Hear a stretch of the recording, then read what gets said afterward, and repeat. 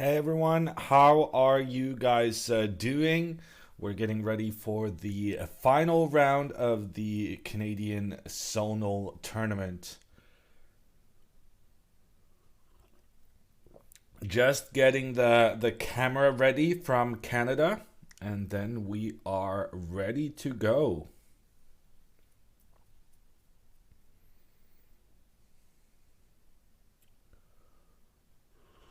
Yes, this is the last game, Curry. What's the standings? Good question, Ducati. So the standings is that Alexandra is currently in, uh, let's see, fourth place. But if she wins today and the person in fourth place loses, then she will be third place.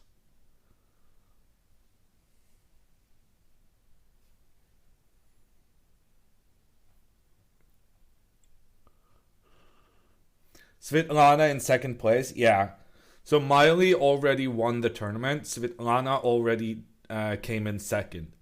So today it's a question of who is third. And Alexandra is chasing half a point behind third place. But with a win today, she will finish off having played 4 good games. And and depending on other results, she may snatch that third place. Can you flip the board? Oh yeah, it's just I'm so used to only looking at boards from the white side.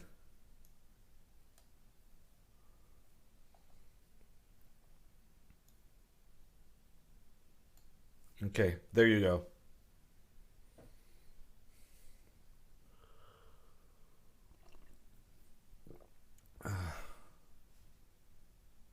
What's Alexandra's score for the first 8 rounds? I think she's on uh 4.5 out of 8. She's got 2 losses, 3 wins, and the rest is draws. 3 draws.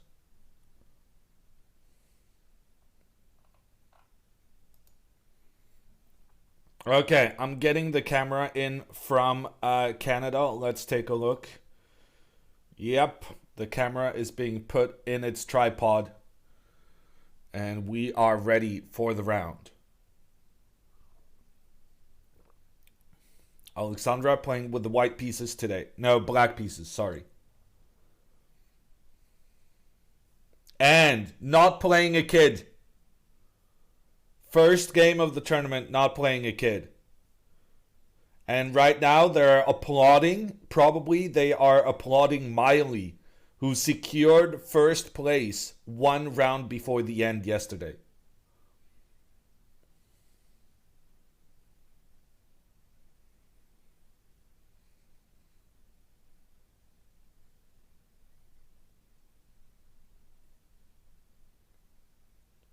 Should have sat down with the white pieces again. I'm not sure people are going to fall for that more than once, Jarver.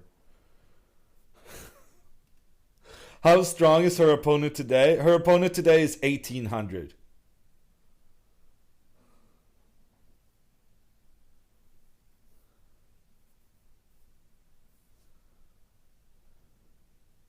Battle of the boomers in a room of zoomers.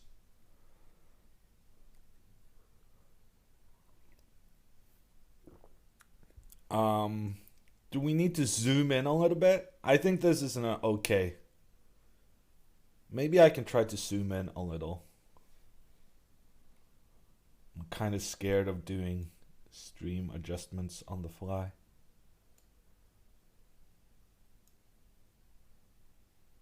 Uh-oh.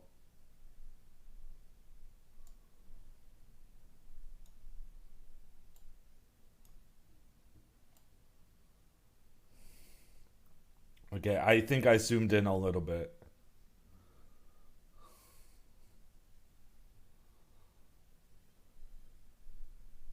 What opening do you think White will start with? Okay, I actually know quite a bit about Galenda's openings because I have been studying them on behalf of Miss Botes here with the black pieces. Now, Galenda so far in this tournament has exclusively played the move d4. Sometimes she likes to play the move e4, but she hasn't done that so far in this event.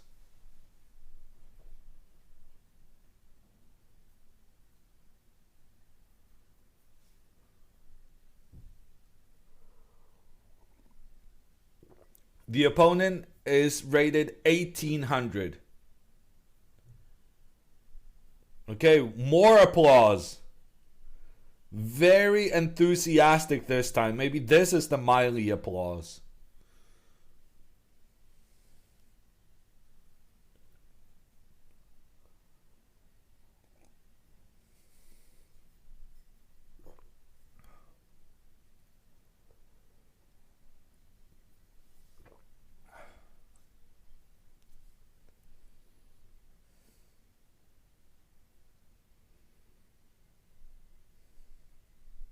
Okay, we're off. The handshake, starting the clock, and the move has been played. It's d4 on the board, as expected.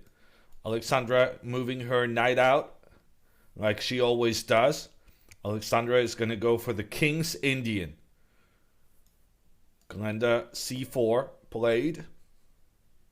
Alexandra will go g6, going for the fianchetto, putting that bishop on the side of the board so that it can point in towards the middle.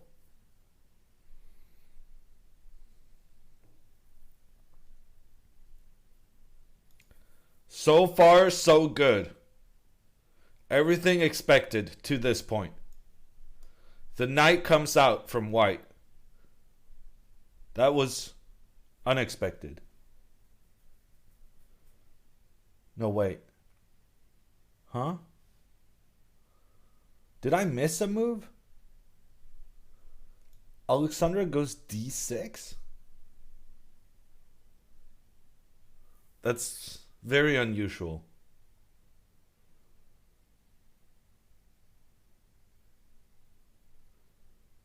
I don't think this is the normal move for the opponent. I think trickery is amiss. Oh no. Now she goes e3. That's a bit passive. A passive move here from white. But this is the way she normally plays. Alexandra, bishop g7. My board is not wrong. Please do not say my board is wrong when it's not wrong.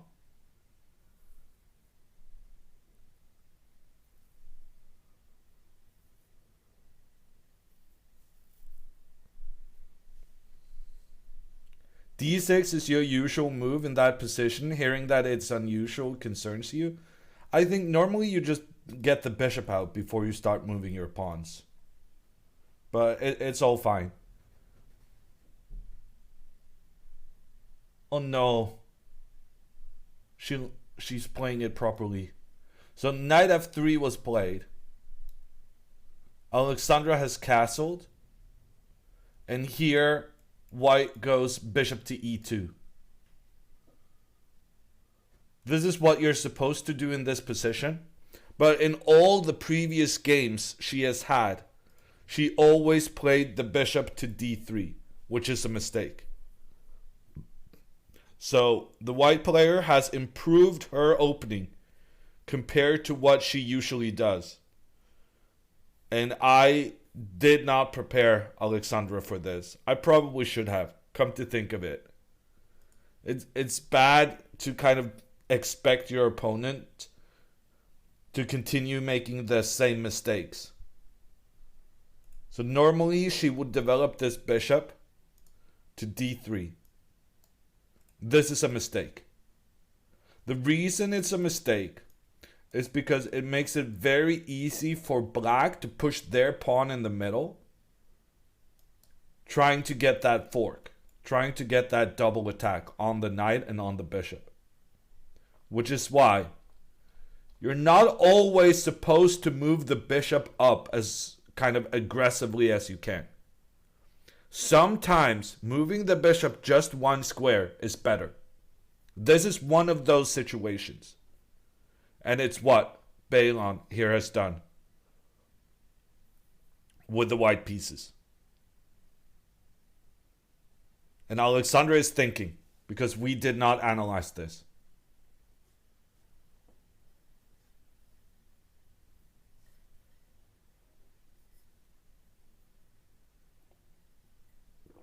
No clocks today? No. No clocks when I'm doing commentary.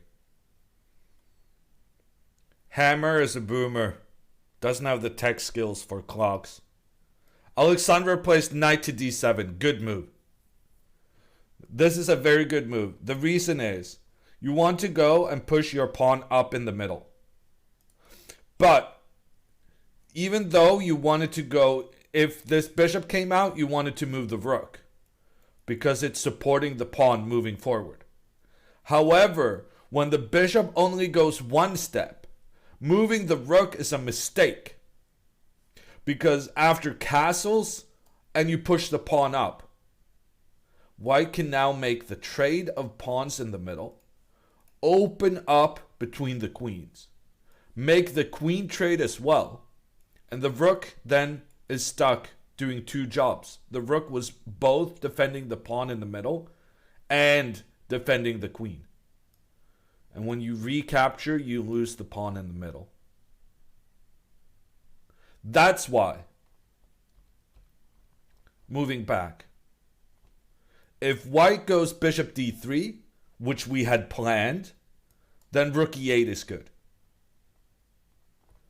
But if white only goes one step with the bishop, which we had not planned, moving rook e8 is a mistake. Well, not a big one, but it's an inaccuracy. And instead, Alexandra plays knight to d7. Even though we hadn't prepared it, she realizes the difference in the variations. And now she's preparing to go e5.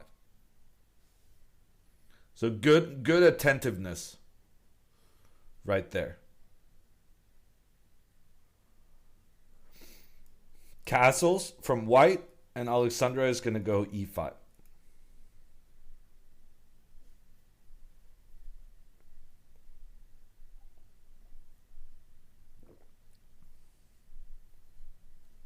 How does the horse move?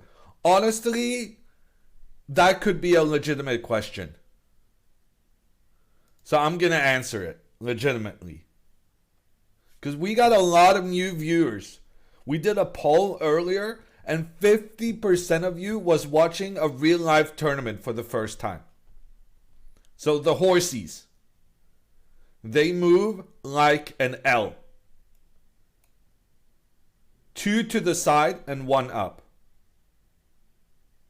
Or 2 up and 1 to the side. Some say this is an L. If you twist your mind, you might be able to see it. The only horse that moves like an L are horses moving backwards.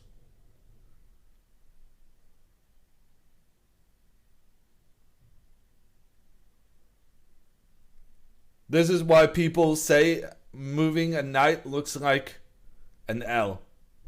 But those people must be basically only going backwards.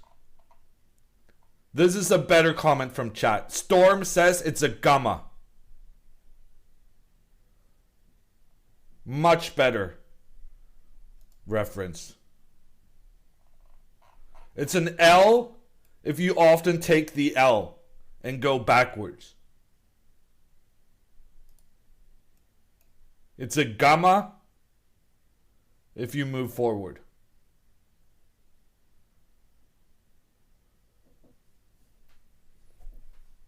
Honestly, I'm gonna try to I don't know how that works, but I should try to patent that comment.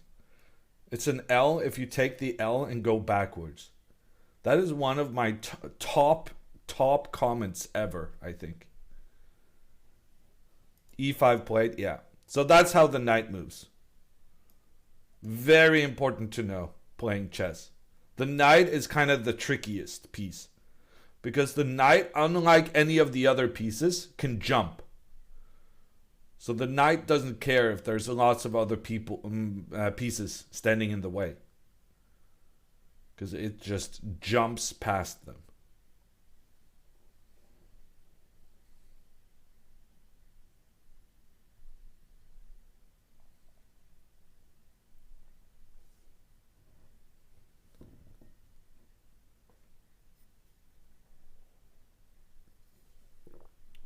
You said yourself sometimes going backwards is the best move. I say a lot of things.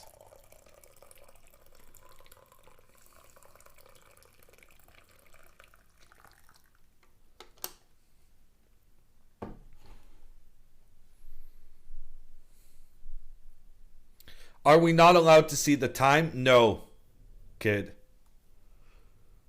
No time here. We're just focused on the moves. We're not being distracted by the time, especially considering they have an hour and a half. The guy's username was kid. What do you want me to do? I'm not being stern with kids. I'm being stern with people whose username is kid. There's a difference.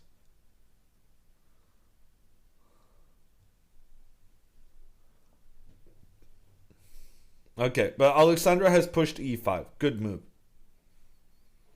So far, so good. She's having a nice King's Indian opening. Her opponent now, Queen c2. Clever move. The queen is influencing the e4 square, making it more difficult for black to push forward. I really wish I had prepared this line for Alexandra. It was quite naive to think her opponent was going to continue playing this setup in the wrong fashion.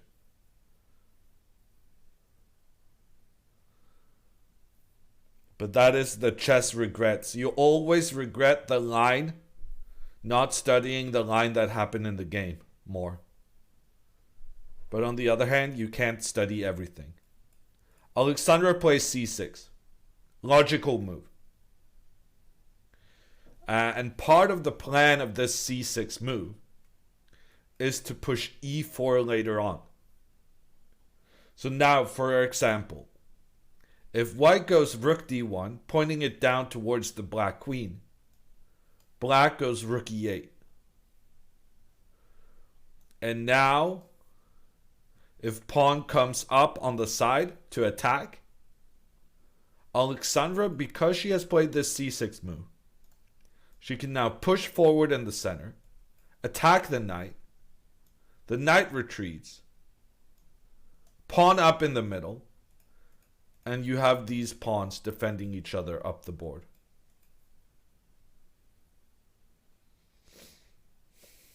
That's not the whole story, though. There's also something about the trade being made and then the knight trying to attack in conjunction with the queen. And I'm not sure how to evaluate this situation. Actually, here probably rook e6 is very good. Rook e6 with the idea, knight c7, you do the double attack. That's pretty cool. Let's see if this happens. Because so far we are predicting. We are predicting the moves. We're going back to the position as it was.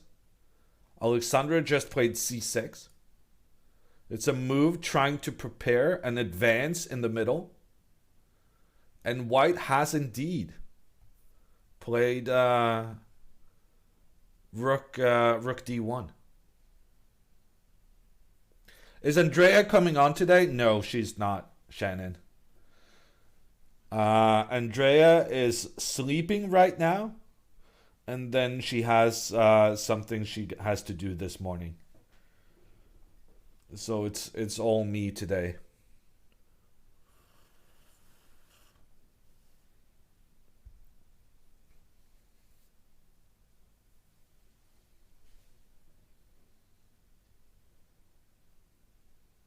It's Hammer Live today. Yeah, let's go, Thunder.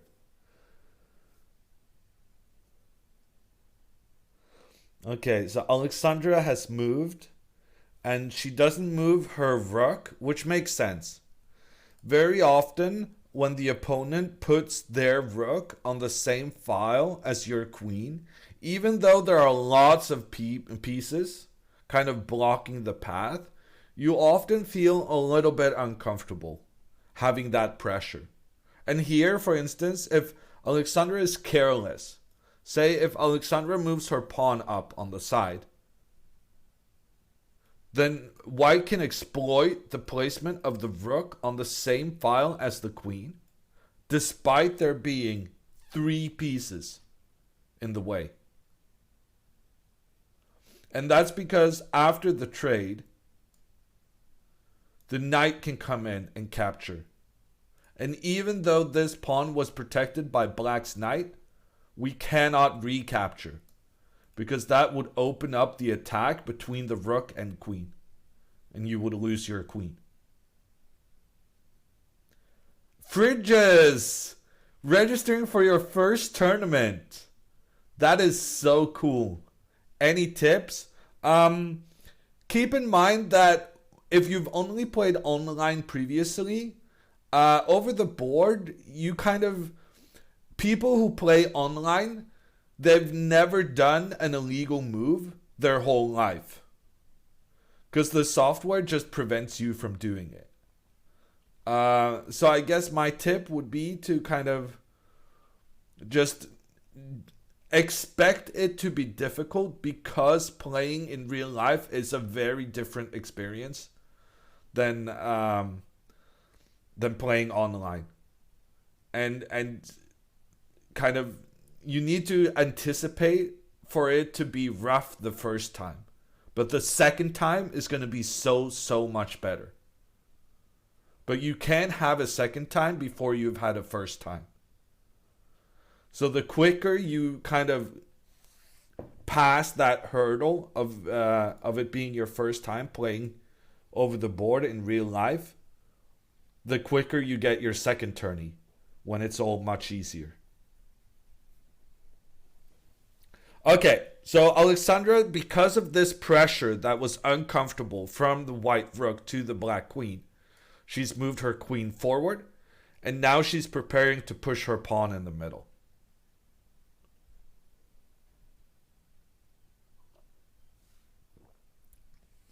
What happens if an illegal move is played? Good question. So normally then your opponent will let you know that you've made an illegal move and you have to do something else. But the problem is, if you make 2 illegal moves, the opponent is within their right to claim it as a one game. And that's because kind of to prevent people being disruptive on purpose by just making illegal moves. Oh, she went to c7, not e7? But why would you do that? That ruins the whole plan of going e4. Okay, I guess I don't like this move then, because that's not keeping in with the plan we had discussed in this variation. But luckily, the opponent made a mistake. The opponent here could have gotten an advantage. The move b4, very classical for this opening. That feels like it could have been a better position for white. Instead, after Alexandra moves her queen away, she makes a trade in the middle. And that makes life a little bit easier for Alexandra. She takes back. And now, for instance, the big difference is that this knight has a much easier time getting involved in the play. So previously, this pawn was controlling important squares. Now that there's been a trade, for instance, Alexandra can try to get her knight up.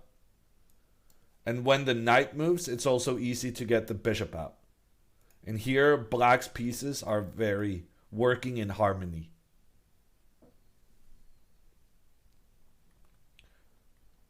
Okay, e4 has been played, someone said.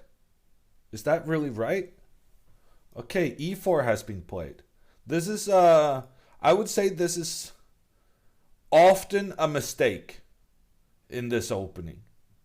And that's because Now white doesn't have any pawns that can control the d4 square.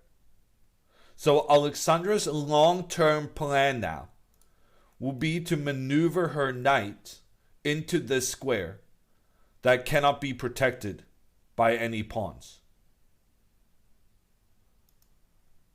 Okay, Alexandra first trying to go a5. So the idea of this move is to try and prevent the advance of the black pawns on the queen side.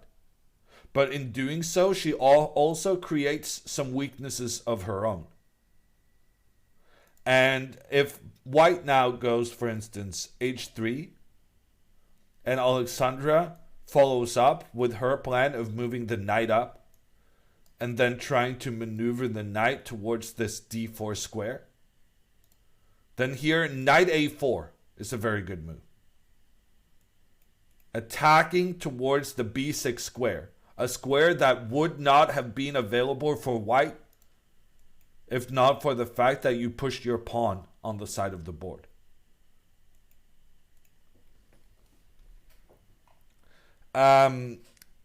Zizby, thank you for the prime.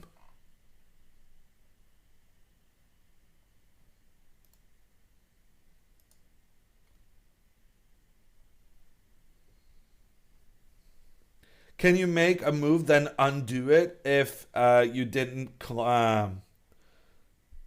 hit the clock? That depends. Some tournaments that's allowed, but in most tournaments that would not be allowed. You're allowed to redo your move if it was an illegal one. But otherwise, if you start making your move, if you touch your piece, you're not allowed to change your mind. Wow, they're playing very quickly. I don't really like this.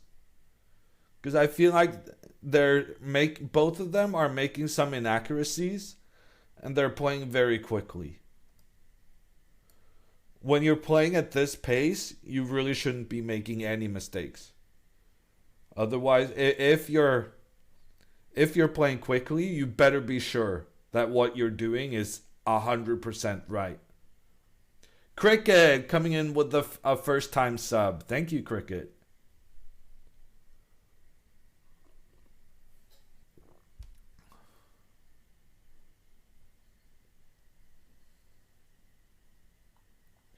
If I enter an over the board tournament, are you required to notate your games? Asks Jim.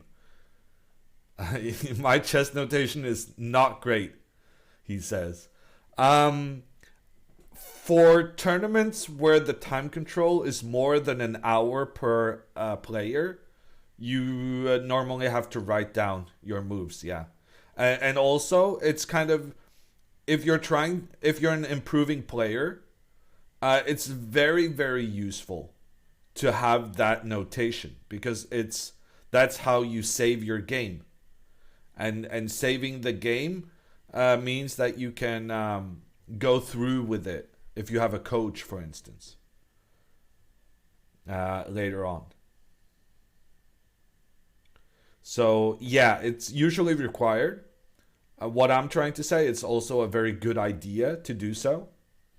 So you just got to be working on your notation skills. Because if you don't write down your game, you're not going to have that big of a benefit.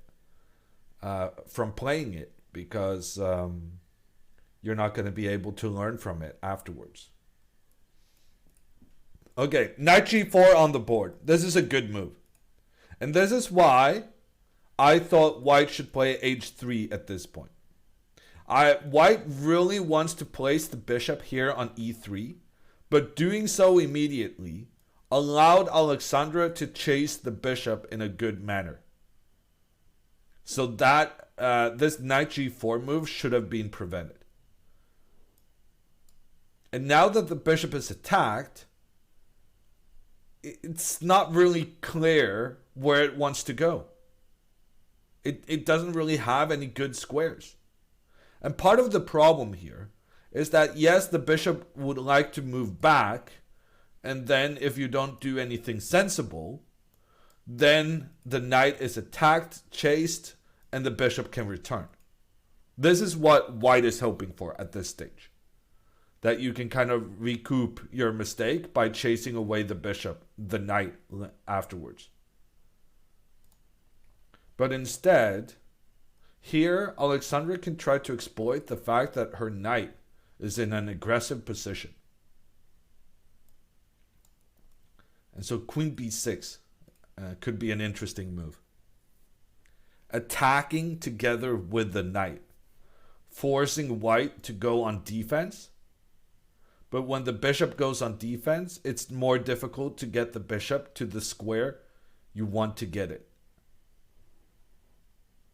So that's probably a clever intermezzo.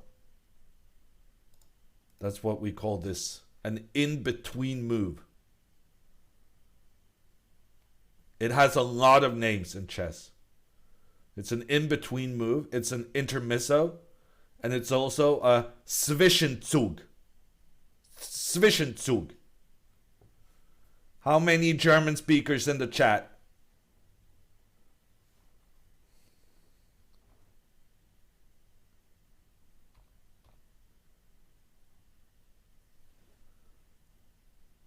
Wow, a lot of German speakers. Zwischenzug.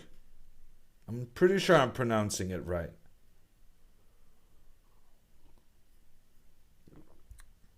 In between move. Between train? No, because Zug is also move. So it's in between move.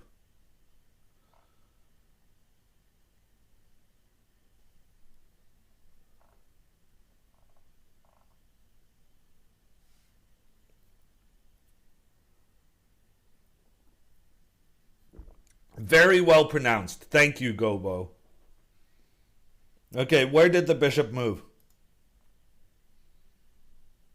Where did the bishop move? I think it moved to d2, actually. Queen to d2. She moved the queen? She's disrespecting the bishops? Shame! For shame. And Alexandra, not really thinking at all. She captures that bishop immediately. Why not? Okay, now Alexandra has a great position. She has the bishop pair and she has the long-term plan of taking control of this d4 square, getting a piece up here.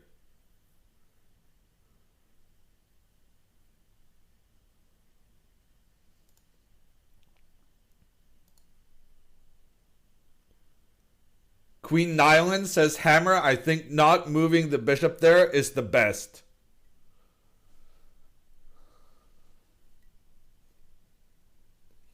VIPs in this chat thinking they know better than the coach grandmaster.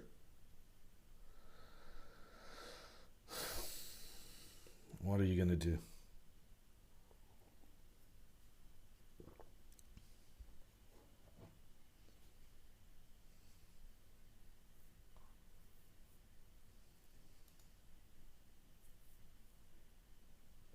No, this bishop was the strongest piece white had, and I'll try to explain why. You can often tell which bishop is the most important one by looking at your pawns in the middle and seeing what kind of shade of color they're on. So both of white's pawns are on the light squares. That means white has good control of the light squares in this position.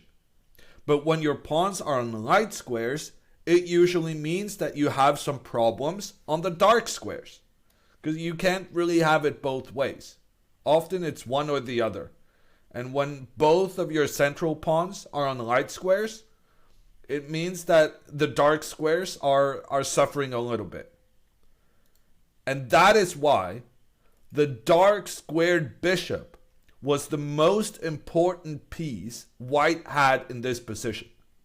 Because the dark squared bishop needed to kind of come here and take control over these squares that the pawns were not controlling. And this is how your pieces work together perfectly. Pawns on the light squares covering light squares. Bishop on dark square covering dark squares. Working together in perfect harmony. Which is why when Balon now lets Alexandra capture her bishop, she has a problem.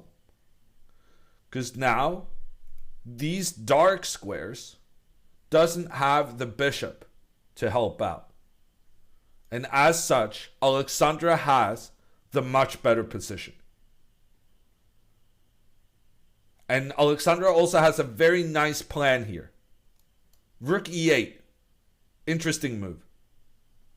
The idea is to move the knight back, and if white is just not paying attention, this knight is maneuvered into the heart of the position. Very nice maneuver.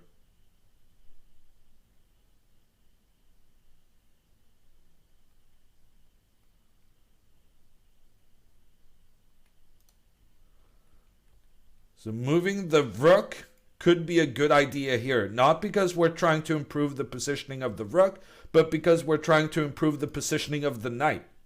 And the knight needs the square where the rook is currently placed to get up the board. Also acceptable. Maybe even better. b6. The idea is, well, it's familiar. The knight maneuvers towards the d4 square. And the d4 square is very important because there are no white pawns that can control that square. Which means if black succeeds in getting one of their pieces there, in particular a knight, it means that that knight cannot be chased away.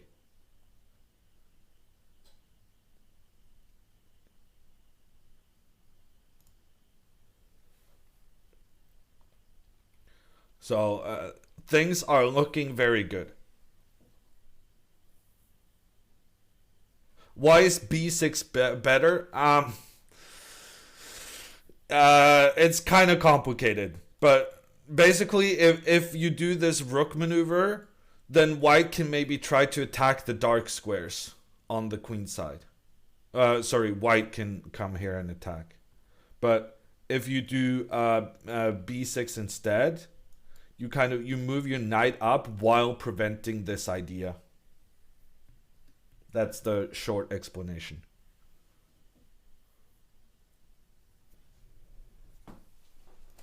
Can't white exchange knights if the black knight is so good in the center on d4? Yes, you can do that. So like the knight can go back. Okay, I'm not sure that was the best move. Well, basically here, the knights are retreating to try and stop the black knight from going up. But that means that the white pieces are just very awkward. Kind of blocking each other for defensive purposes. And like if you try to double your rooks, here you cannot make the trade. Because then you allow the pawn to get a double attack. And if you try to move your knight out, I guess this is the best illustration of your question. If the knight now comes up, yes, white can trade it. But then black gets a very nice pawn in the middle. And black kind of expands the scope of the bishop. This bishop was previously kind of inhibited a little bit by the pawn. But now that that pawn moves further forward, the bishop increases in scope. And it also opens up for black's rooks to potentially attack along the e-file.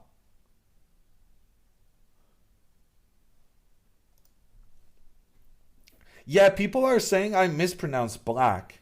I didn't actually know that. I have a speech impediment in Norwegian, and I cannot say L. But I thought the kind of American sounds were working in my favor. But apparently it doesn't. Not always, at least. Only says W. That's a good one, Tripa.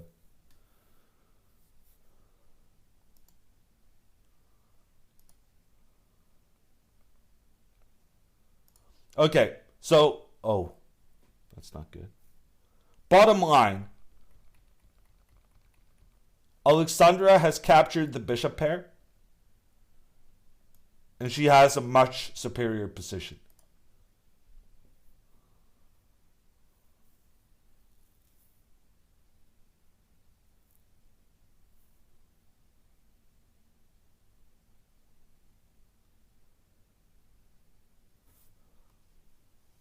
How did the game yesterday go? Well, yesterday she played 2 games. And she lost the first one and she won the second one. But the game she lost was against a player who has won every single one of her games so far in the tournament.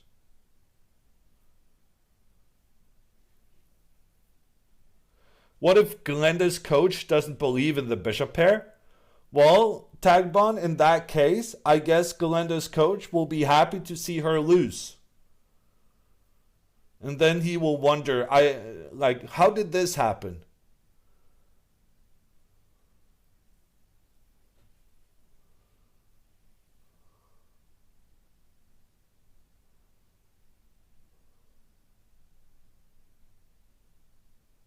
The bishop pair is overrated? Wow, Orion.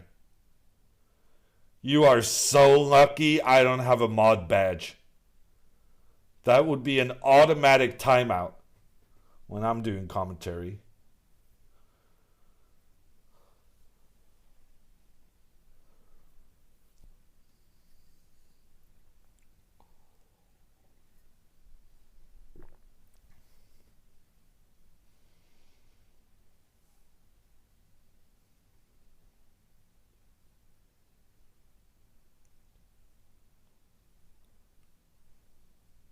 In closed position games, the knights are probably better. That is a common misconception, Chuck. But for instance, so let's talk about this. A closed position. What is a closed position?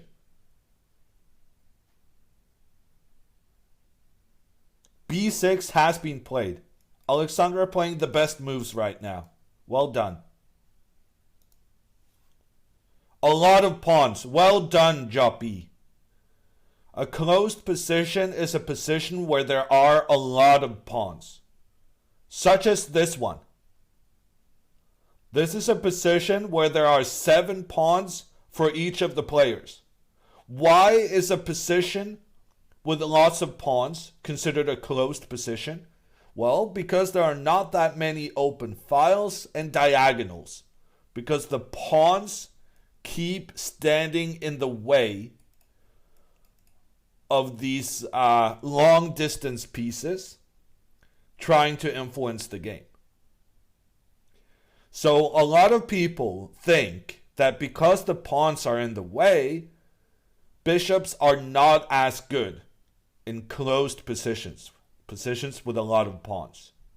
But the thing is, positions with a lot of pawns can become positions with not that many pawns. So even though each of the players has 7 pawns each right now, that is not necessarily going to be the case in 7-10 moves.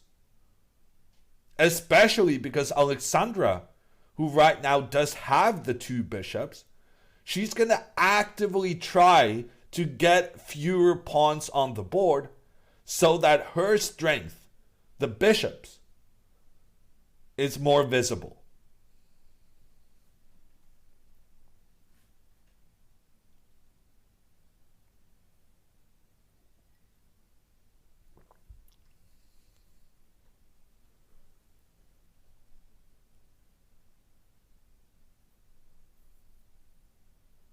Bishop good in closed position because it can become opened. Okay, noted. I mean, it's also common to misunderstand the coach, which is why learning is such a difficult thing, right? Because you can give brilliant advice and then people will kind of misunderstand it. What I'm saying is not that bishops are good in closed positions. I'm just saying bishops can become good. And you should not dismiss the power of the bishop pair just because the position is closed, which is what happened, and which is why I felt the need to come to the defense of my beloved bishops. How about Andrea? Does she have a tournament coming up? No. She considered joining Alexandra in Canada at the last moment, but she chickened out. That was probably a good decision because she has not been doing her puzzles, and these kids have been very scary. Andrea would have been destroyed.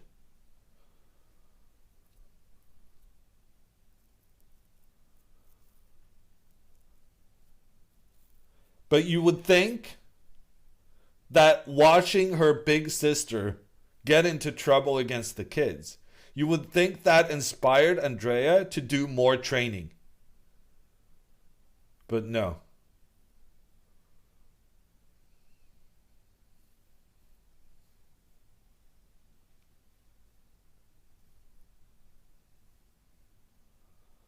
And that is on you guys as well, chat. You guys have not done your job in pushing Andrea to do her puzzles. And when Andrea, they're talking about making a comeback with the Botes abroad and that they will go together to a real life tournament in Europe. And when that happens, Andrea is going to be miserable. Because you guys did not kind of hold her accountable for her training. Losing is good content? Yeah. Tell Andrea that as she's crying, having lost to her third little European 10-year-old.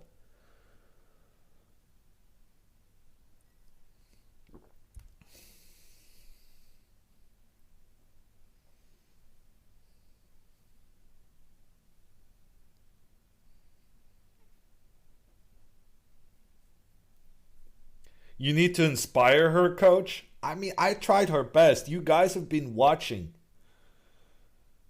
I'm trying to, explain concepts and get her to do her puzzles. Trying to get her to kind of stop talking down her own skills. And stop talking up the opponents. But I don't know. She keeps repeating that these, there's been a lot of 12, 13, 14, 15-year-olds in this tournament. And Andrea is talking about them like they're grandmasters. That's a bad mindset. If you're terrified of your opponent, you're more likely to lose. I shouldn't have to explain that. They're not that good. I could beat them blindfolded.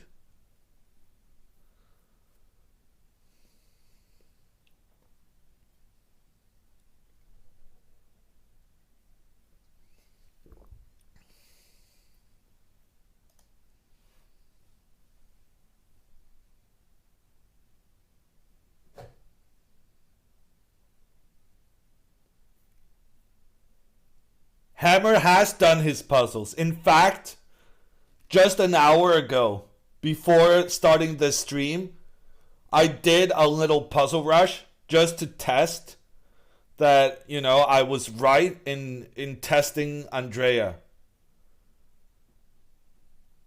with the puzzles and checking how quickly I could get 30 correct solves. And I got a new record. Casually just trying Puzzle Rush this morning. I scored a new best. 47. I got 30 right, which is what Andrea is averaging in 1.5 minutes. So, puzzles, you gotta do them.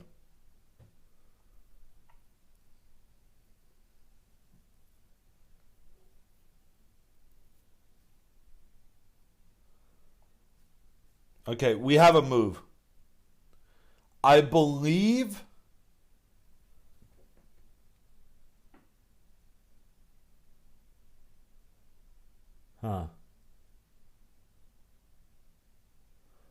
honestly can't tell what move was played. Did she play Queen D2? No. Queen D3.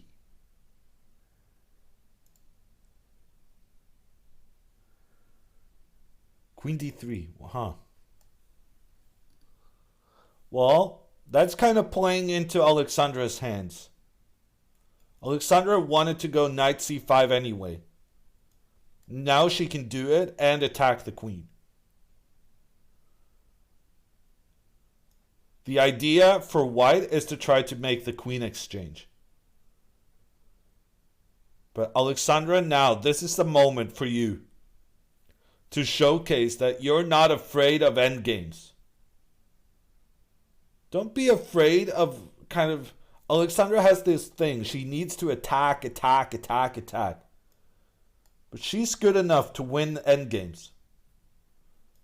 Especially here, because she has the bishop pair. This is a very nice endgame position for black. This knight is unassailable. This knight is so strong. And then you just calmly improve your position. Rook E8. Bishop F8, chasing the rook. Rook has to go back. Pawn up. King comes into the center. Easy position for black. Great prospects. Amazing control of the dark squares. Look at white. Look at white putting all their pawns on the light squares and having no dark squared bishop to help out. Look at this square, and this square, and this square, and this one, and this one, and this one. Like every dark square on the board is a potential problem for white.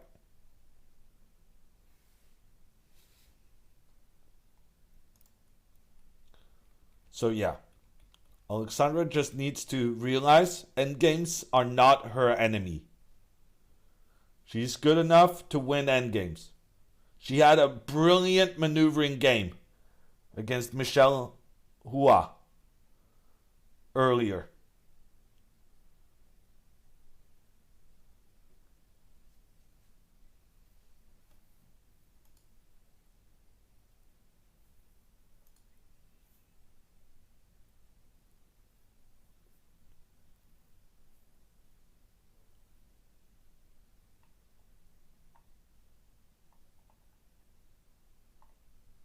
Okay. I think she moved, but I'm not seeing the knight on c5. Coach is unhappy. Rook e8.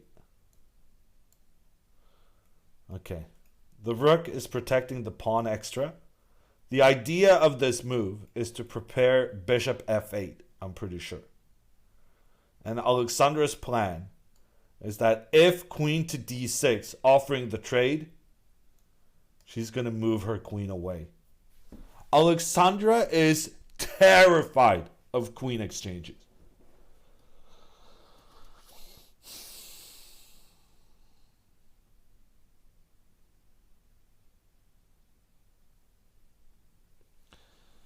Yeah. Wonder why? It makes no sense. Higas. Because at least when you trade the queens, you cannot do the Botez Gambit anymore. Knowing you're prone to blundering your queen, if anything, that should encourage you to make queen exchanges more often. Maybe she's just that committed to the brand.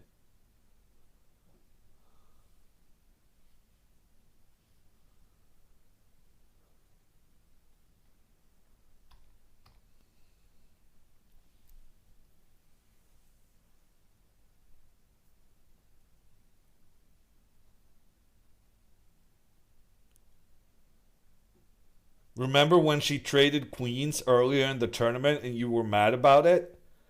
Yeah, I remember. I seem to remember the opponent's king having absolutely no pawns in front of it at that point.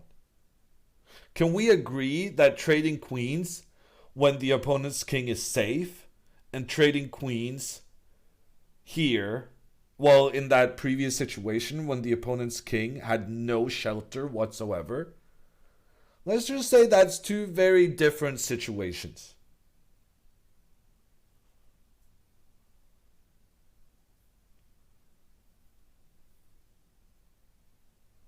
Which one is it? Can't have it both ways. Gerber, if you keep making comments like that, I might be inclined to remind chat of the events yesterday, which would be unpleasant for you.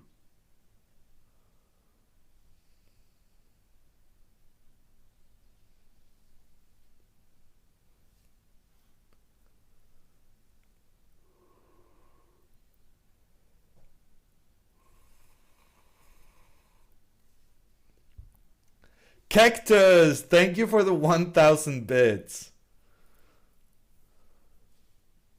I wasn't here yesterday? Oh, yeah, you were. Oh, maybe it was Cutie.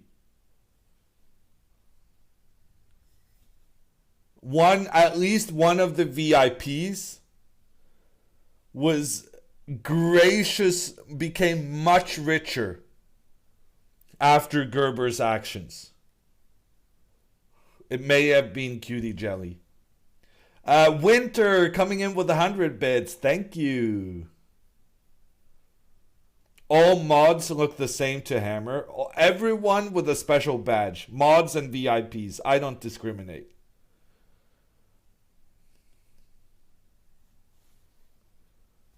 Cactus also coming in with a sub. Let's go. Coach Hammer does have a Twitch channel. But Coach Hammer doesn't stream very often. And when he does stream, he streams games that Papa Botes doesn't approve of.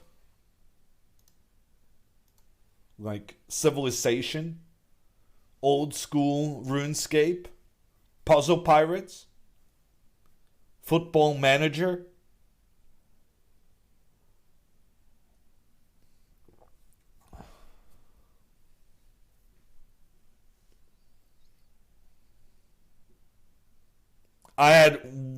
Oh yes. We have 2 Puzzle Pirate people in chat. Let's go.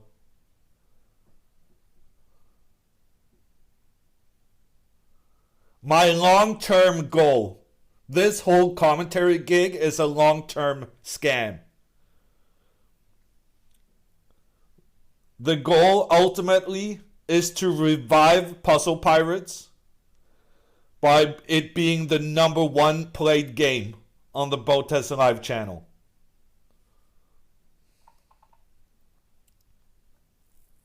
Born of Winter, thank you for the gift sub.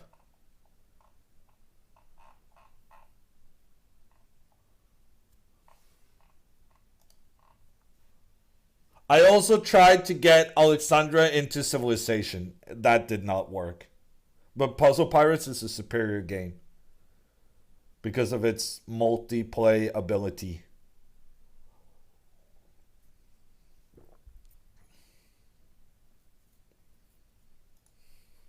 Do we have an after party in your stream? Well, the problem is I can't raid my own stream. Because I don't physically know how to have two streams running at the same time. If I recall correctly, you can't even get Andrea to play chess puzzles. Never mind Puzzle Pirates. That is an interesting point. Alexandra doesn't like Civ 6. Well, I was trying to get her into Civ 5. But I'm guessing Civ 6 is going to be equally tricky.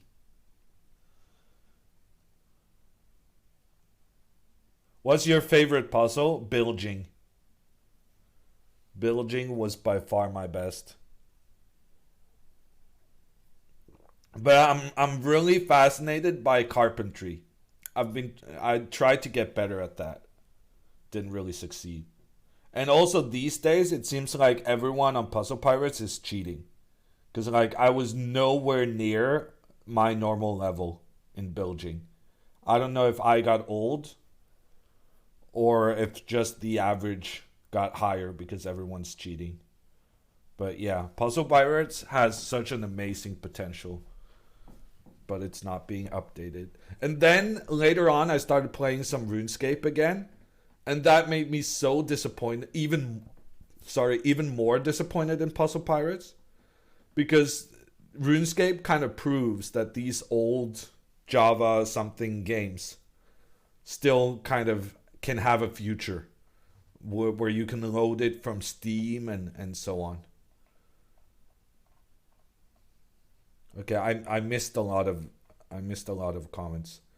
Goblin coming in with the gifted sub. Let's go.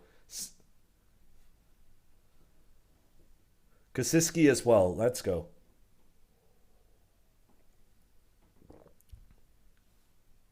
You can load Puzzle Pirates on Steam. I remember having a lot of problems with Puzzle Pirates. It was mostly to do with the resolution. I had 1440. I had a 1440 pixel screen, and I had massive trouble getting Puzzle Pirates to work properly. I had to like zoom in my screen 200% and like yeah, it was a hassle. Born of Winter with a second gift sub. Let's go.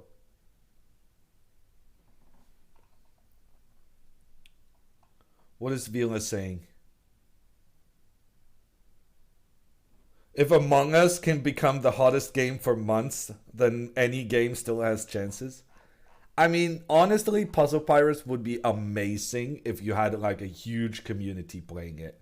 Puzzle Pirates is the kind of game that's amazing when there's a lot of activity, and then kind of when there's not that many people playing, it doesn't work as well because it's kind of a community game, so it's based on a lot of people being active at the same time. Born of Winter coming in with 100 bits, Cactus with the 1000 bits, and Flying Toy with the 5 gifted.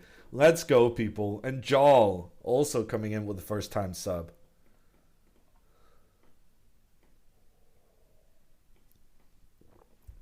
Queen D6 played. Okay, thank you, chat.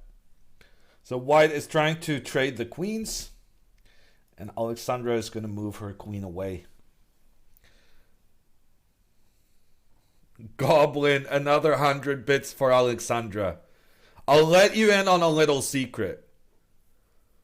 A lot of the bits you're donating right now is going straight into the Hammer slush fund. But that's okay. Hammer is a, I was about to say world famous, but at least nationally famous chess commentator. He's expensive.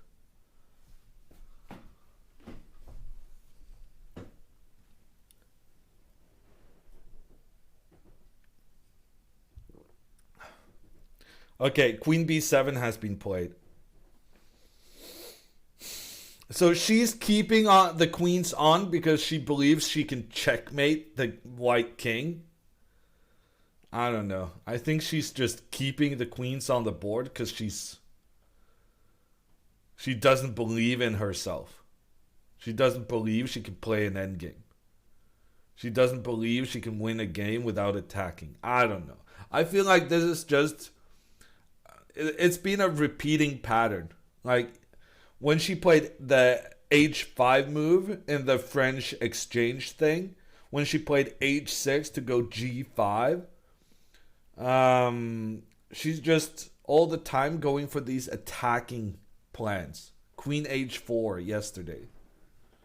I feel like it's a clear tendency in her games that she doesn't believe she can win positions with equal material where she's not attacking. Jimmy with 100 bits. Kasiski coming in with the sub. Let's go. And also with the sub, it's BB with the 4 months.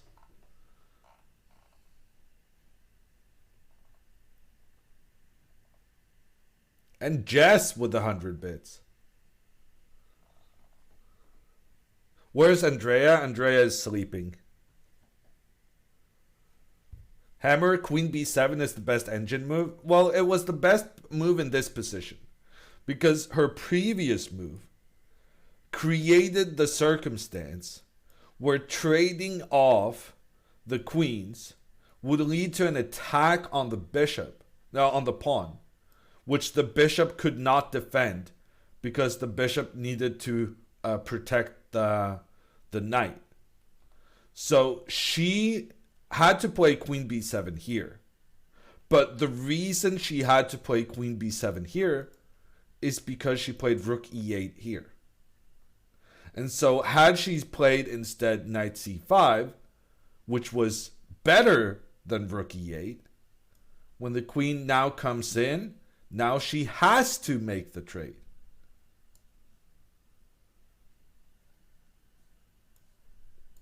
And this would have been an excellent position for black. That being said, the current position is also pretty good for black. But I don't know. I just like dislike the tendency in her game. Trishy! Or Trish. Coming in with the 300 bits. Thank you. Rook e8 was also the best engine moves.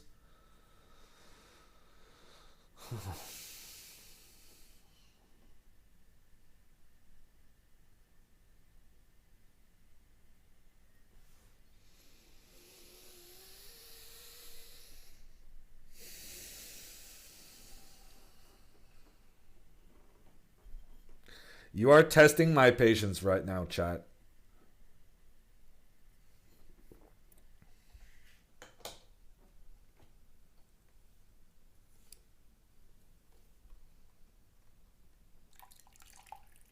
And I'm out of tea.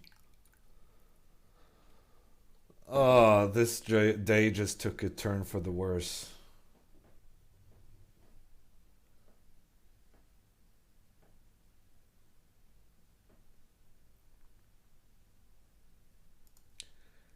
Is Hammer your first, last, or nickname? Hammer is my last name. My full name is Jon Ludvig Nilsen Hammer. But I'm not going to get you guys to say Jon Ludvig Nilsen Hammer.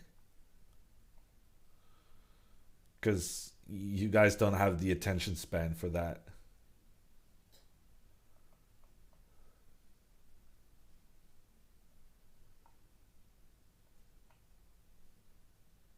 Sounds Norwegian?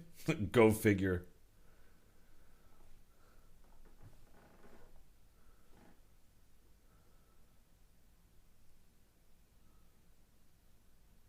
Hammer is German. I mean, it's a Germanic language at the very least.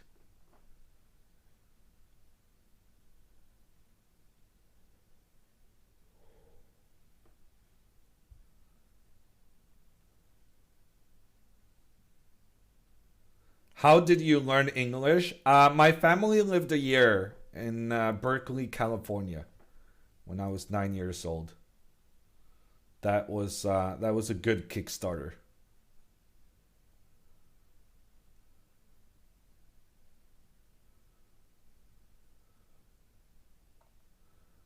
Are you from Lillehammer? No, actually, the name Hammer is from Hamar, which is a town south of Lillehammer.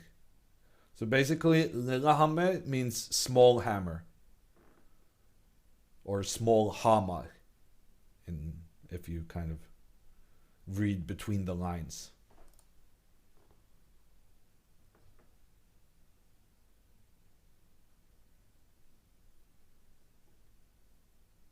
How do they prevent cheating at these tournaments with people going to the bathroom and using chess engines? Well, usually you have to leave your phones. You cannot have your phones on your body. And if you find a way to kind of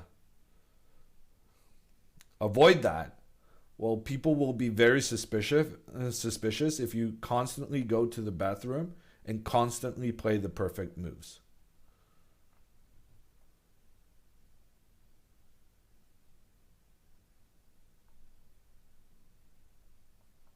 I'm way behind on chat.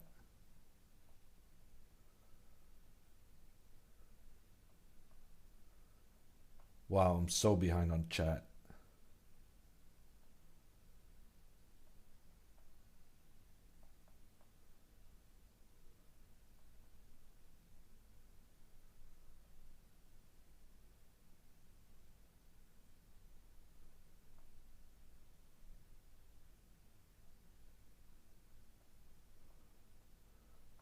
Okay, if you said something important, just repeat it.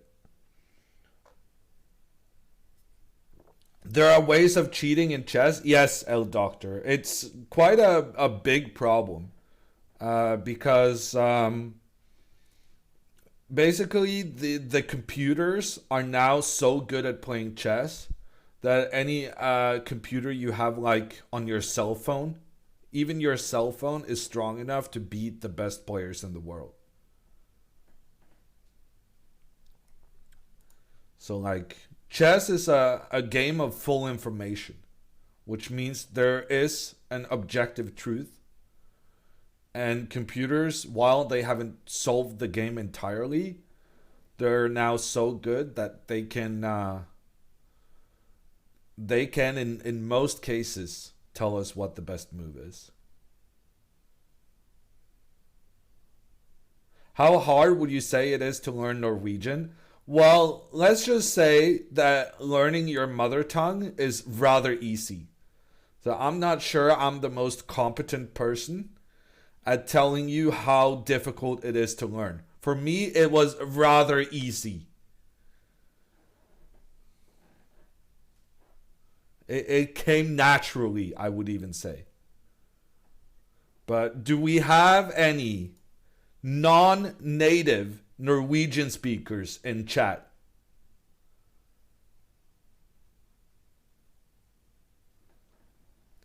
Do we have someone in chat who's like from Germany or the Netherlands or England or the US who learned to speak Norwegian as an adult? I don't believe that. This is like 100 people in chat is going yes. Me. I don't believe that for a second. Zoomy, thank you for the 1,000 bits, Cactus.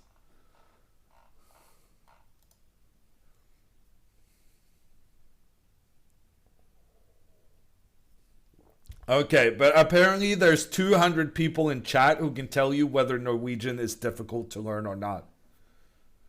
And then you have to be the judge of whether you want to trust that these people actually did learn Norwegian.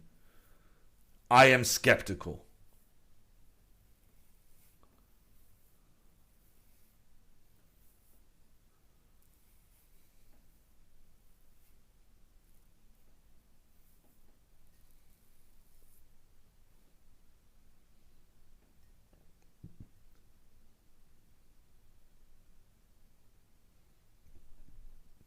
They're all answering in English? Funny how that works, Mr. Duck.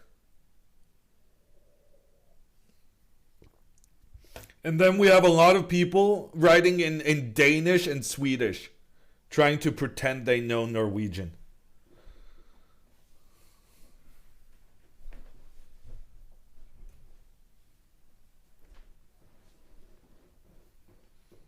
At this rate, Hammer could just speak his native language then. Good thinking. We've got so many Norwegian speakers in chat. I guess you don't mind if I switch it up a little then.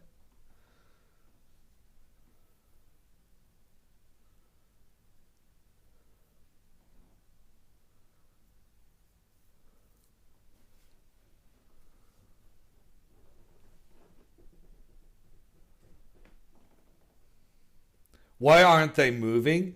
They have 1.5 hours to think. They're not moving because, well, they're trying to figure out the best move. They have plenty of time to figure it out.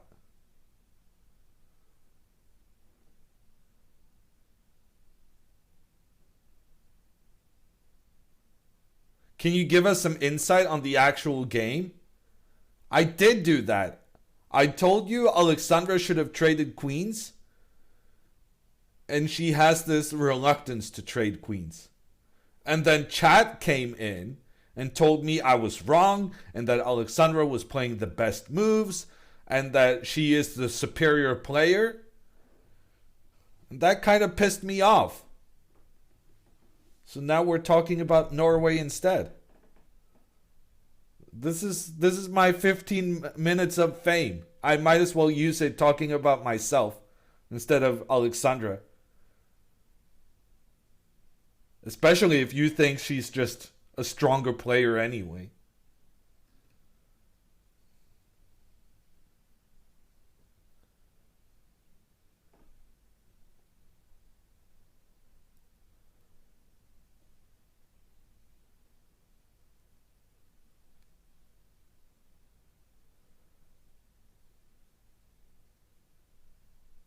Do you ski, Hammer? What kind of question is that? I'm Norwegian. If you didn't know, that does answer your question.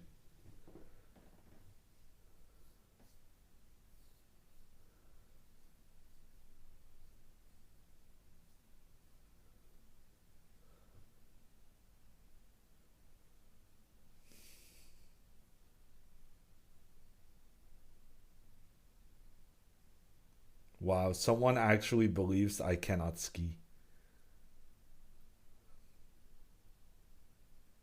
Actually, Andrea wanted to go skiing while they were in Norway. And I was telling her that there was this nice indoor ski center that they could go to. The problem is they didn't stay in Oslo long enough. They stayed for like 6 days. But honestly, Oslo has more to offer. They should have stayed longer. Indoor, yeah. They were here in November. There's no snow in Oslo in November. I wonder why.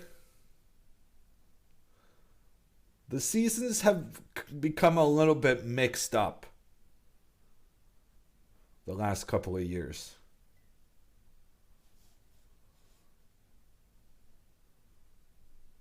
It's a bit more unpredictable than it used to be.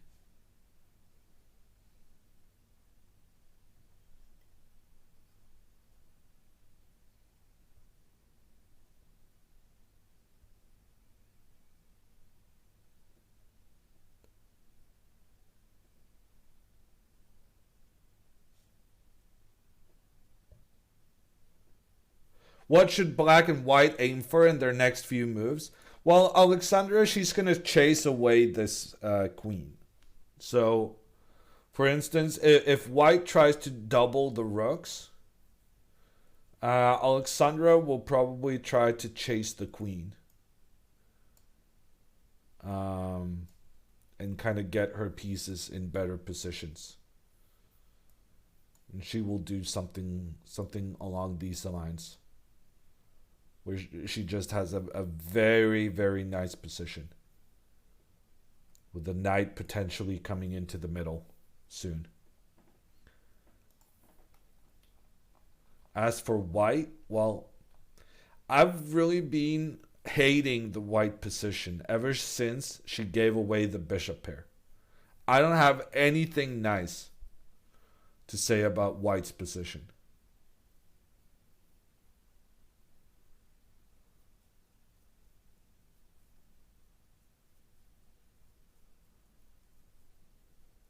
You really want Alexandra to get that knight to c5?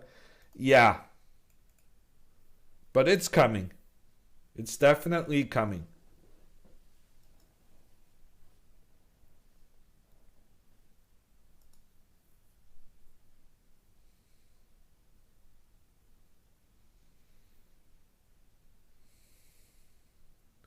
Glenda wearing a blanket because Hammer is so cold.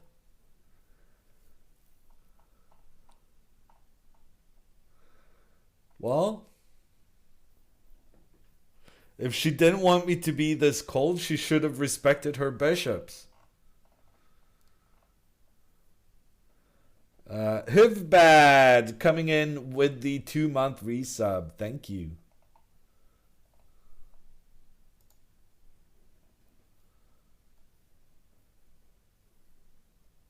White is solid and has control of the only open file.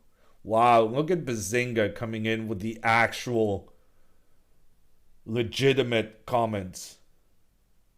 Yeah, so I guess that is the main positive feature for white, that she is controlling this only file on the board, and this file we call an open file because there are no pawns to block the rook's influence. So black's rooks, they're being blocked by pawns, so they're only looking down half the board. Whereas the white rook, no pawns, means that the rook has a much larger scope.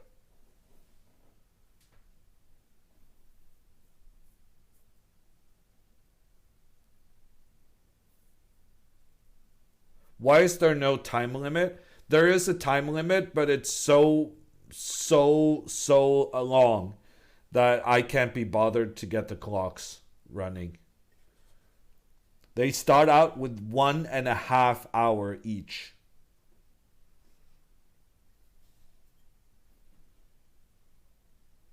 Why doesn't Alexandra just move the rook then? Well, if Alexandra tries to take control of this open file. Okay, I'm just making some moves. If Alexandra tries to get her rook pointing down, then white will simply capture. And white will say, yes, I gave away my queen, but I took both of your rooks. And now my rooks reign supreme in the middle.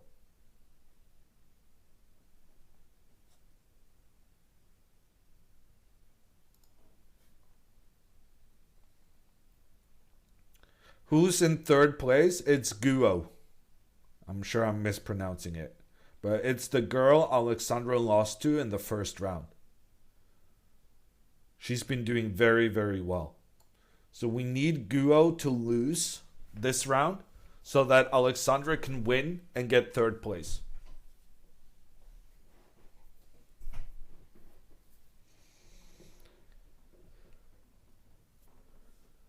Guo is playing Gao today. Well, let's hope A is better than U.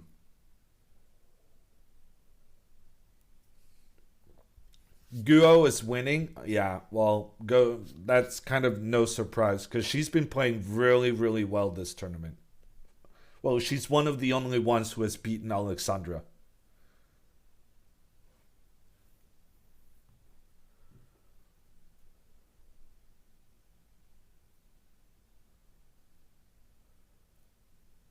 How many are selected for the Canadian team?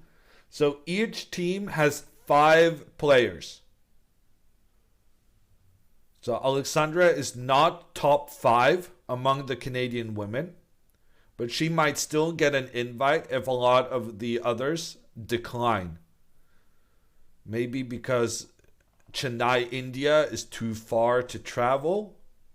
Maybe they have a job they can't be away from for 11 days. Well, maybe it's more like 13 days. The Olympiad is a very long tournament. So there's still chances.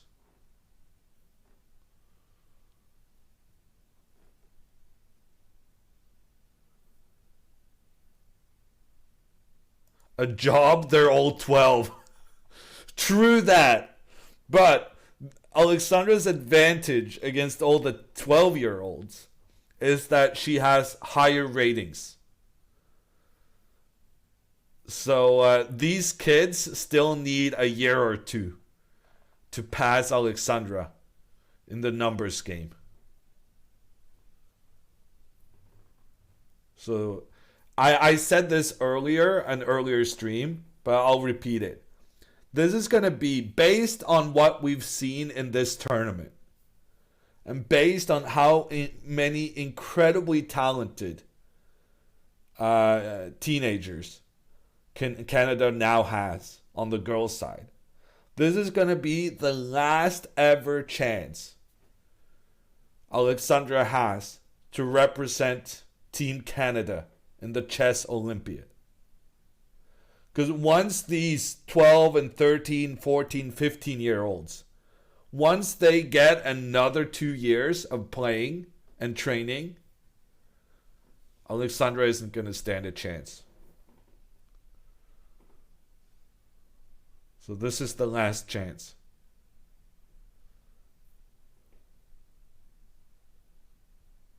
Too old? Well,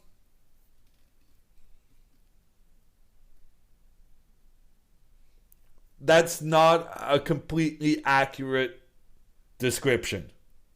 For instance, I am older than Alexandra, and yet, if circumstances had been slightly different, I would have made the Canadian women's team.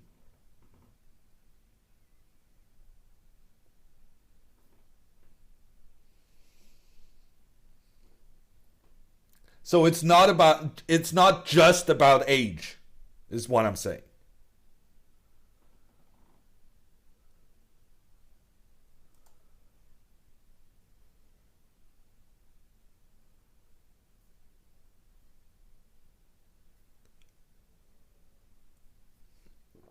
It might be that the youngsters will have practiced more in 2 years than Alexandra has. Now, that doesn't need to happen. Alexandra could give up her entire life and just exclusively practice chess for the next 2 years.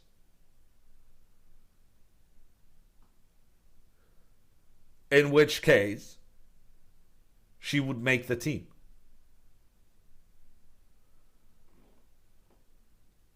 But yeah, I don't really see that happening.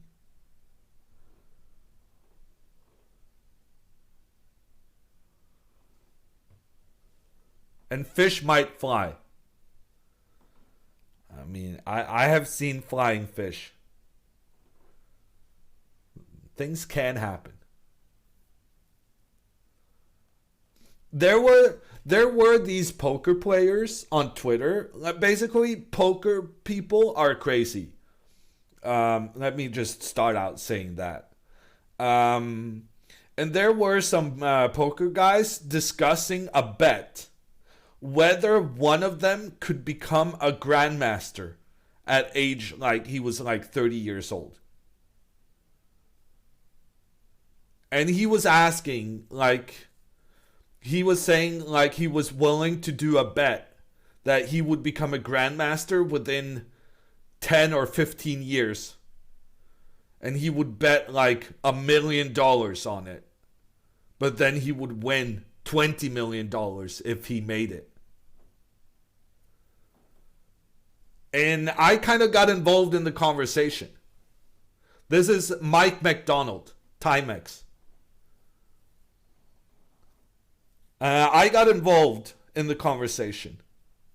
And I told him, I think you can do it. If you just use all your energy. If you use all your energy on getting better at chess, having the best coaches, working non-stop, I think you can do it. He's a talented guy. He's a clever guy. Very, very good poker player. I said, I think you can do it. But why would you ruin your life? Destroy your quality of living to do it? I don't know if he listened to me, but he did back out of the bet not very long after. 20 million sounds like a good reason. Well, I mean, the guy is already filthy rich. Is 20 million really that much more than 5 million? I don't know. And also, I guess I was exaggerating the sums a little bit. But like, you would ruin 15 years of your life for a bet like that? I don't know. I think it would be funny. I think it would be funny if someone did. I also made the argument that I think it's easier if you don't have any chess knowledge already and become a grandmaster than if... so Timex is like 2,000 rated in chess. And I think I made a very clever argument. I actually was telling Ludwig about this. I was very happy getting to explain my view on it. The other Ludwig. And I was saying I think it's easier for someone who has no chess knowledge to become a grandmaster in such a bet than one that has a 2,000 rating. Because getting a 2,000 rating, that's just like 1 or 2 years of hard work. But the thing is, if you're already 2,000 rated, you have a lot of misconceptions and habits and like bad influences in your game,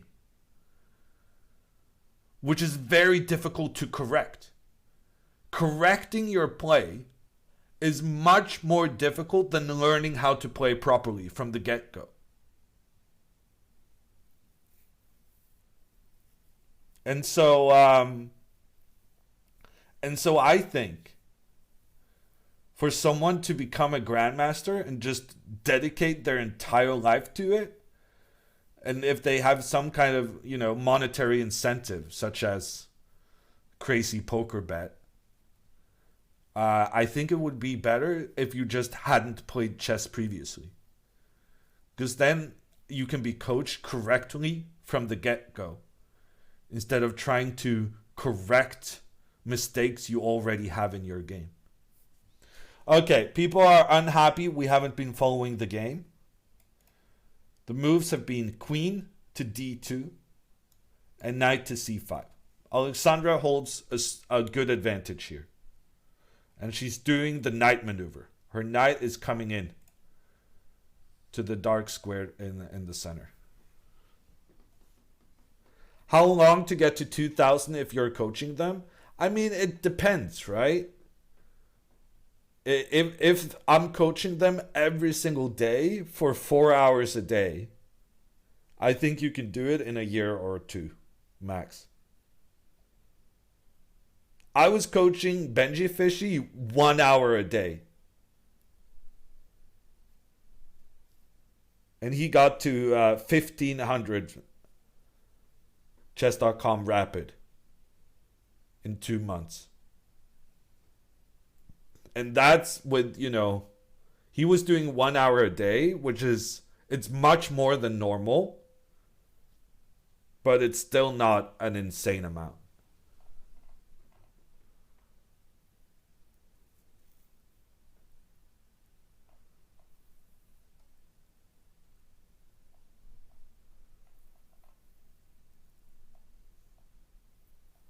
Isn't he a Fortnite pro? Yeah. So he was busy being a Fortnite pro, and then he spent 1 hour a day working on his chess.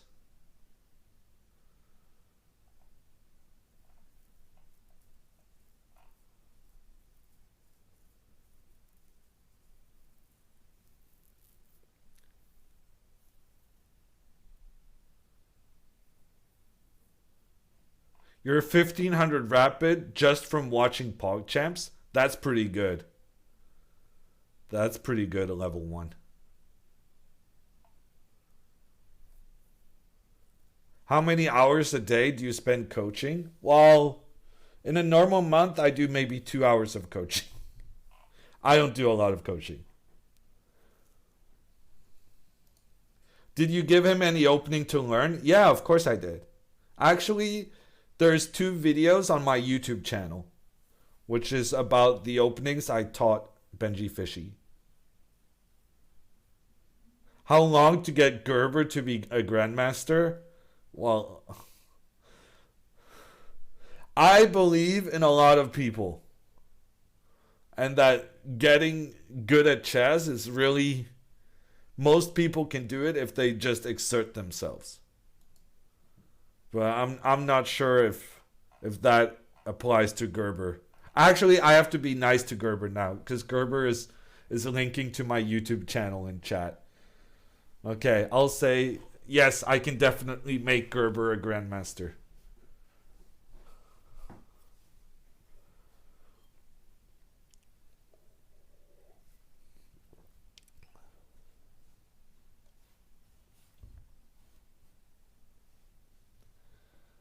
Yeah, I know Daniel Sevi.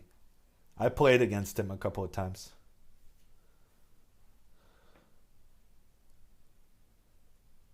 You're overly confident about that? I'm lying, Nylan. But he posted my YouTube video, so what am I going to do? Okay, I think Queen C2 was played. The queen tried to make an exchange with the black queen. Alexandra said no. And now the queen just went back.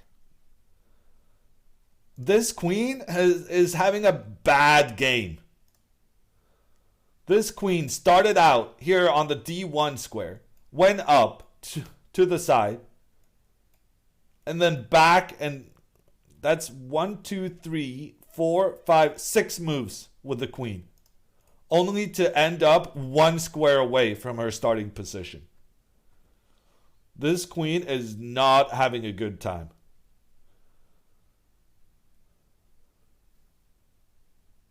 Okay, and Alexandra continues quick play. Knight e6, good move. This is what we talked about. The moment white played e4, I said that's a bit of a mistake. Because now there are no white pawns that can control the d4 square. And Alexandra is exploiting that. She's been maneuvering her knight. Well, actually, the knight started where the king is now. But the knight is on a journey. And the final stop, the d4 square.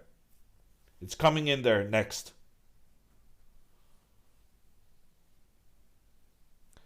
Are you a professional player? I'm a professional commentator. I don't play too much anymore.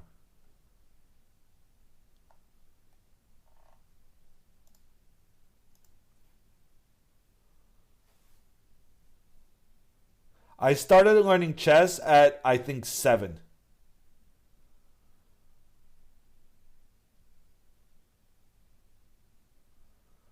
Hammer makes tens of dollars commentating on this channel. Yeah. Well, as long as you're making something, you're a professional. That's the definition, no?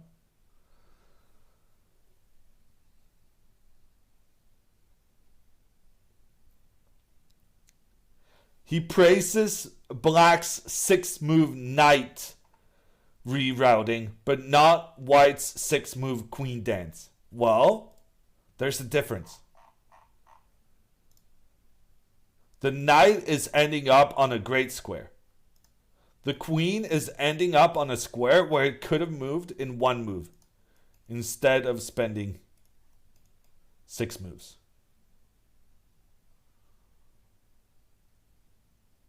It's always more difficult to get the knight in the good position, because the knight doesn't go as far per move.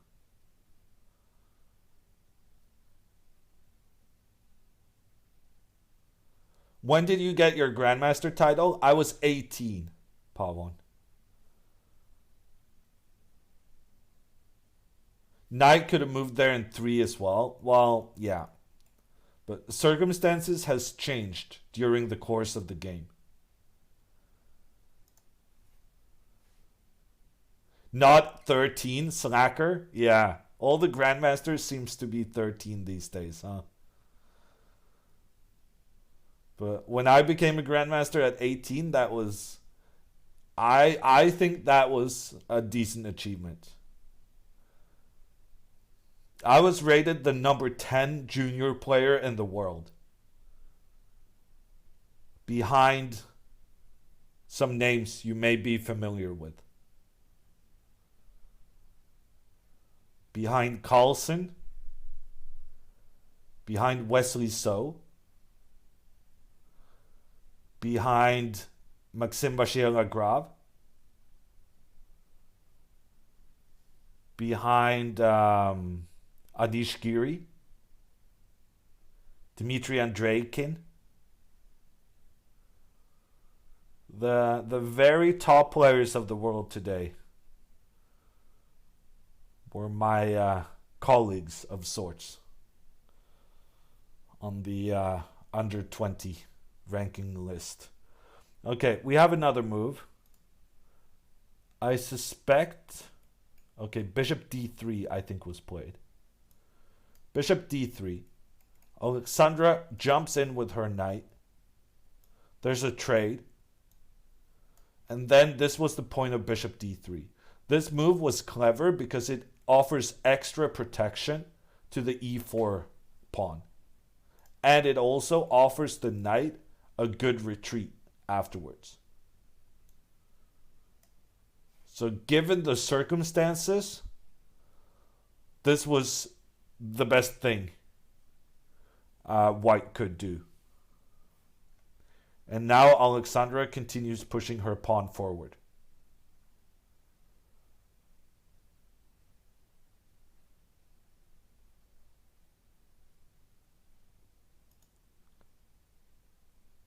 Now the bishop is a big pawn. Yeah. So this bishop now functions in the same way as a pawn. It's just covering 1 square ahead in both directions.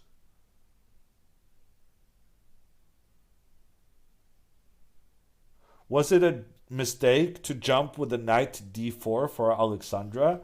I think she could have kind of waited with it a little bit. Because if she had just worked on improving her position first, it's not like the opponent can prevent her from moving forward. So there's this saying in chess that the threat is stronger than its execution. So as long as Alexandra was just threatening to go to d4, it meant that, for instance, white couldn't move their knight away, because then the knight would come in. So, in some ways, you can say that moving the knight up into the center was, it kind of clarified things for white in a position where it was unclear what white really wanted to do next. But, I mean, it's not a bad move. Black has a pawn that's higher up on the board than white's pawn. Black holds the bishop pair. So black is still definitely better.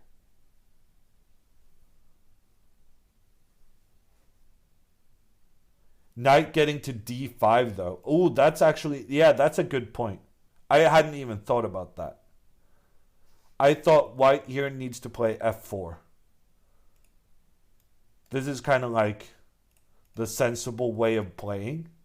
And if someone in chat can tell me why, that is bonus points for you. But okay, this is a very difficult strategic question. But it has been a topic of the broadcast previously today.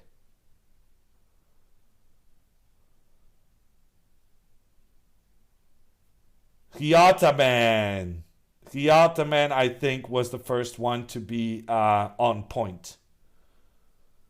So we have said that when you're kind of, well, yeah, because of the light squared bishop. Because we have said when you have a light squared bishop, you should have your pawns on the opposite. So kind of what we've been talking about is how it's bad for white to both have the pawns on the light squares and have a bishop that works on the light squares. But if we kind of look at the logical extension of that argument, it means that when we do have a light squared bishop, we should aim to put our pawns on the dark squares so that the pawns are covering dark squares while the bishop is covering light squares. And this is a very, very important strategic lesson. And if you kind of master this, if it becomes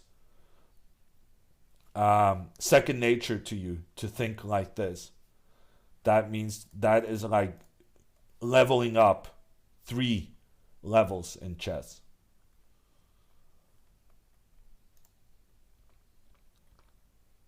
But the problem that was pointed out in chat is that Alexandra was too rash in pushing her pawn up. Because when she pushes her pawn up, it means that black no longer has any pawns that can control the d5 square. And Glenda exploits that by moving her knight up, and the knight will now establish itself on d5, where it cannot be chased away. That was a big, big mistake by Alexandra.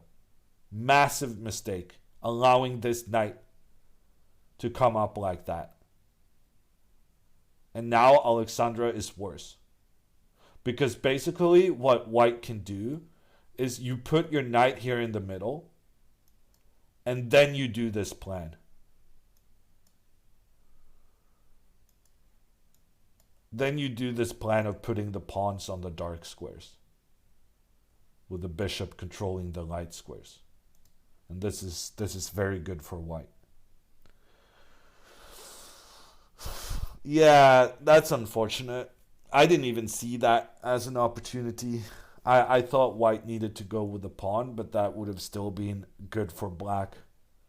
But because the knight manages to get into this d5 square first, that's a massive issue. So knight comes up, Alexandra moves her bishop. No.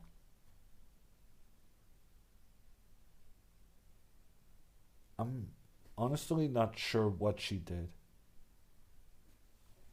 Rook f8? Really? Yeah. Alexandra kind of lost control of the position. Rook f8 is strange. So clearly this move is supporting f5. But the problem of f5 is that after the trades, you're giving away your bishop pair. So the one thing that kind of worked in black's advantage, having the bishop pair, she's about to trade it off.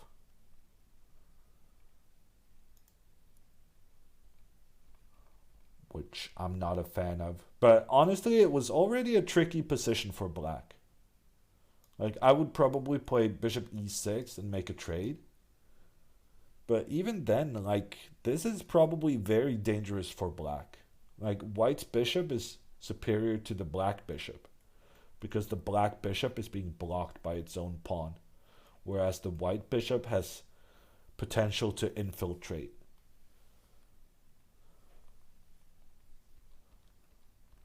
So, yeah. That went quickly. It went from a position that was just massively better for Alexandra to now being a position where white is comfortably better.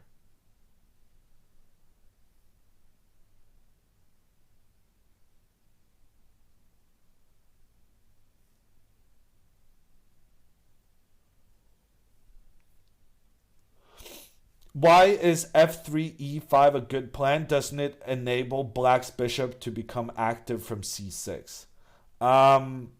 So the idea would be that if the bishop tries to attack this diagonal in behind the pawns, then white is hoping to be able to offer a trade here of those bishops afterwards. And that could be, like, if that trade is made, then white is... Okay, apparently for some weird reason, white is not immediately winning here, but you get the gist. That this knight in the center, supported by the two pawns, is very strong.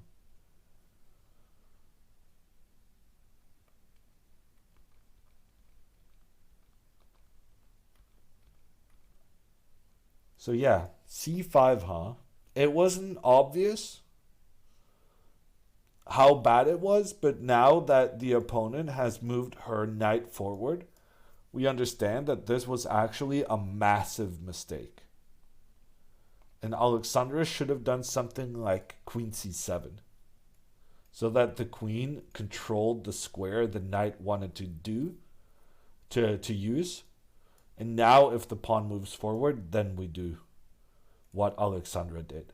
So, like, her move wasn't bad. It was a good plan. It's just that we needed to prevent white's plan first and then execute our own plan.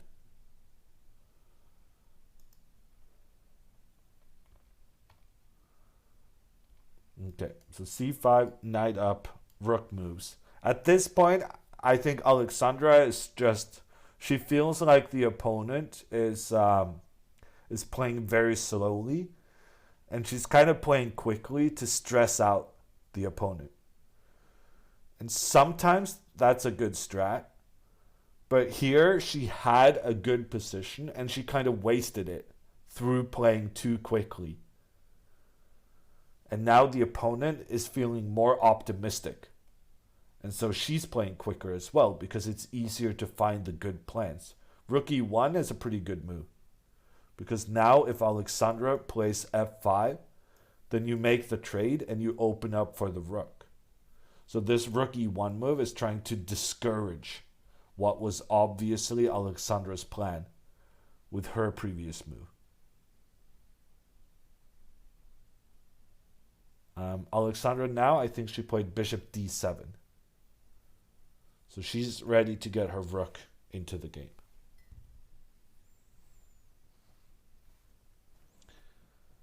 And now the moves are coming in very quickly. a4. Not sure I like this move. White is just trying to shut down the position, trying to close down everything. But that means Alexandra has some time to prepare the events unfolding here in the middle. So I guess Alexandra is definitely going rook e8 here. And then when the knight comes into the middle... Yeah, no, I hate her position. White is much, much better. Honestly, a4, not such a silly move. a4 is kind of clever because it prevents any idea black has of expanding on the king side. Okay, we got a prediction. Will Alexandra play Rook A to E8? You guys make the prediction while I do a bathroom break.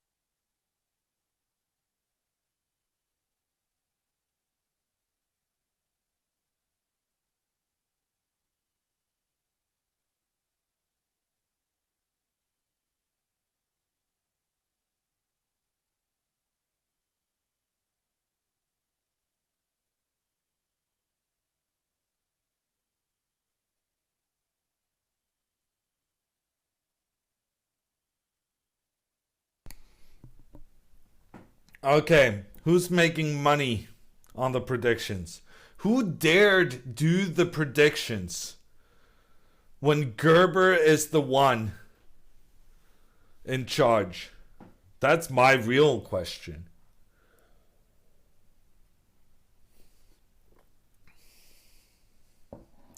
It's always a 50-50 toss-up. You don't know who bribed Gerber with the most.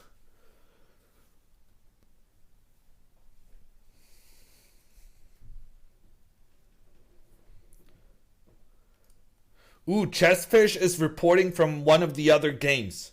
Gao is leading against Guo, which could help Alexandra finish in third place.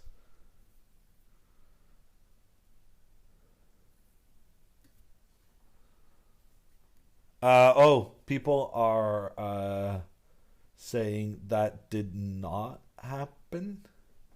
Bishop c6. Okay, I guess that's sensible as well.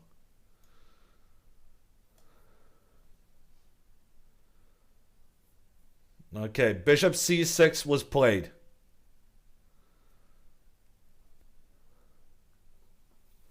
Believers down the drain.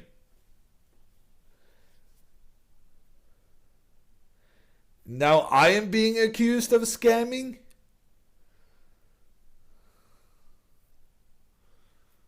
Wow. Imagine betting on one move being played when there's like 30 other legal moves.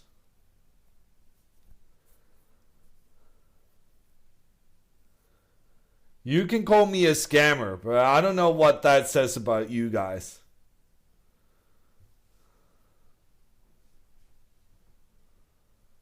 Just the math itself does suggest you're trying to blame your bad decisions on other people. Programmer flexing some points. I suspect programmer was handsomely rewarded by the outcome of this bet. How about everyone who lost right now can instead direct their anger at programmer who clearly took your points and is now using it for a shout out in the channel. That is some in your face attitude.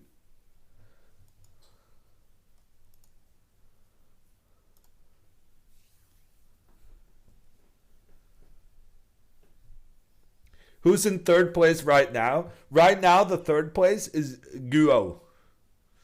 And if Guo loses and Alexandra wins, she can get into third place.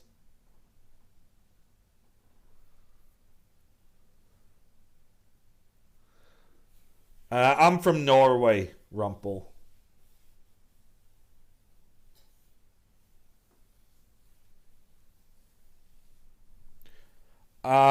I believe there is a prize for third place, Fire. I think I read that there's a prize for third.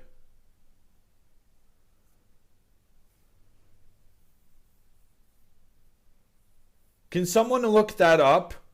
I'm pretty sure I went to the website and like third place is $500. Canadian dollars. So it's probably like 10 US, but still.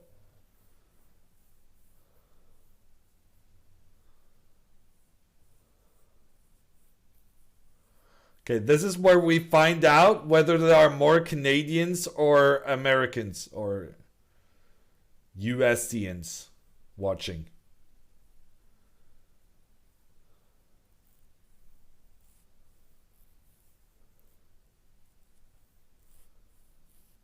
Okay, people are responding by telling me what the accurate conversion is. Your guys' sense of humor is lacking.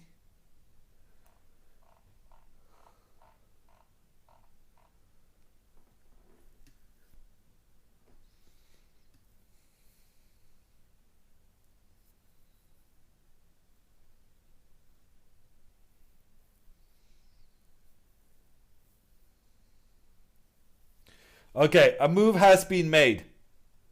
Looks like knight d5, chat says. I can confirm. Knight d5 on the board.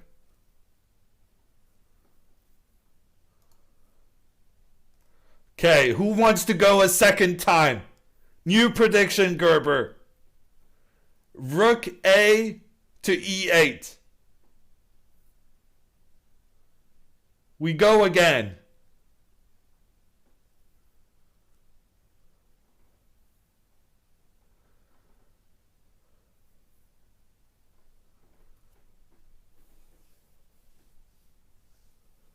If only I had points left. Feels bad, Jack. Feels bad.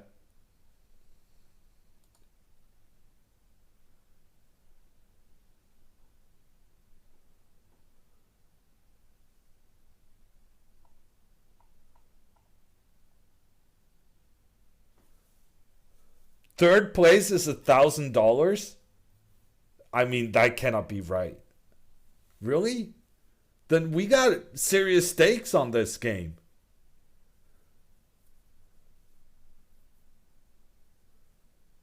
No, second place, $1,000. Third place, $500. And a WIM norm? A WIM norm is valuable. I think, at least. $500 on the line here for Alexandra. If she can win and she gets some help and manages to do the third place, there's some stakes in this game. Okay, I gotta do another bathroom break because Because I got a bun in the oven.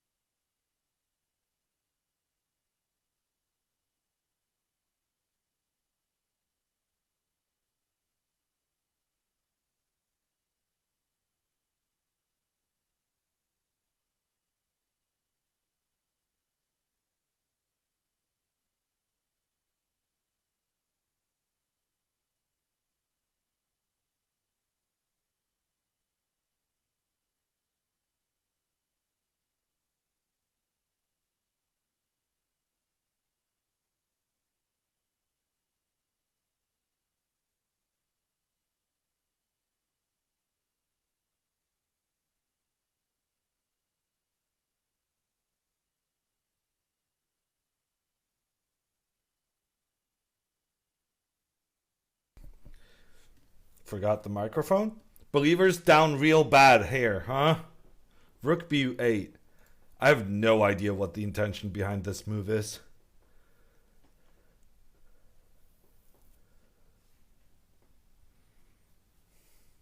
Bun in the oven. Did you get it? Actual bun in the oven.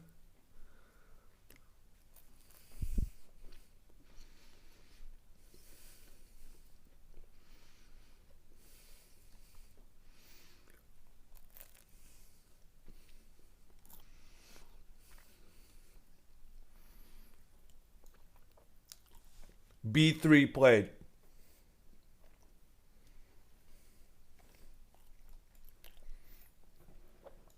And King H8? What is happening with the moves? They're both playing so quickly right now. F4 from white. Alexandra is in trouble. She has no plan of action in this position. F4. Rook E2. Rook E1.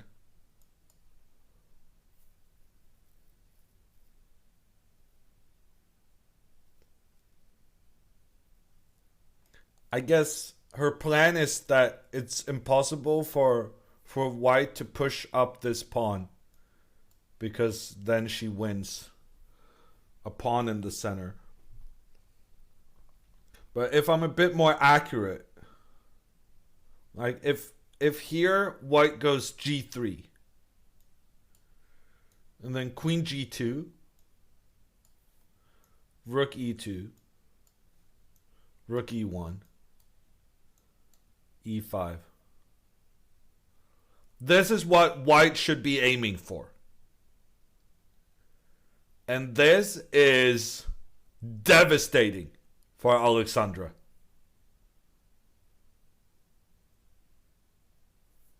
White's pieces are just much better placed.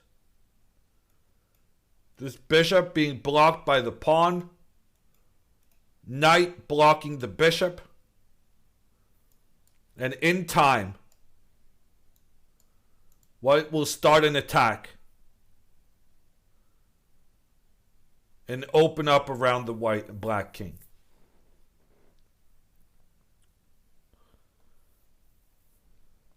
I don't think Alexandra will move the king 5 times in a row. I think that's true. I agree with you on that.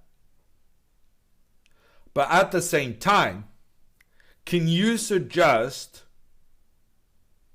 a better plan? That's kind of the problem of the position. Black doesn't have a good plan.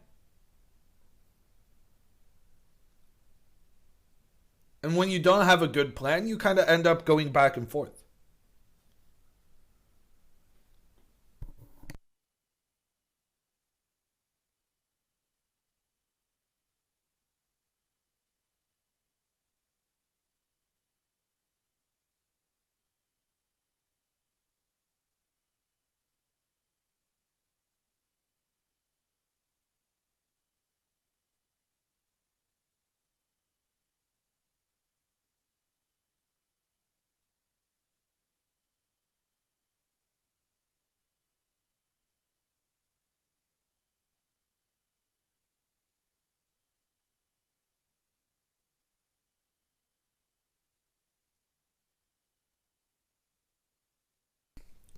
I was just waiting for someone to make this comment. Kat says, "Yo, we want to hear the munching." But I am not being paid enough to be the recipient of your weird preclusion. There's a word with P something. Proclivities.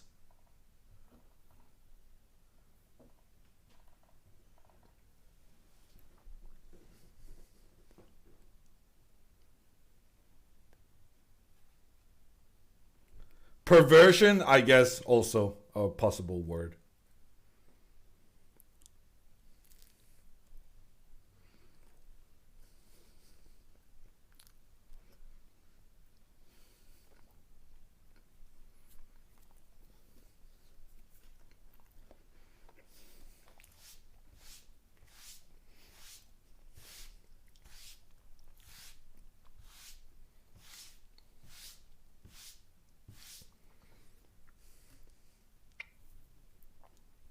Thank you for the 300 bits, Mr. World Extra. Hi, everyone watching. Did you know that if you have a Twitch Prime, you should not be using it on this channel? Because this is not the regular content of this channel. Normally, there's like 2 loud girls. And if you use your Twitch Prime on this channel right now, you're supporting content that is rarely going to happen. You're being deceived. So if you use your Twitch Prime right now, which is free, if you haven't used it on another streamer already this month, then you're doing it expecting to get great banter from Coach Hammer. And I don't know if the girls are going to allow me to be on the stream much longer if they hear that I was actively refusing Twitch Prime subscriptions.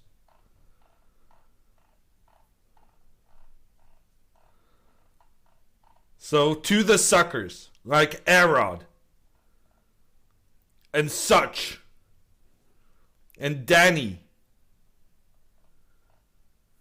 and Nova and the Hiyata Man and Tad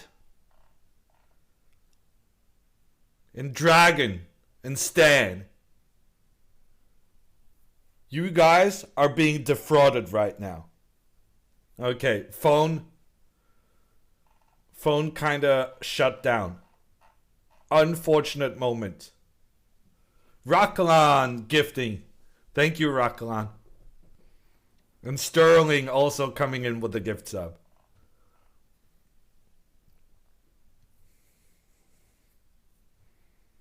Okay, we lost the phone, people.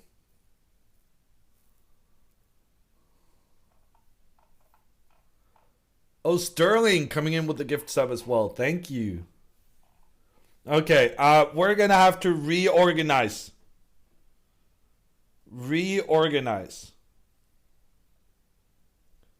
Let's see.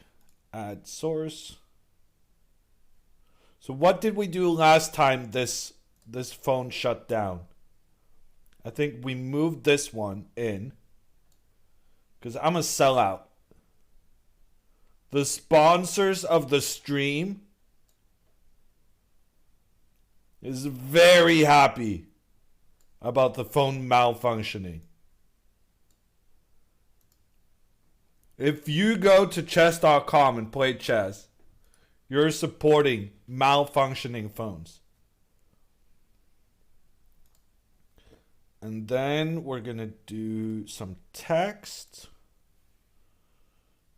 Do new source.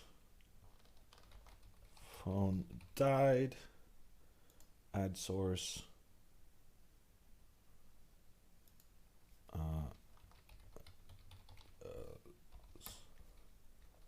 Phone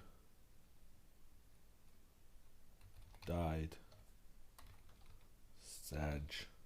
No, I shouldn't be trying to do Twitch lingo. I'm too old. And then we'll put this here.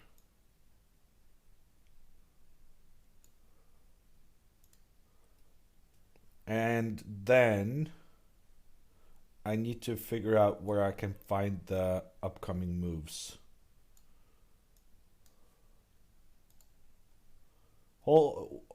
Hang on, people. I'm trying to figure out how to do this. We can still find the game. Okay, I found the game. Okay, now I'm kind of nervous. What is on my screen right now?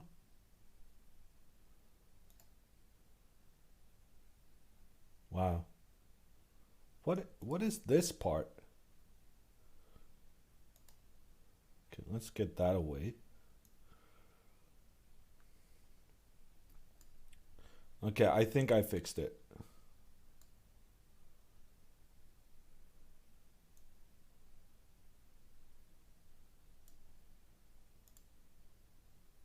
Okay, we're good, people. Rookie 2 has been played. This is part of the plan I was advocating for white. Pushing the pawn forward. Alexandra is in trouble.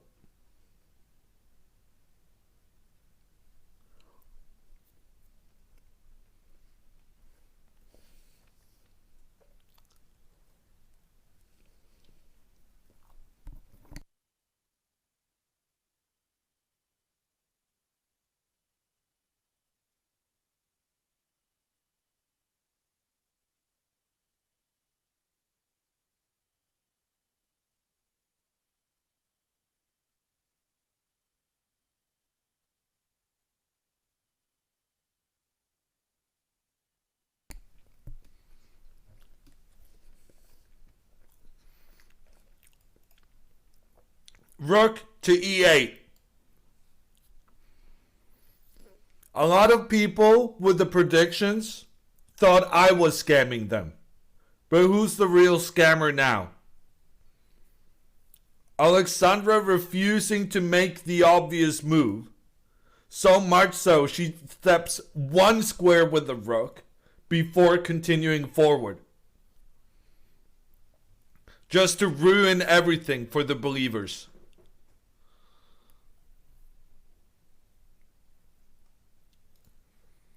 Okay. Another rook joining the party on the e-file. This is an incredibly difficult situation for Alexandra. Because her best plan right now is doing nothing. And doing nothing in chess is incredibly difficult. Because if she tries to do something, if she tries to capture the knight in the middle, then white will recapture with a pawn that opens up the potential for white's bishop to get into the game. Okay, Alexandra plays g5. It's a risky move. But maybe it's a necessary one. Computer doesn't like it. But I kind of do. The reason is we're trying to stop this f4 push. We're trying to stop white from getting their pawns easily forward on the left side of the board. And if now white tries to move this pawn up, we capture it. And then we put our bishop in the middle. And look at this bishop. This bishop gets an amazing position. Because it cannot be chased away from its central square by a white pawn. Because the white pawn that was supposed to chase it away got traded off.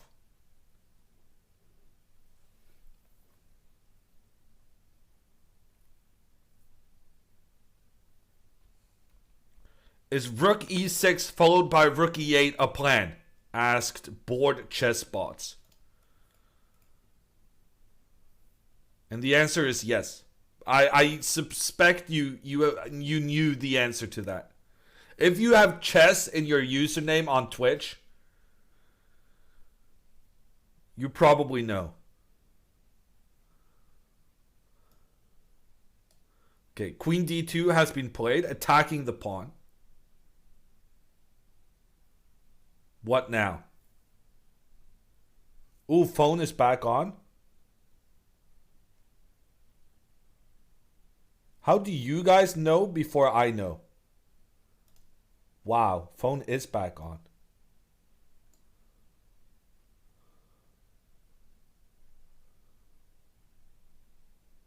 Okay, let's take away this. Let's disappoint the sponsors yet again.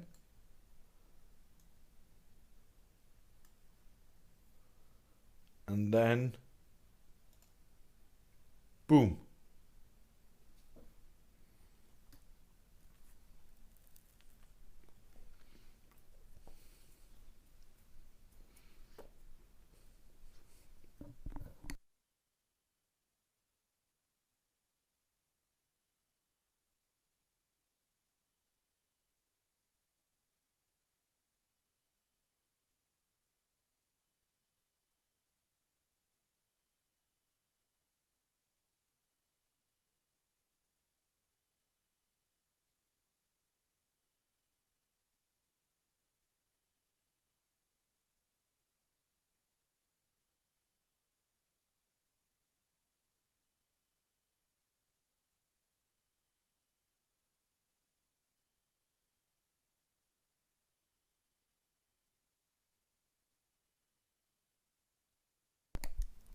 People are asking what I'm eating. This is classic Norwegian husinbolle with classic Norwegian brown cheese.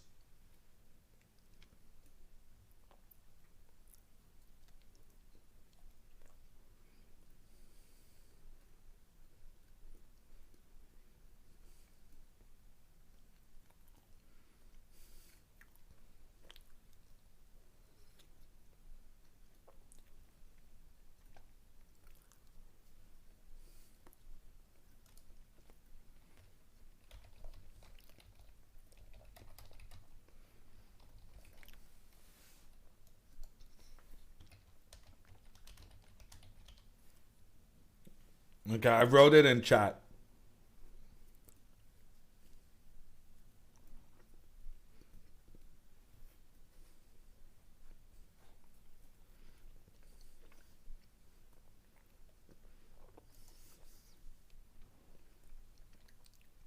This is what Magnus Carlsen ate the first time he streamed on Twitch.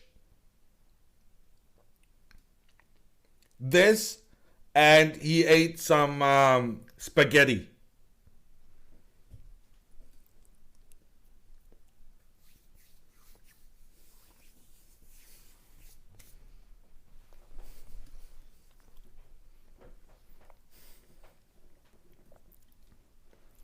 How do you know this? Asks CJ. Well, because the first ever Carlson stream on Twitch, he did from my apartment, and I served him spaghetti and husinbolle med brunost. Inside knowledge. The food of world champions.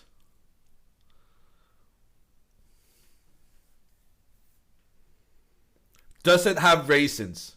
So the literal translation of husinbolle is raisin bun. So yes. The answer to your question is yes. It does have raisins. Raisins plus cheese. Well, brown cheese is very special. Normally I don't eat cheese.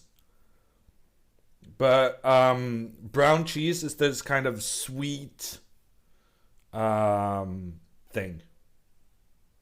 It's more like candy than cheese.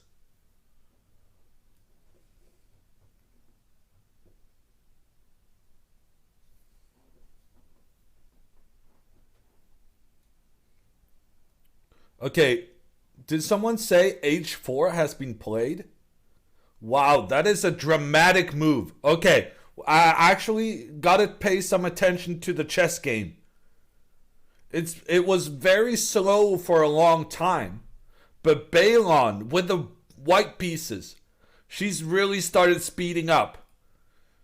And now she's sacrificing a pawn on the side of the board to try and attack Alexandra. She's trying to make Alexandra move her pawn away from the center so that white afterwards can push this pawn up. No. Computer didn't like that. How about queen up? Queen coming in. Queen captures pawn. Queen starts pointing down towards the black king. Very dangerous.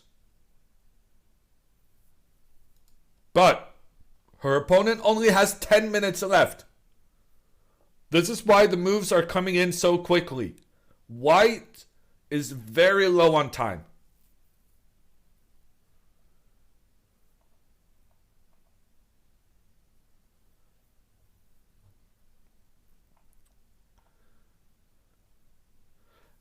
Josh, the Olympiad has 5 players on each team. But the Olympiad team is not going to be the top 5 players of this event because there are some kind of pre-qualified players who are not participating here. Is this a must-win or will a draw suffice? Alexandra needs to win. And Alexandra had a massively superior position earlier. But she made a couple of moves too quickly. She made a big mistake allowing White's knight to establish itself inside the black half of the board. And ever since, Black has been in trouble. She made one really big mistake this game. And that was allowing the knight to come up.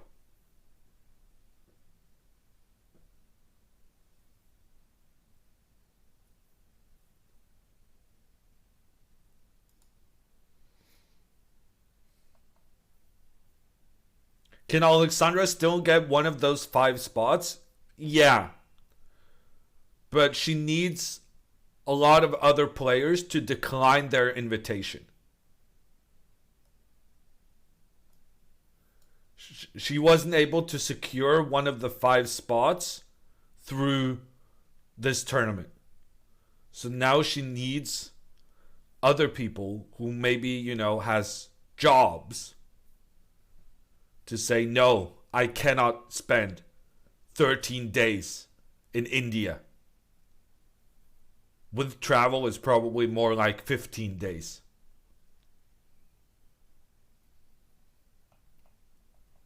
So the hope is still there.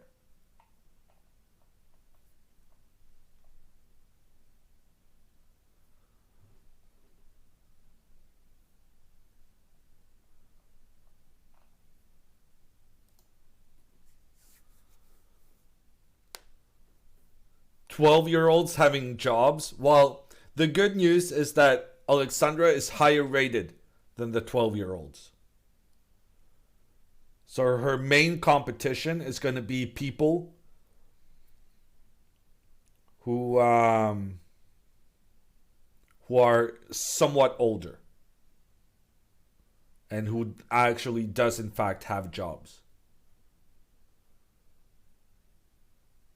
Also, good point made in the chat by Gibberish. 13-year-olds do have parents with jobs. Would you send your 13-year-old for 2 weeks to India? Okay, honestly, I probably would be fine with that. But there are people who wouldn't like it.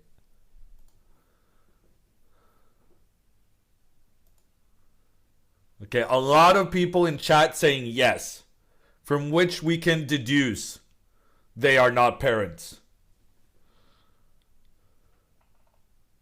And then there's one guy who has 5 kids.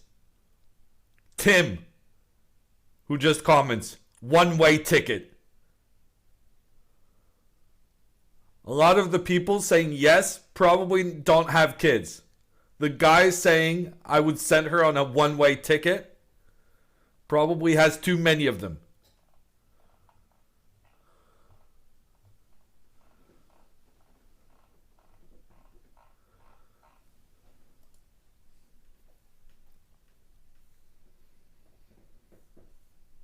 Okay, we gotta move.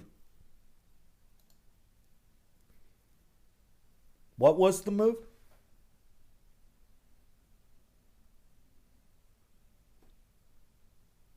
F6. Okay, so the pawn was attacked. Now the pawn is supported. The problem of this move is that the bishop is being blocked. But that can be rectified later on. And Balon with the black and white pieces, she's very low on time. She has less than 10 minutes left. And she needs to make 10 more moves until move 40. And why is move 40 important? Yeah, because you get extra time when you've made 40 moves. When she makes it to move 40, she gets an additional 30 minutes. And she makes a move, and it's a good one. H5. Good move. Very difficult now for Alexandra to do something with this bishop. This bishop has been completely blocked.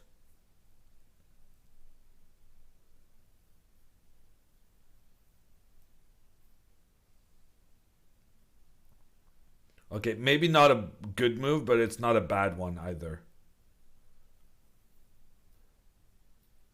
Like, black is just, it kind of just, to me, it just amplifies that the bishop is being blocked in all directions.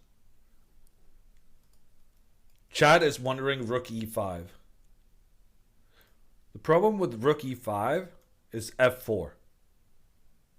And after the trade, the knight is making a fork. And you cannot avoid, as far as, well, maybe you can go bishop back. But I don't know. I don't like this. The king.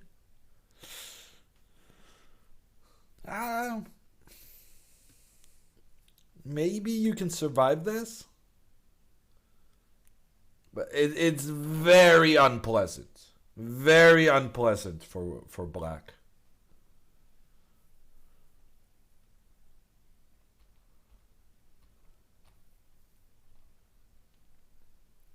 What Alexandra needs to do now is she needs to get her bishop in a better position. So to me, rook f7 makes the most sense. Rook f7 with the plan of getting the bishop into the game.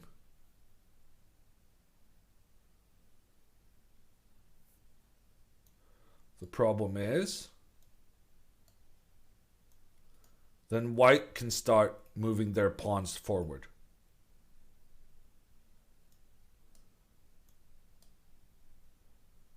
Very tricky position. Computer suddenly gives advantage for black. That is the dumbest thing I've ever heard. Like, all of black's pieces are bad.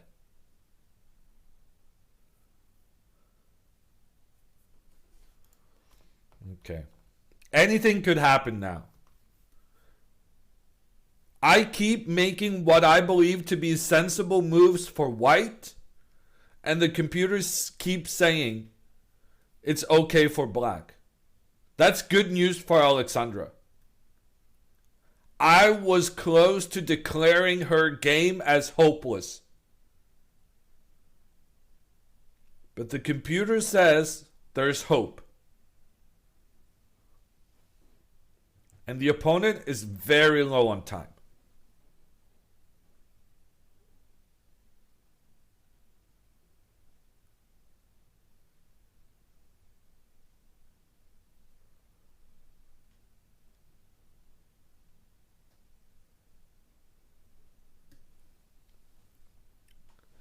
Arm wrestling guy, Denmark once had the best non-Soviet player in the world. He was top 5 in the world. Bent Larsen.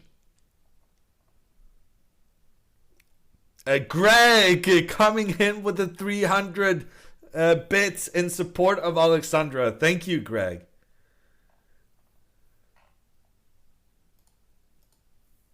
Okay, Alexandra goes bishop d7. That's kind of clever. I like this move. Good move. Alexandra is simply trying to capture the pawn on the side of the board. Very good move. And then we can do this plan. Okay, that was an excellent move. And we love it every time Alexandra makes a move, because once she presses that clock, it means that Balon's time starts running. And it's ticking very quickly. She's under 8 minutes now. Doesn't f6 just ruin the plan? Yeah, so f6 will probably happen. Because Alexandra's plan was moving the bishop up. But f3, this move, takes control of the square black's bishop wanted to use. But then Alexandra can go to my plan, rook f7. And then she can reroute this bishop. Liberty with the 300 bits. I have no clue how to play chess, but I'm invested in this match now. Thank you, Liberty. I hope you find the joy of chess as I have the last couple of decades. Okay, a move was played. I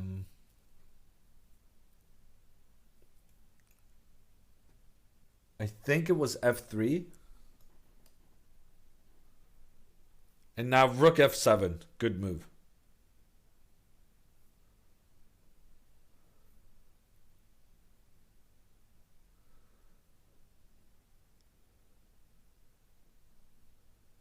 Try to get this bishop into a better position. Black's bishop right now, not having a good time. It's being blocked in every single direction. We need to give that bishop a better future.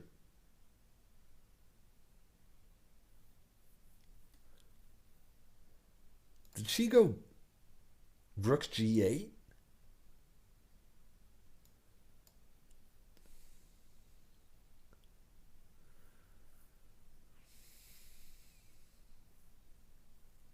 Yeah, that's not the move.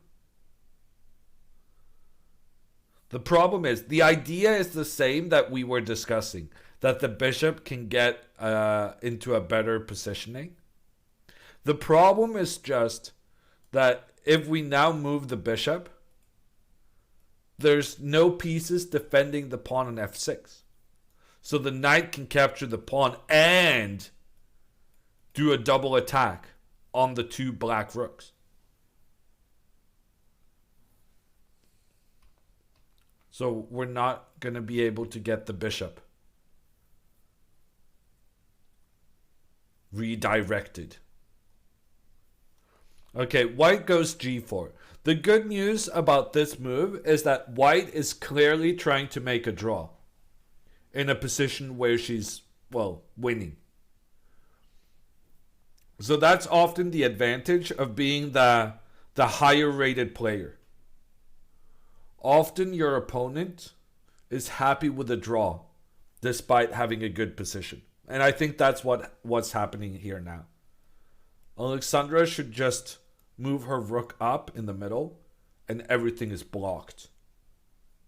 And it's going to be a draw. But Alexandra doesn't want a draw. Because if she wins this game, she might win $500. So here's Alexandra's problem. The position is at best a draw for black. But she needs to win to get the $500. 500 Canadian dollars.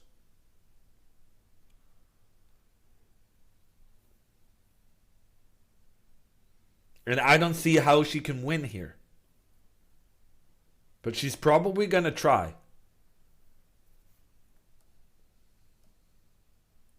Okay. Queen b8. The queen is trying to infiltrate. But that's easily stopped. White will move the king up to prevent the queen. Then the queen. Maybe the queen can go into the middle.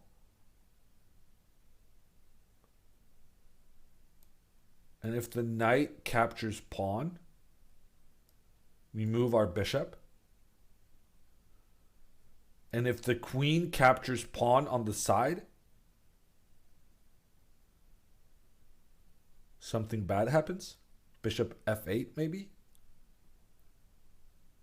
White is in a position to capture two pawns. But in return, Alexandra can get her queen and bishop working together, pointing towards the white king. And you could win this.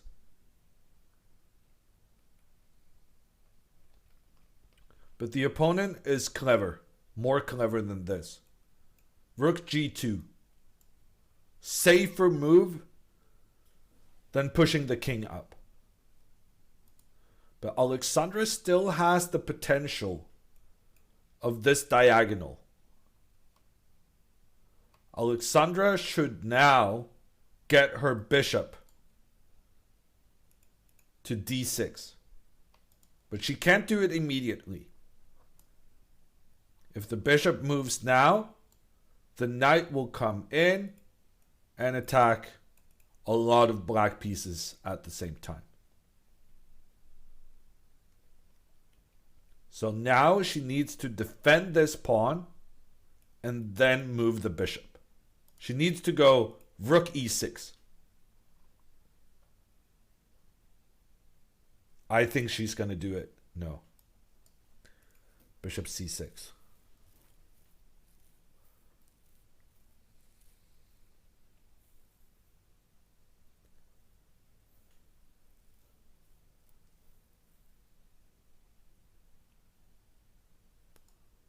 Yeah, she needs to get this bishop into the game.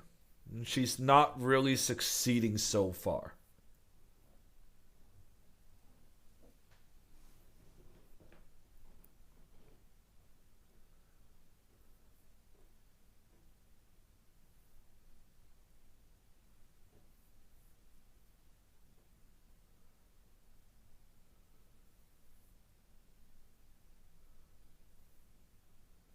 She's going to trade bishop for knight? No.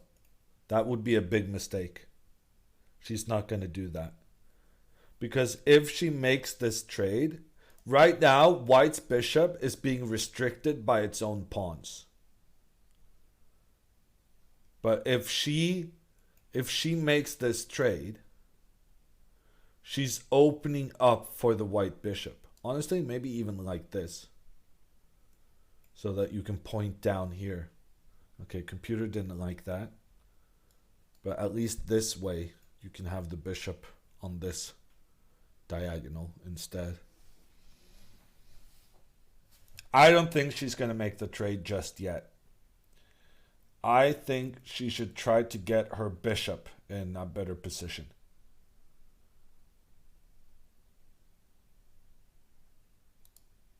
Queen e5 feels like a decent move. I prefer rook e6. Rook e6 with the idea of moving the bishop around. No, Alexandra captures. Huh. Okay, interesting moment, chat. We saw here, the engine says, if you take back with what is known as the e-pawn, because it's on the e-file, then black can win the game. Look at the eval. Over here, minus. When it says minus, it means that black is doing better.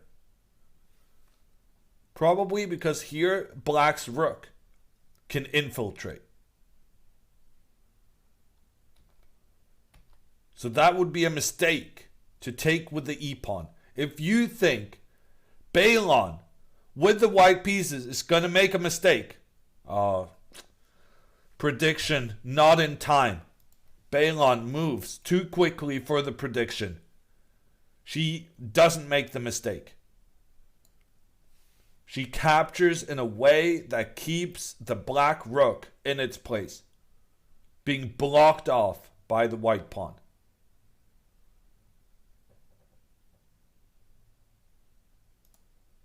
Now the bishop can come. That was why Alexandra made the trade. Because now the knight is no longer attacking the pawn on f6. So now you can come attack with this bishop.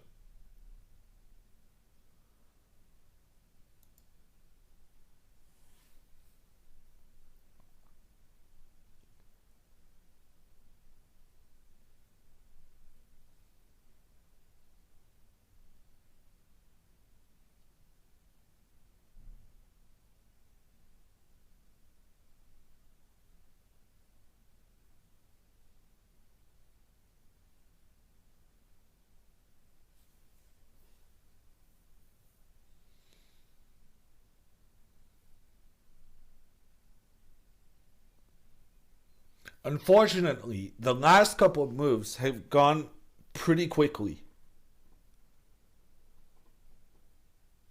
And that means white is no longer under pressure on the time. Bishop f8 has been played. The bishop is finding better pastures.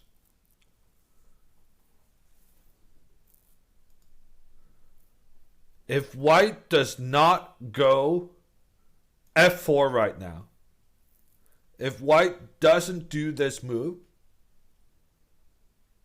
then black is better, but with almost no hope of winning. If white does do this move, white has some hope of winning, but it also increases Alexandra's chances to swindle her opponents. That's what we call it when you win from a bad position, a swindle.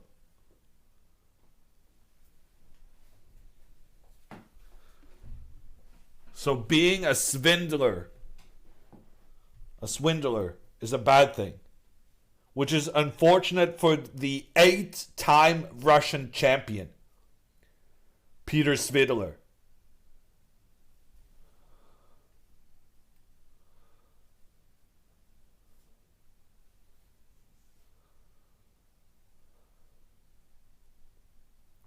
Wow, f4 was played. To me, it looked like white was happy to just shut everything down and hope for a draw. But just as I thought this game was dying down, Balon goes for the win.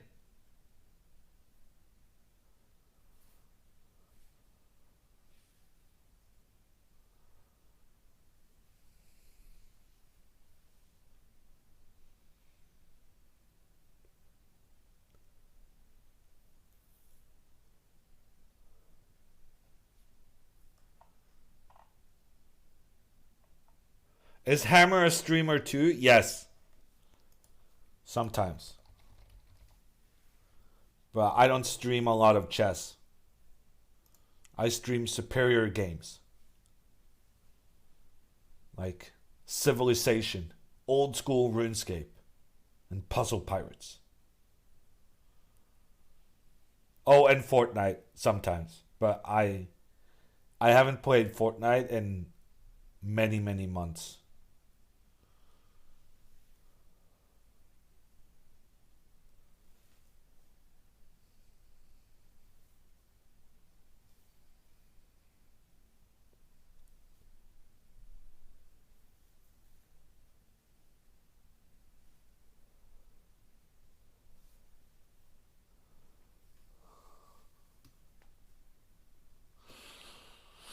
One guy just asks, fishing level.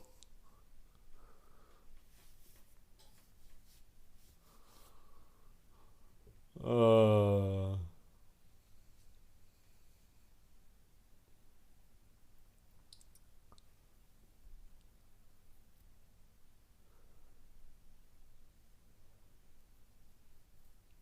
it's all about the crabs. I haven't even gotten to the point where I'm fishing crabs.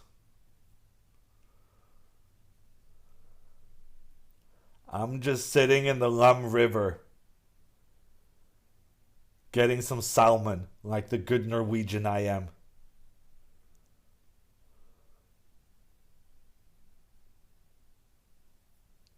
Haha. Thank you for that compliment, Greg, and thank you for the 200 bits.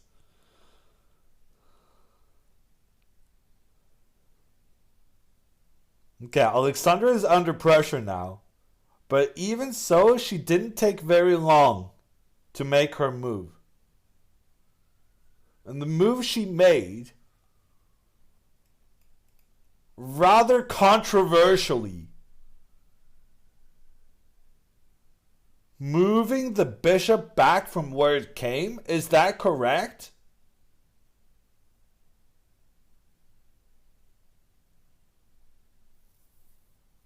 Bishop g7. Chat confirms. This is very dangerous. I feel like white could play e5 here. e5 captures. Capture. Moves up. Continues capturing. Wow, this is a crazy potential variation in the game. From what looked like a certain draw, this is now incredibly complicated, with both players moving their pawns up the board. Instead, white has chosen to capture the black pawn. But then the computer changes its mind about the evaluation. It now feels black is doing just fine. Alexandra recaptures. The rook comes up.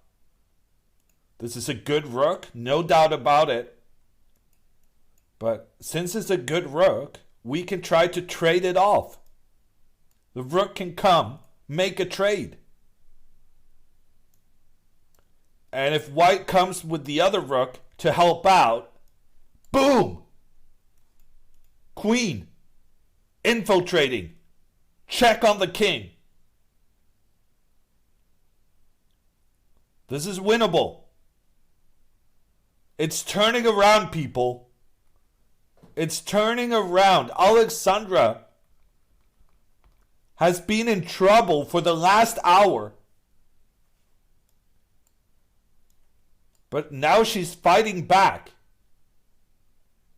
Look at how all of white's pawns are on the light squares. And she has a bishop on the light squares. That means white has absolutely no control of the light squares on the board. Dark squares, sorry. So these squares, black just owns them.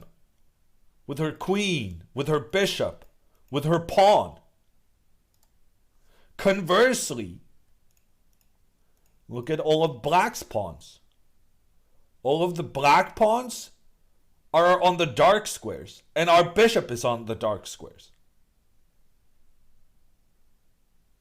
So why is this okay, or even better for black, when it's the same situation for both players?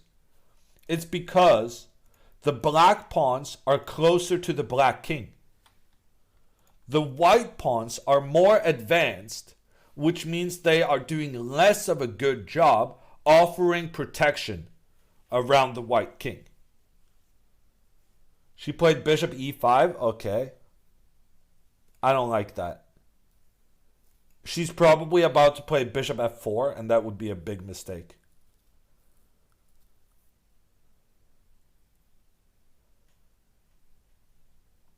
Yeah, I don't like that. Maybe it's okay. I was thinking, the reason I don't like this is I thought rook f2, and then you sacrifice.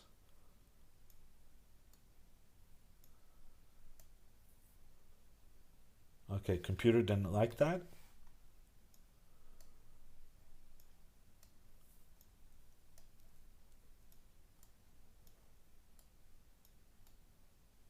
Yeah, this is the reason I don't like it. These pawns are going to be new queens.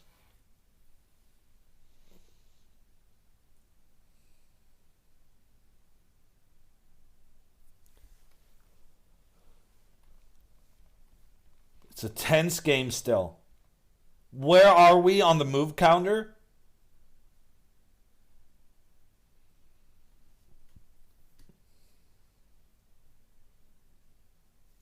Move 39. That means when white makes her next move, she will get an additional 30 minutes.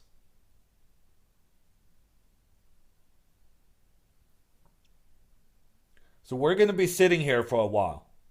Strap in, people. Get your snacks. This game ain't over by a long shot.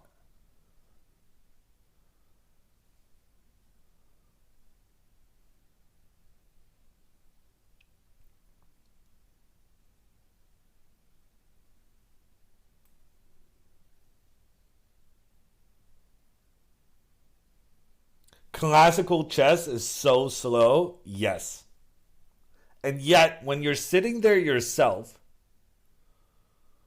making the moves, it always feels like you don't have enough time to make your considerations. Chess feels a lot quicker when you're playing yourself than when you're watching.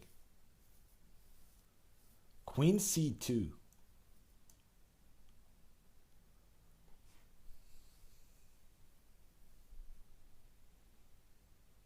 Well, that was not a good move. Now, Alexandra definitely can play bishop f4. Oh, maybe she should be careful of this. That could be a problem.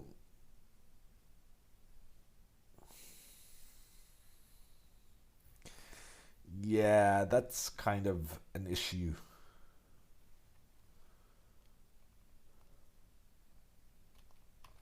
Okay. I will say that Alexandra should make the move I wanted her to make earlier Here, I wanted her to go rook here. Just make a trade with the white rook. Instead, she moved her bishop up. Like, the bishop got a good position, but in fact, the bishop is kind of blocking the queen.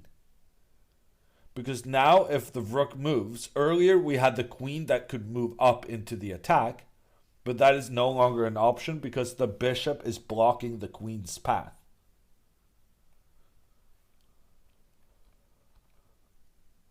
Okay, but bishop e5 was played. The queen moved away.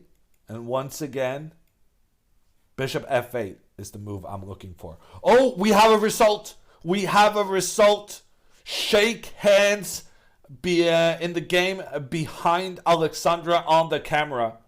I do believe that was a very, very important game. Gao has won against Guo. And this is incredibly important for Alexandra. Because Guo, who now lost, she was in third place, half a point ahead of Alexandra. So that means if Alexandra now can win, she gets third place.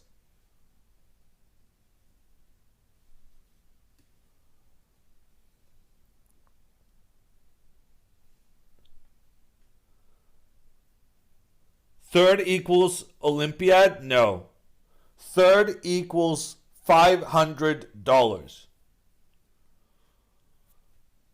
It's something.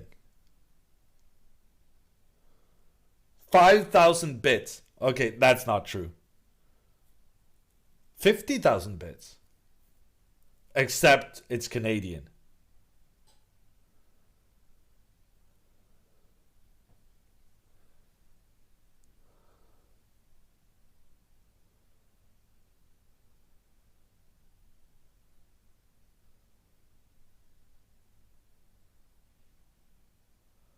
$50,000 Canadian bits. Yeah, that's the math I did in my head.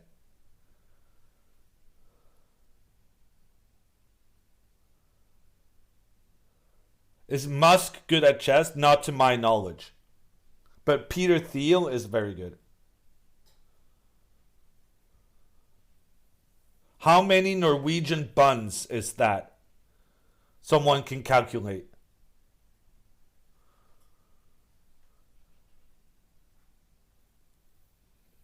So it's not even real money? I mean, they probably accept it in Canada.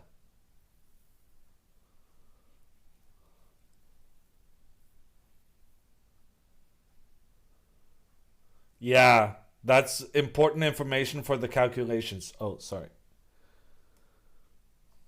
Oh, man. I tried to scroll chat. That didn't work out very well.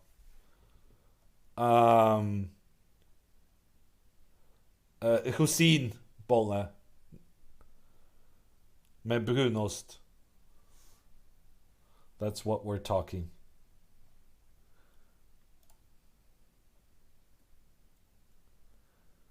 Miley won again. Wow, Dan, that is incredible. Miley has won the tournament. Actually, she won the tournament yesterday. But she won 9 out of 9 games. An incredible performance.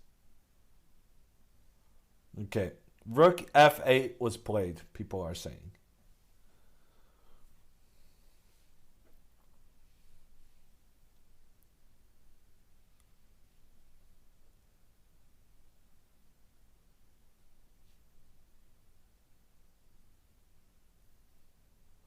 What's her Twitch? I'm not sure Miley has a Twitch, Forsen.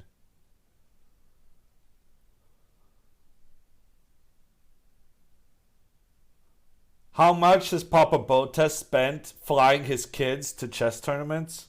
Probably more than 500 Canadian.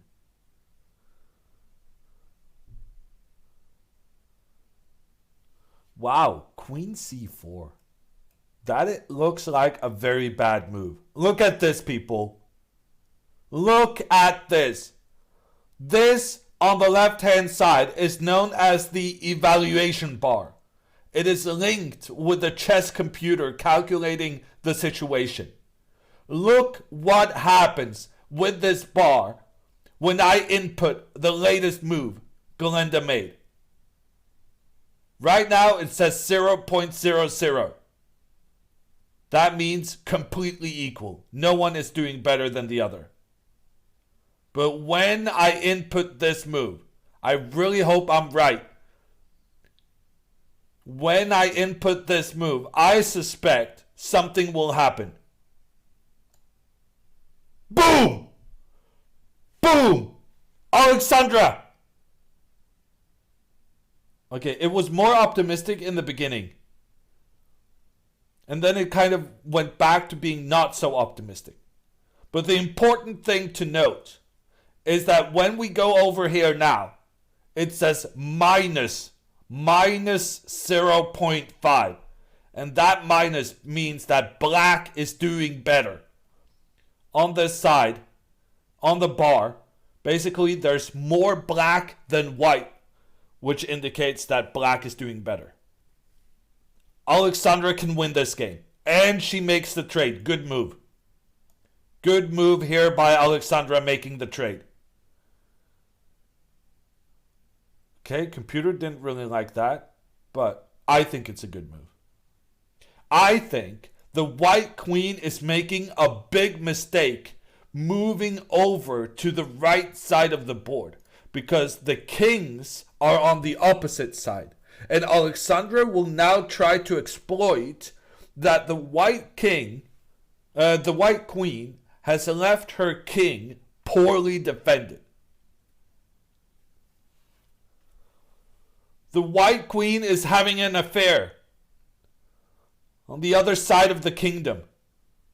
And the king is left to mend for itself. And that's what Alexandra is doing here. Next up, she's going to move her bishop up. And she's going to start checking the king.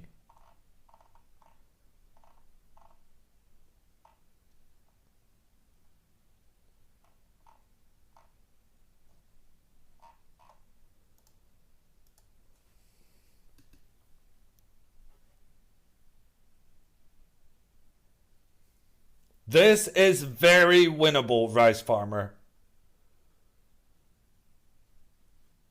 She can win this, and if she does, she finishes third in the tournament.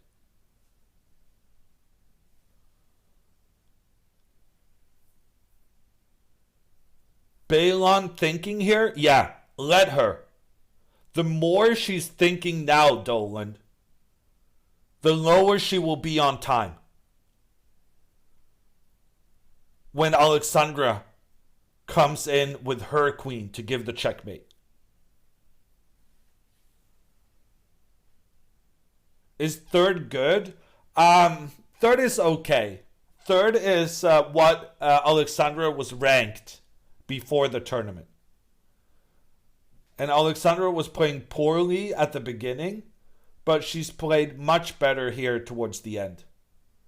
And third would be a nice finish considering the bad start.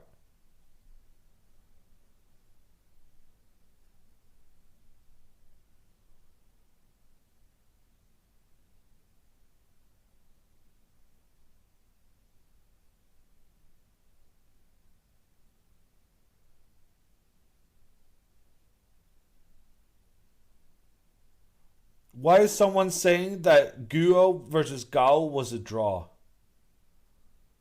Oh. No, it's probably a mistake. You guys are being tricked by an error in the transmission, I'm guessing.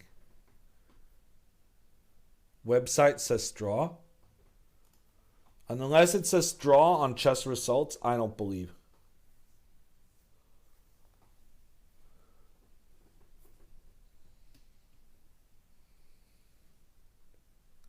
You guys are saying chess.com and Lichess is saying draw. But they're both working from the same. You guys are like those bad reporters who are like, oh, we need two sources for confirmation. And then they're like, oh, yeah, no, but this other news channel, they are saying the same thing as our source. So then it's two sources. And then it turns out the other newspaper was talking to the same person you talked to. So it was, in fact, just one source all along. That is. We hold you to better journalistic standards than that. Source: journalism school student.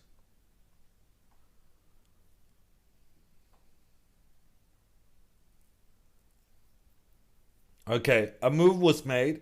She captured the pawn, the rook. Not a big surprise. Alexandra will now maneuver her bishop to attack the king.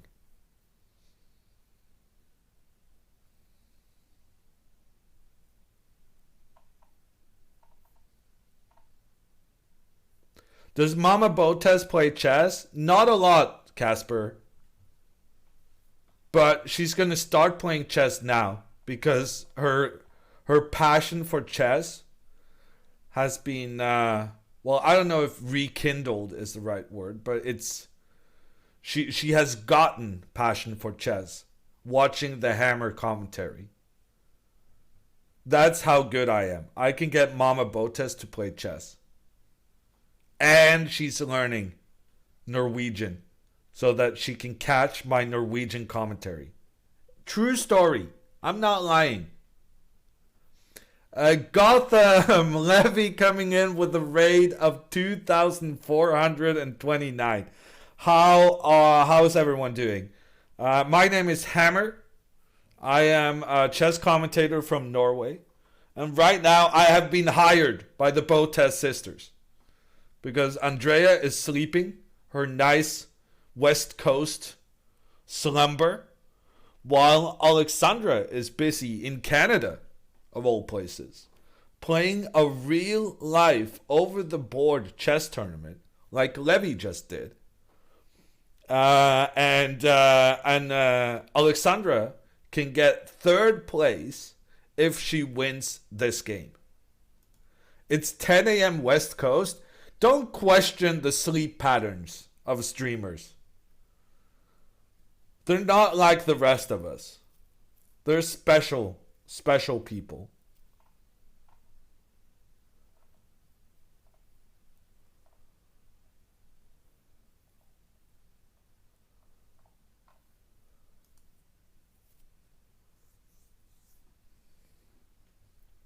Okay.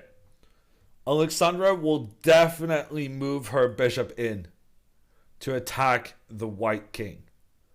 There's no doubt about it. The question is, what is white going to do in the meantime? And to be honest with you, I'm not really sure.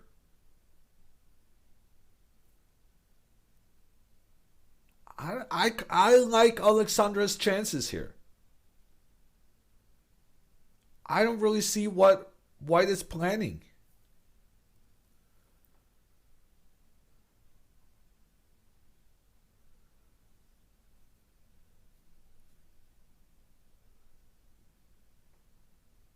Oh no.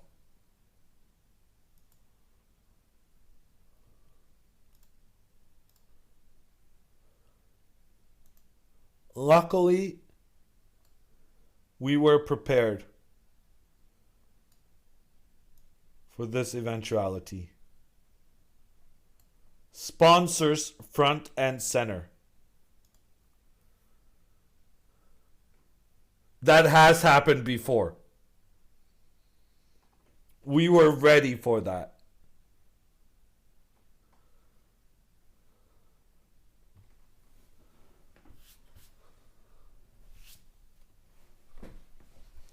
It's not a battery problem. I think the phone is getting overheated. So a charger in itself will not fix the problem.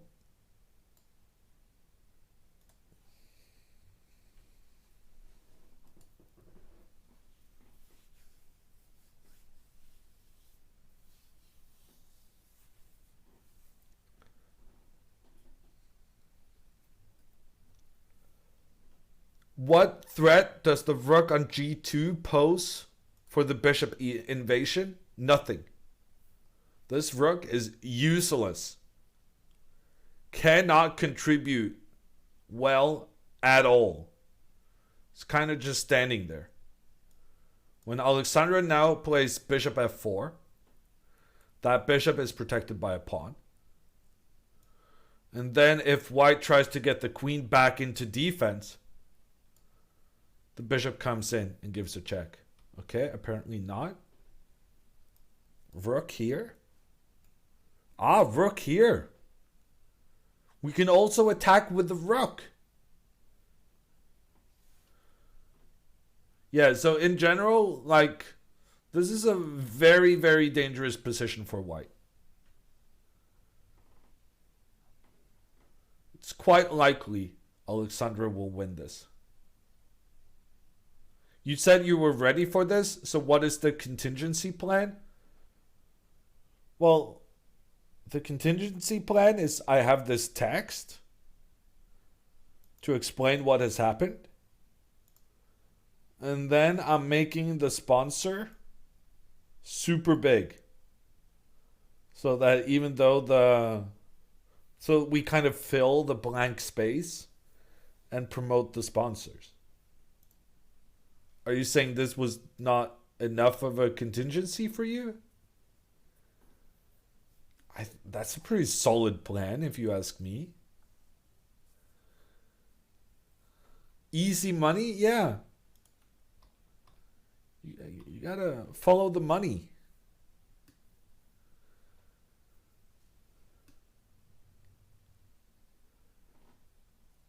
It's not the best plan, but it is one. Yeah.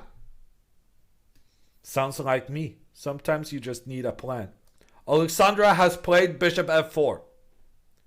And the video is back. Oh my gosh. Okay. Remaneuvering everything again. Sponsors in the corner.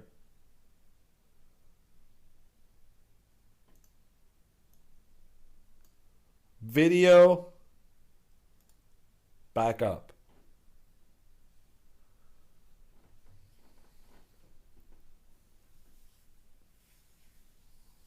Why is there no clock visible? Because we care more about the moves on the board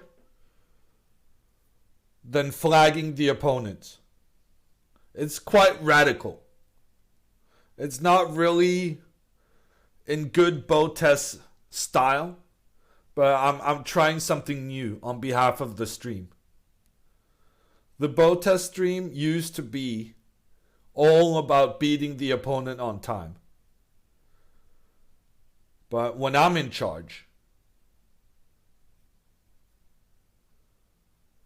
we're all about playing good moves instead. Okay, we got a prediction, everyone. Will Alexandra win this game?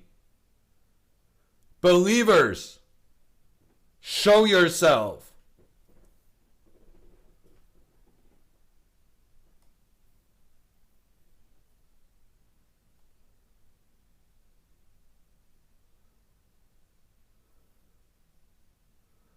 Why are there doubters writing chat messages when I very clearly stated that this was the believers' time to shine? Let me see those blues. Wow. You can tell that the kind of people who are non-believers in a streamer's channel, they're just the biggest holes. Can't let the believers celebrate in peace, huh? Has to interrupt.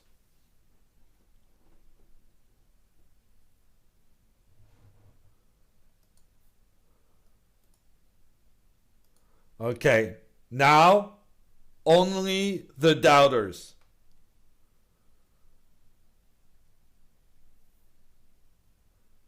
Reveal yourself and be shamed for your lack of faith.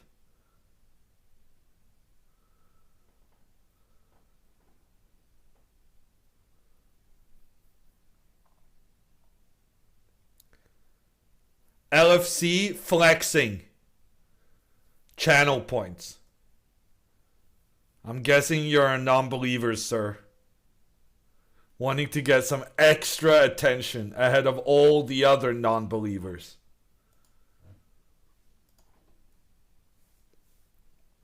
Okay. So, Alexandra is probably going to win this game, I think. The attack against the White King is very significant. And she has an easy plan of getting more pieces involved. She can get her rook up to attack the king.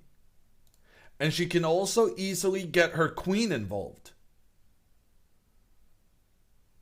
So if the queen goes back to go into a defensive position, the rook comes in, trying to attack towards the king. White can try to make an exchange between the rooks, but then bishop comes in, gives a check, king moves, and the queen infiltrates. Look at all these nice attacking pieces. And it's game over.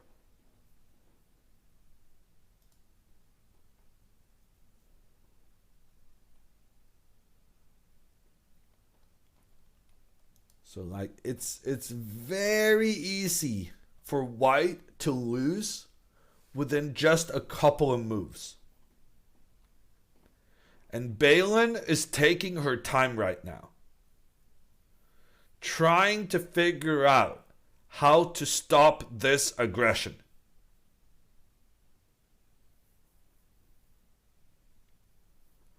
But, and this is different to the situation we had earlier. Maddie, thank you for the prime.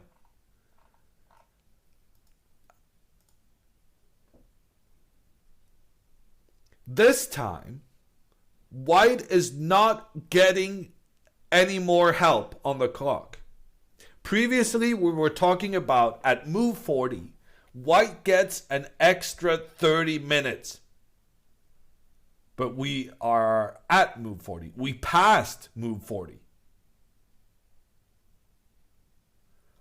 And that means no more time for either opponent. They get 30 seconds extra for each move they make. But nothing more. So when Balon here is taking her time yet again, being under pressure, that means she's inching closer to 0 minutes left. And what happens when you run out of time? If you're a true boat test viewer, you will know the answer to this. You die, says Donuts.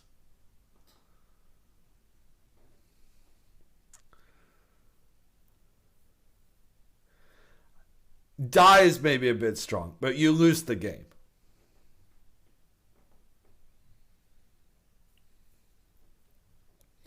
And I think that's what's about to happen. I don't see how white is going to manage to defend this situation.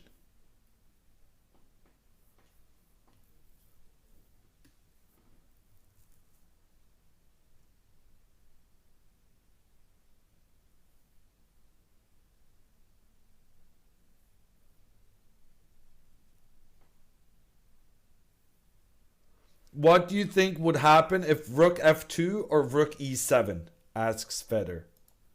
If rook f2, bishop aligns itself with the rook and with the king. And you open up for the queen to enter. Game over.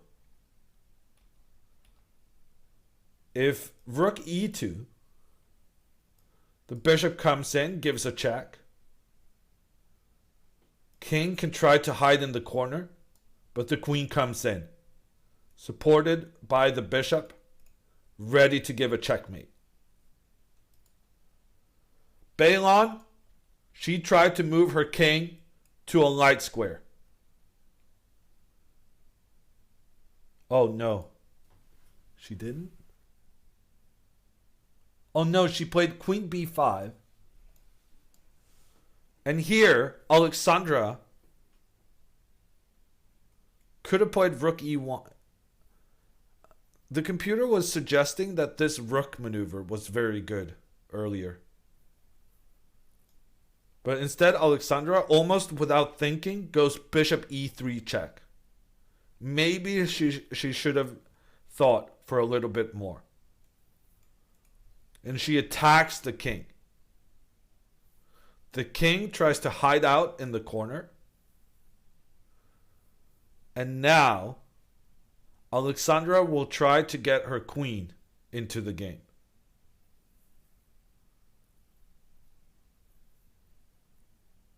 But the problem is, if Alexandra goes with the queen into the attack, then this white queen is doing a counterattack. Because the white queen is threatening a checkmate of its own.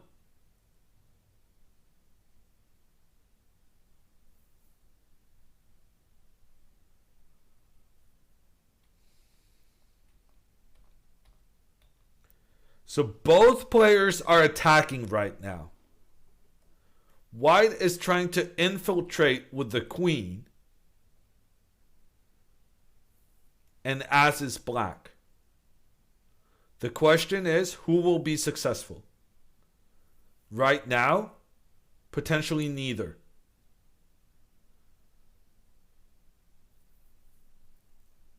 I think Alexandra now should probably play rook d8. Rook d8 seems good, because then if queen to c6, you can use your rook to chase the queen back.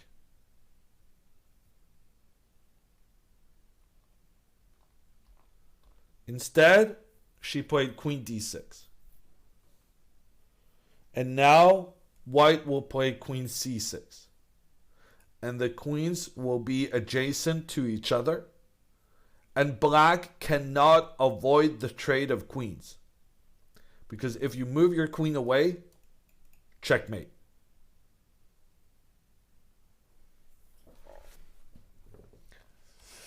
And without the queens, it becomes more difficult for Alexandra to win this game. But not impossible. So this queen move is almost certain to happen. And Alexandra will then play rook d8. There will be a trade between the queens. And then white will move the... Yeah, no, but now you got to protect this pawn. So you need to move your bishop to protect the pawn.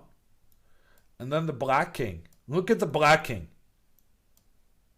Oh no, no. The black king was so close to getting to the e4 square.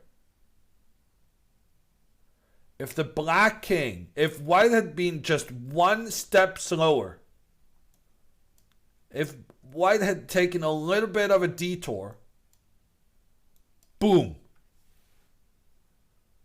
The king is helping the bishop. The king is supporting the pawn. And the king could help in black getting a new queen.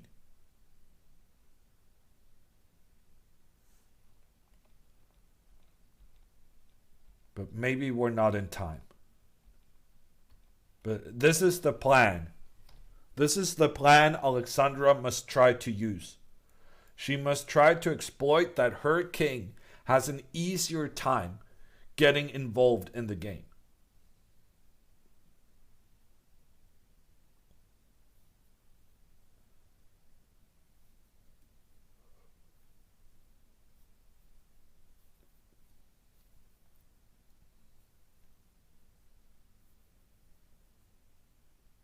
Okay, Queen c6 has been played. Alexandra now, no choice, has to play rook d8. Balon is down to 17 minutes on her clock, which is still a lot of time. But this is an endgame. And last time Alexandra played an endgame, she played 100 moves.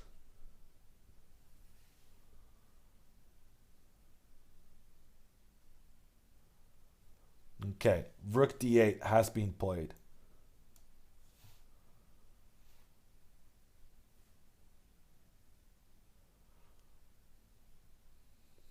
You know it, Klaus. Boom, 100 moves. So this game is not even halfway done. Alexandra, knowing that a win will put her into third place, she's not going to give up so easy. She terrorized her 13-year-old opponent previously by playing on for 50 moves at 5 a.m. in the morning for me, so I had to go to bed trying to get that win. And now she's not even afraid that her opponent is going to cry if she loses. The last couple of games, that has been Alexandra's main concern. The previous game she played, she won in 20 moves.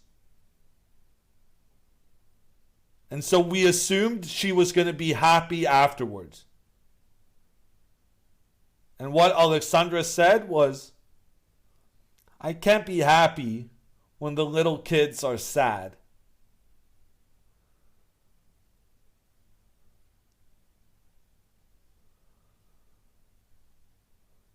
But Alexandra's ageist policies means that she's even deadlier right now, because this time she doesn't fear that her opponent is going to be upset. Somehow she cares less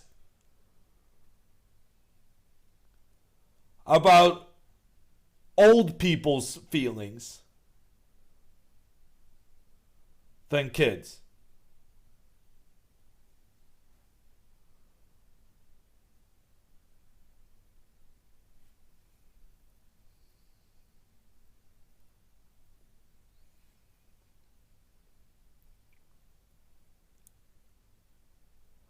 Hammer's sad because he is old. I am sad because Alexandra doesn't care about my feelings.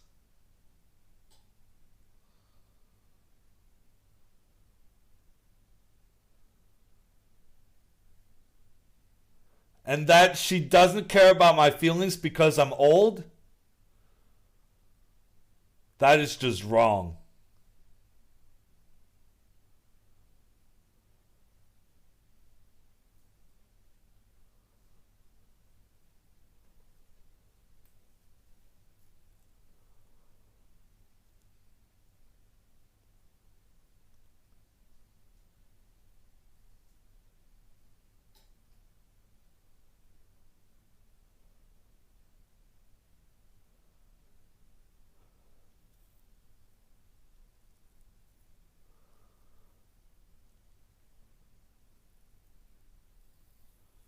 Why isn't Andrea commentating with you? Because she is young. And she has better things to do with her life.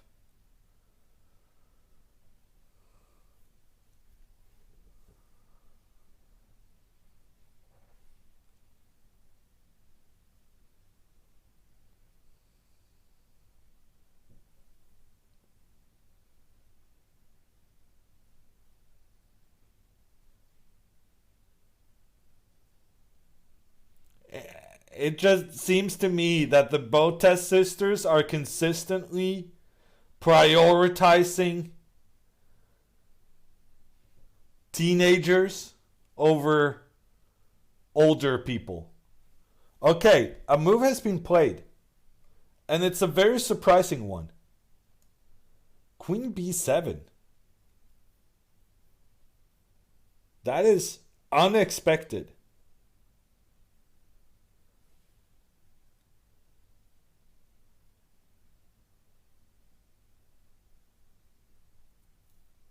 Huh.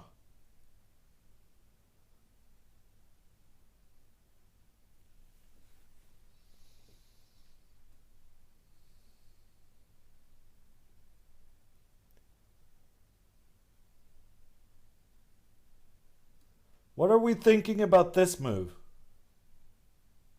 She wants bishop c4? No. It's much worse than that. She wants f6.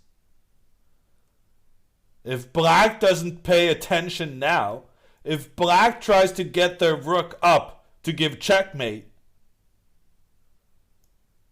pawn f6 opens up for the bishop in the same direction where the white queen is pointing. And that is checkmate.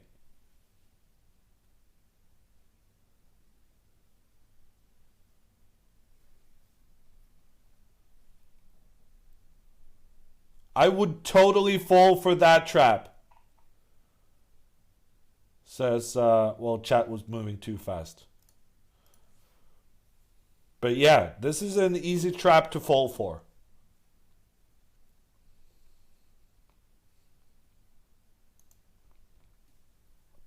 So you got to do something else. So you might do rook d7. Try to chase the queen. But then, queen comes in, gives a check. King moves up. Pawn f6. Sacrificing the pawn. King comes up to capture. Queen into the corner. Check. Scary position. Scary, scary, scary position. King moves back. Bishop attacks rook. Rook tries to counterattack against queen. Checkmate.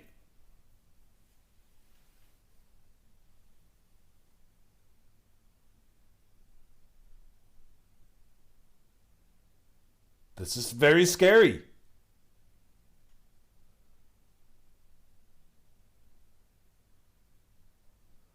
This is very, very scary. Black's king is not feeling safe right now.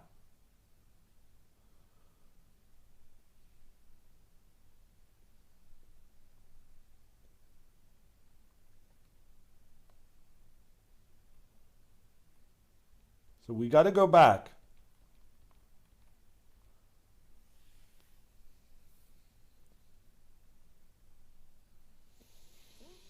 Queen to b7 was actually a very clever move. White realizes that this rook, I said this rook was doing nothing, but it's actually doing a good job protecting squares around the white king. This rook is preventing the white king from being attacked. And in the meantime, it's white's queen that has made a bit of a surprising maneuver, but it has really slithered itself in behind the black position. And if Andrea was playing against such a snake, she would probably die. The boa conductor.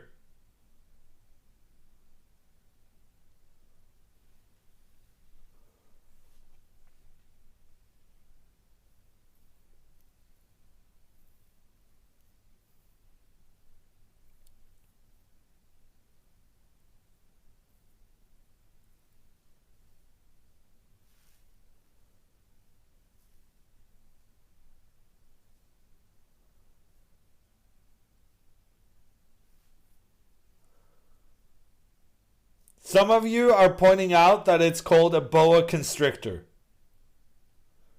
To you guys, I can only say, I feel sorry for you that you have missed the commentary this week. For all the people who are saying, yes, conductor. My hat off to you. I hope to see you again.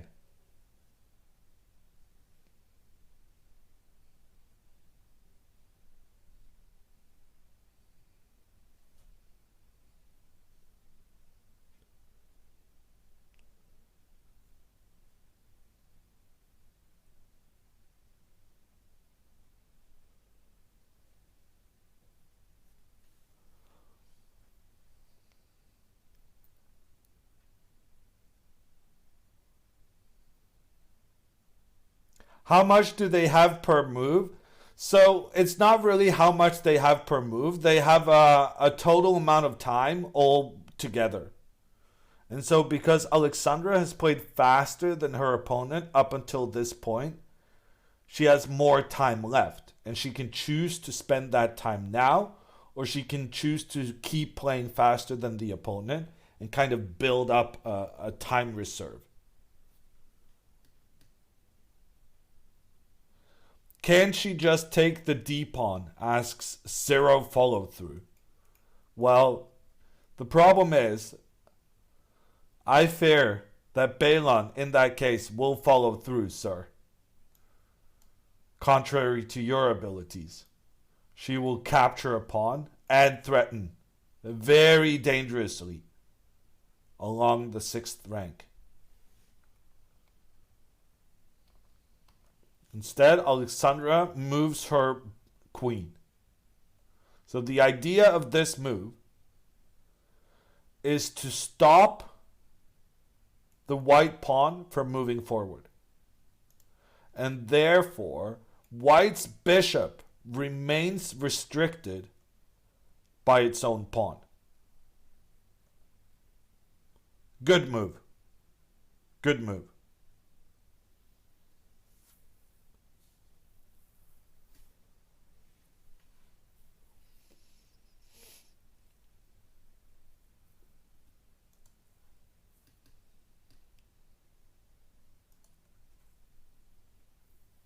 Alexandra might actually end this tournament by flagging her opponent. Alexandra playing a tournament without winning a game on time would not be very on brand. So that feels likely to happen. How fitting, says Monochrome.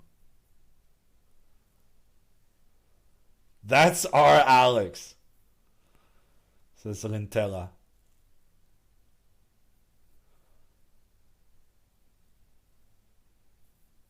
What is the time situation? We have moderators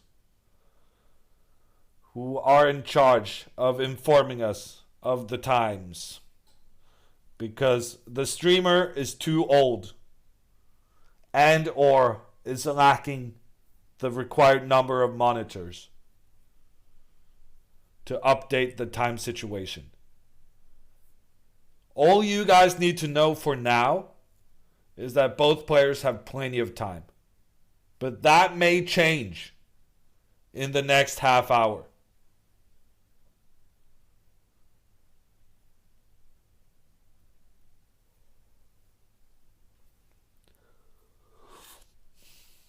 Ghost player, they get 30 seconds extra per move they make. Does time work differently when you're old? I think it's offensive you would ask me that. But yes, the answer is yes. Okay, the queen has returned. Once again, the queen wants to trade with the black queen. But we're not interested in that. Rook d6. Guaranteed move. Hammer guarantees. Rook to d6 will be played.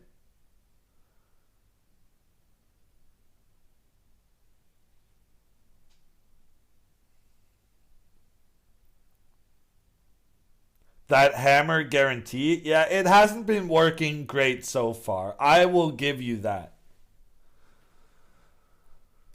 But this time, surely, you know what they say, even a broken clock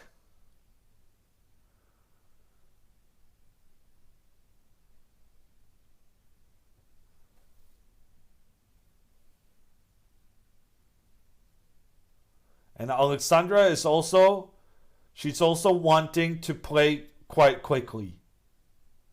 She wants to play quicker to put pressure on the opponent.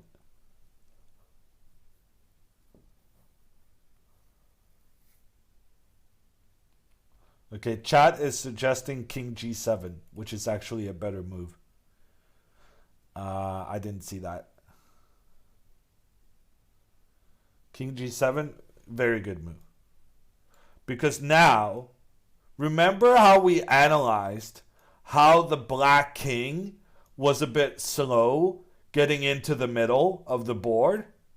Well, in this circumstance, look at who's having a party over here, capturing the pawns. King G7, great move, and Alexandra plays it. She's done it.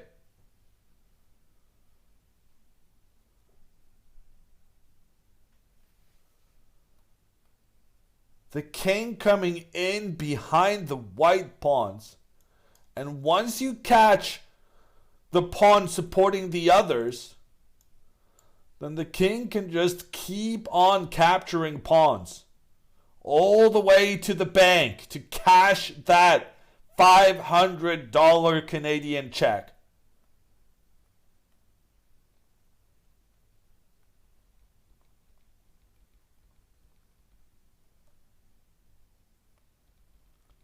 So this is the position. King G7 played.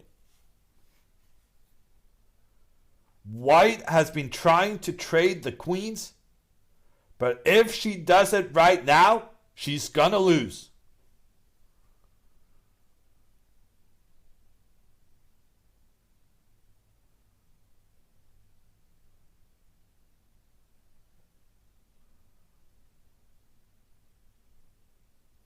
Doctrine with the 10 gifted subs. Thank you.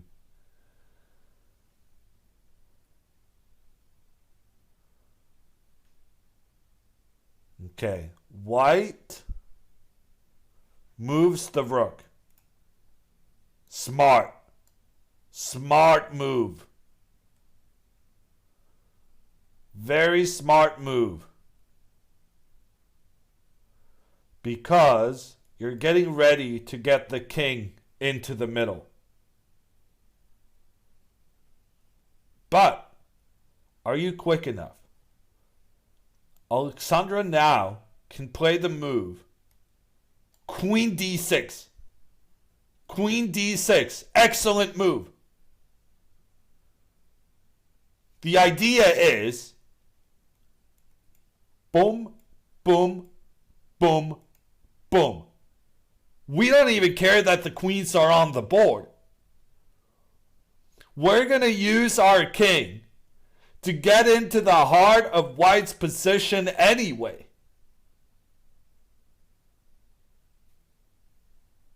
And if the white queen starts giving checks, I mean, we could probably do something else, but why would we?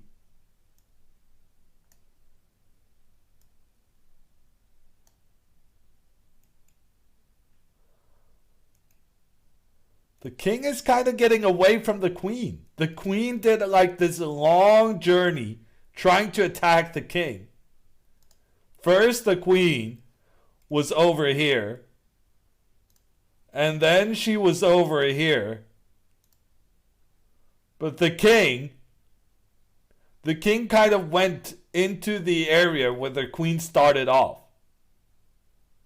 And so while white is moving the queen, on the other side of the board, the king is just escaping over on white's half.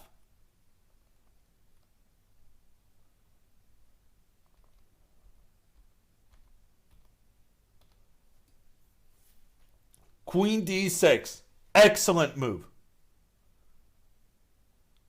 Alexandra, you need to play an excellent move now. Alexandra had close to a winning position out of the opening. And she was poorly concentrated. She let white's knight get into a good central square. She was careless and wasted her great position. But now, she still has potential to win this game. But it will require some good moves to make up for the mistakes of the past.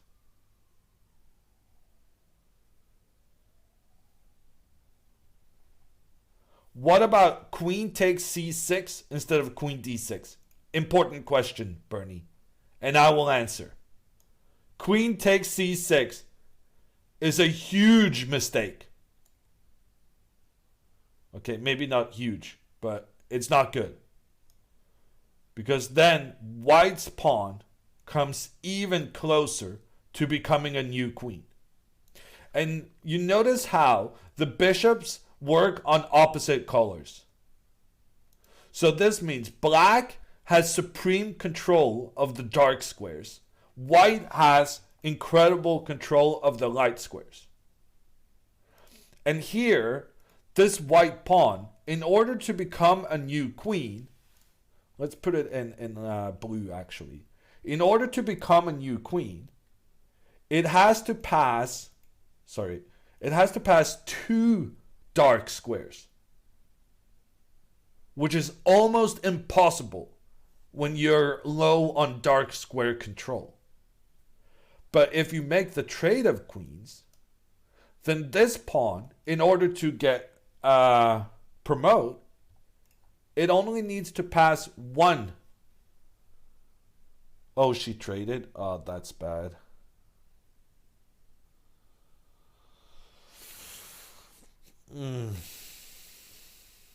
Okay.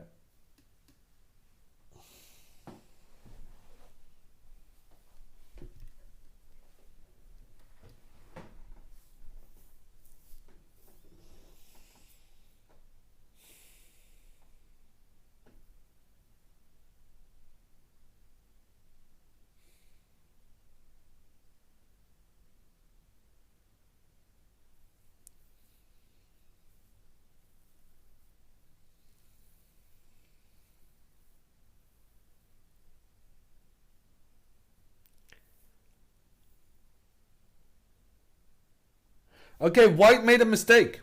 White made a mistake. Okay, so this was definitely very bad by Alexandra. Rook attacks pawn. Bishop into the middle. So I thought this was a mistake because this bishop can now easily be attacked by the black king. But the problem is white's king. White's king is coming up as well. Yeah.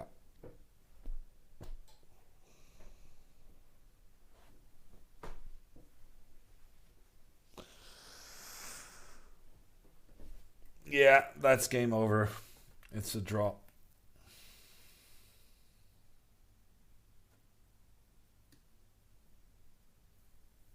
Okay, moves are coming in pretty quickly.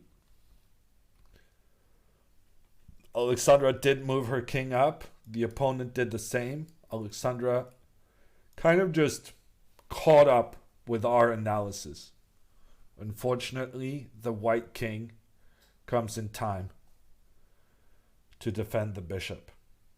It was extremely unnecessary of Alexandra to allow this pawn to get higher up on the board, being closer to becoming a new queen.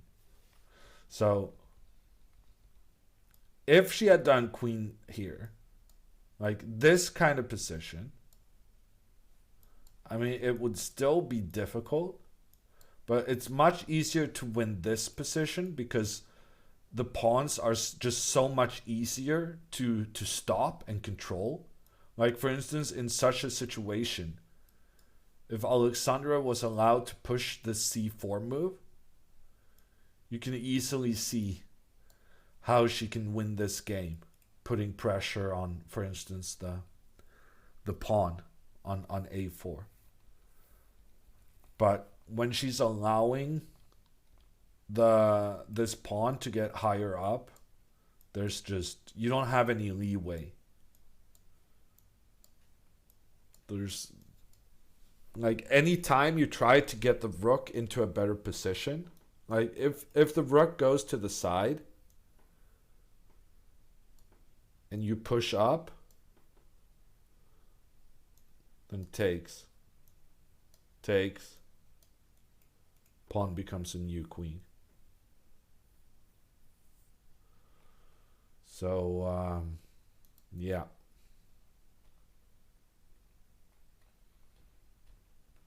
It's just much more dangerous with this pawn closer to becoming a new queen. What was played? Oh, rook b8 was played. Oh no, rook b8 was played. And then rook e1. Notice how white could have played rook c2. White could have played this rook c2 move, which prevented the pawn advance, because then the rook could capture the pawn. But instead, white is just making sure not to prevent this move because it would be a mistake. So white is kind of saying, oh please go push this pawn. Okay, but Alexandra, she realizes she needs to make sure that this pawn doesn't run away. Actually, okay. I mean, there's still hope. Alexandra is still trying to win this game. I do think she made it a bit more difficult for herself, but she's still trying to win. She's still trying to open up for her rook to attack. Is it more likely that she loses because white's pawns becomes too much to handle? Yes. Yes, that is true. But it also means we have hope of a victory.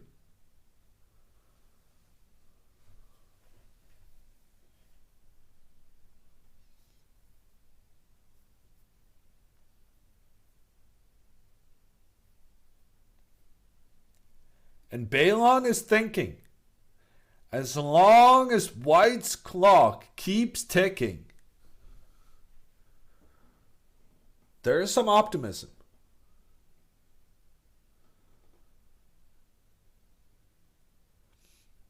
When do they get more time? They do not, Danny. This is the end of the road. No more extra time. They get 30 seconds per move they make. But other than that, they're on their own. Heyman, thank you for the first time sub. Thank you, stars.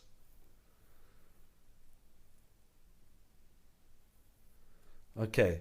Wow. Desperation.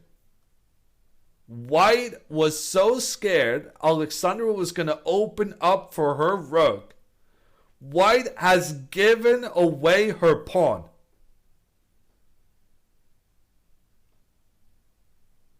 That is a free pawn.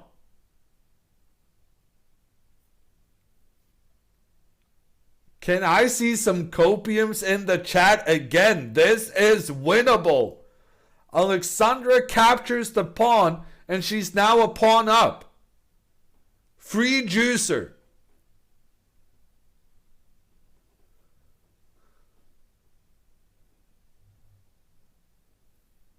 That was very nice of the opponent.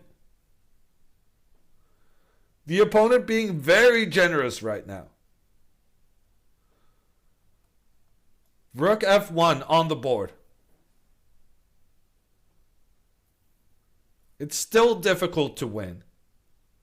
But it's much easier when we don't have to deal with this pawn being 2 steps away from becoming a new queen.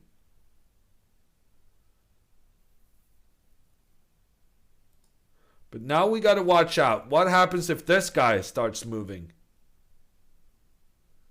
We should probably get our rook over there to stop that. Rook f8. We got all the time in the world right now. White gave away the only thing that could hurt us. So now we're just going to move our king over here to block.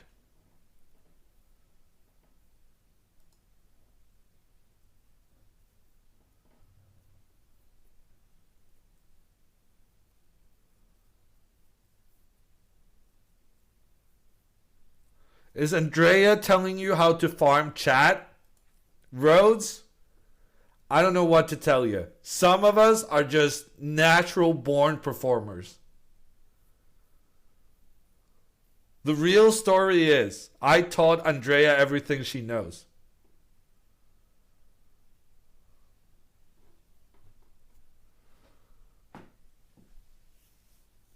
Rook f8 was played. Alexandra making some good moves right now.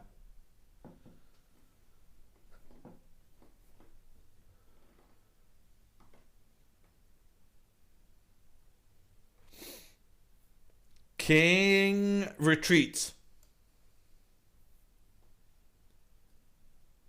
That is time for the king to get involved. The black king should get closer. And it does. No, she blocks with the rook. She didn't actually need to block. She could have moved with the king, trying to get white to push the pawn forward. Because then we could have blocked the connection between the rook and the pawn.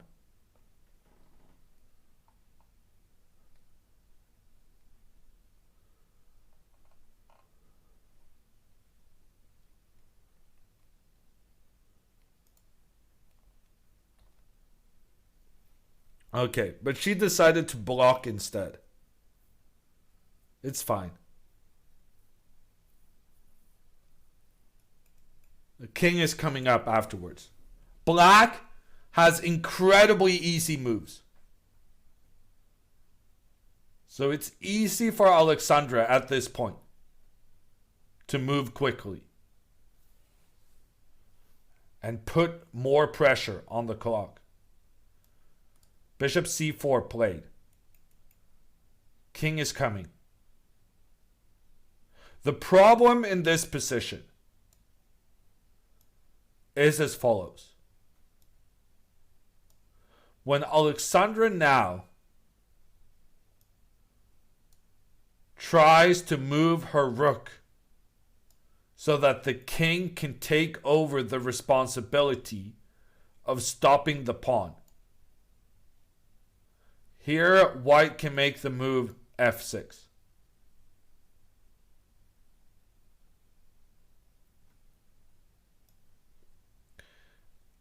And if you do that, the rooks are traded. And even though black is up by 2 pawns, there's no hope. All of white's pieces are on the light squares. They cannot be attacked by the black bishop on the dark squares. And even though you're down 2 pawns, you make an easy draw. And some clever ones in chat is asking, what about if you make bishop f4 to block the connection and then take the pawn? Well, The problem is the pawn will be defended. Just one square away from becoming a new queen. So you can't really let this pawn live. Okay, we're getting moves. Let's see. Alexandra, how far did her king get? I guess Alexandra has moved the king up here. No. This is the current position. King d3, the last move.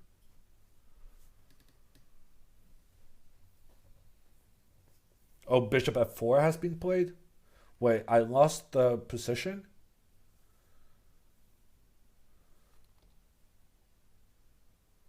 Bishop f4 here? It's a bit weird. King comes up. And then king d6. Ah, okay. Yeah, this is kind of... Nah. It doesn't matter. It's a draw no matter what happens.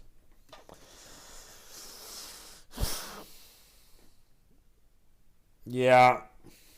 Glenda, she knew what she was doing when she gave away the pawn. It was nice for Alexandra to be a pawn up, but the fact of the matter is, these black pawns are not going anywhere. They're blocked by the white pieces. Black has no chance of dislodging those because they're on the light squares, and black only has the ability to attack the dark squares. So it's going to be a draw.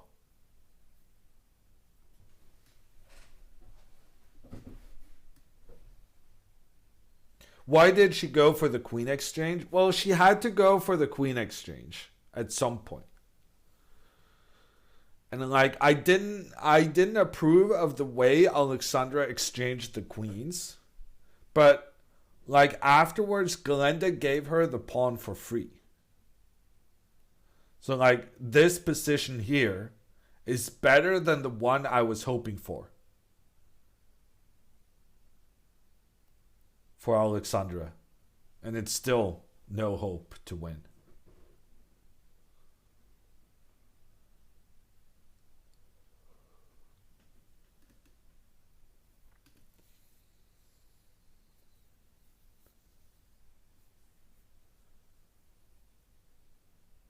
What is the board right now? This is the current board, I'm pretty sure.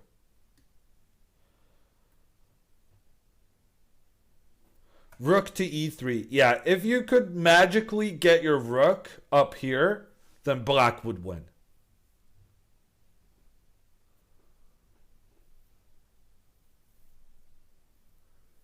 I don't really see that happening though.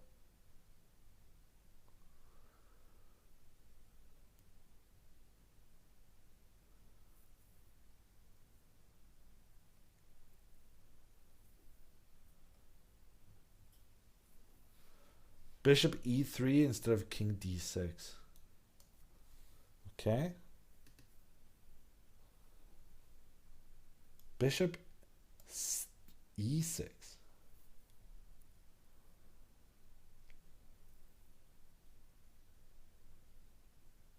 That's a surprising move.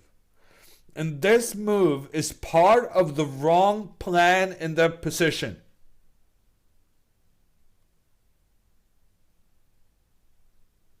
Probably doesn't matter, but now black is going to be able to use the king as a blockader. King comes in, rook retreats, and because the bishop is under attack, you cannot move the pawn further forward. And so the black king is allowed to blockade the pawn. It's not a big accomplishment, but it's something.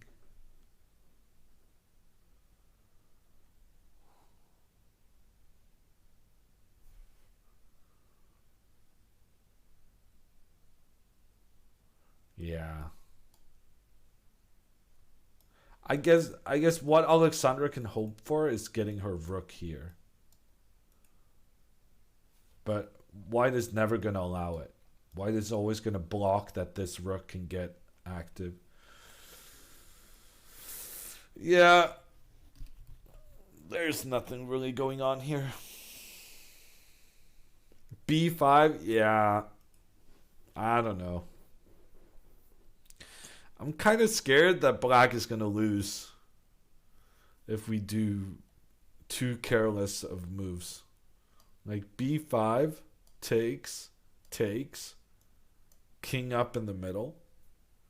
And now if you keep pushing pawns on the side of the board, like, yeah, you have two pawns and they're moving forward, but white has some scary ideas as well. And like here, I would be very concerned about this pawn becoming a new queen. Because the black king is just, well, it went on a walkabout.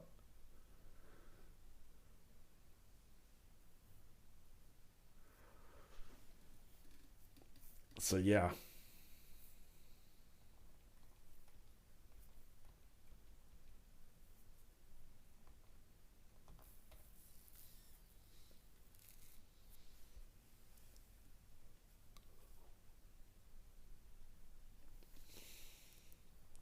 If draw, then fourth. Yeah, that's unfortunate. Alexandra needs a win to finish in third place. But right now, it does look as though the opponent has things under control.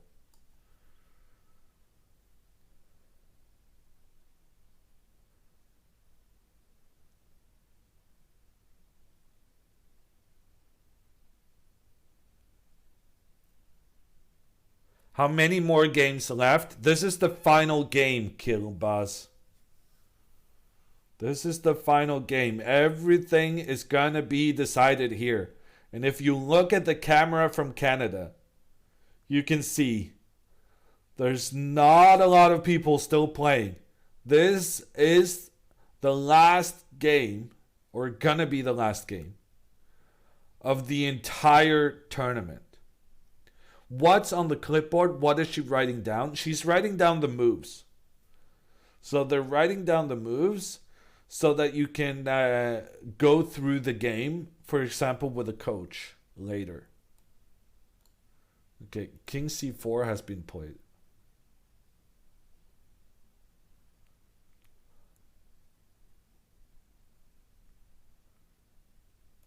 I guess Rook F8.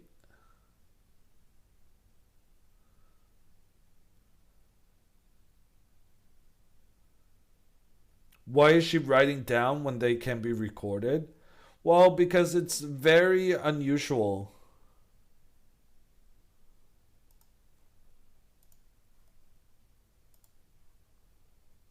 It's very unusual to kind of have this.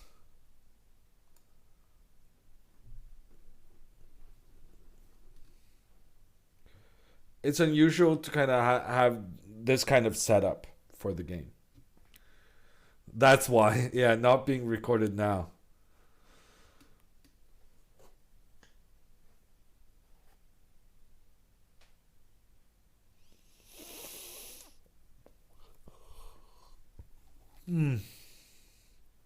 Okay.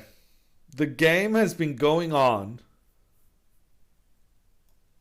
Okay, Rook F8 has been played. The game has been going on now for over 4 hours.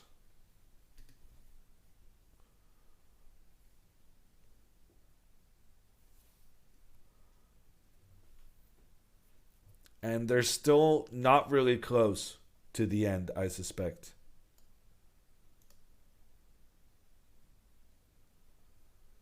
Balin is down to 9 minutes on the clock.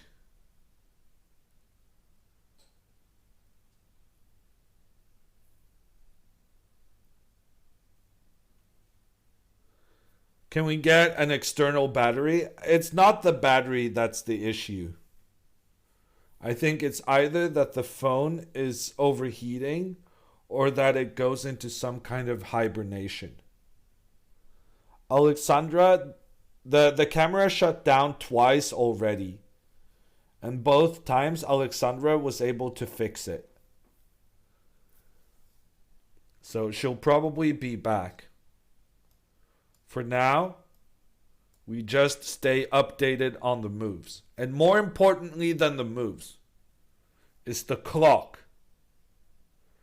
Balin has 9 minutes left. And the less time you have, the more likely you are to make a mistake. We're on move 61. The average chess game is about 40 moves. We're already way past that point.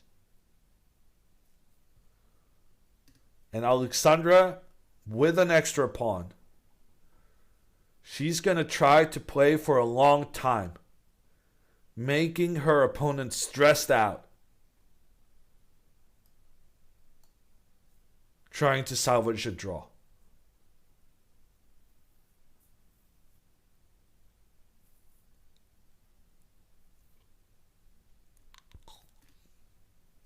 Andrea has an appointment this morning. She's not going to be able to join the stream.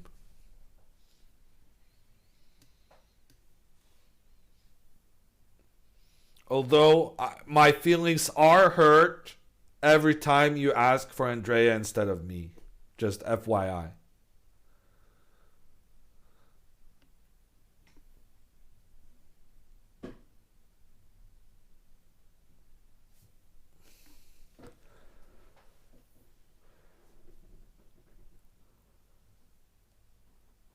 Do the 30 extra seconds stop after a certain amount of moves? No, Chariki. The 30 seconds they get per move they make is forever. That means if this game lasts another 180 moves, if that happens, they will get 180 extra minutes on the clock. So the game, in theory, could last more than 3 more hours. Thank God I'm being paid by the hour.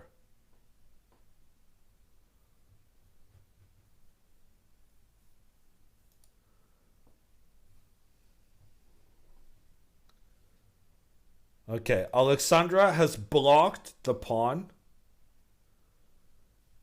with her king.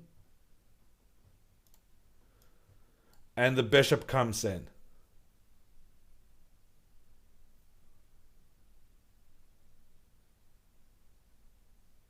Alexandra is playing very quickly now.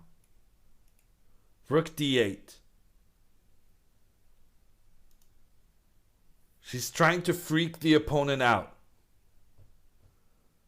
making quick moves. In order for Alexandra to have any hope of winning this, she needs to get her rook into the game. But every time she tries to get her rook moving up the board, White is going to block that with a bishop. Bishop protected by own pawn.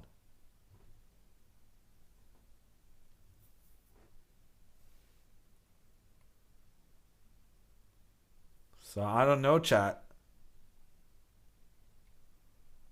Doesn't look promising. This is the current position. Alexandra moves rook b8.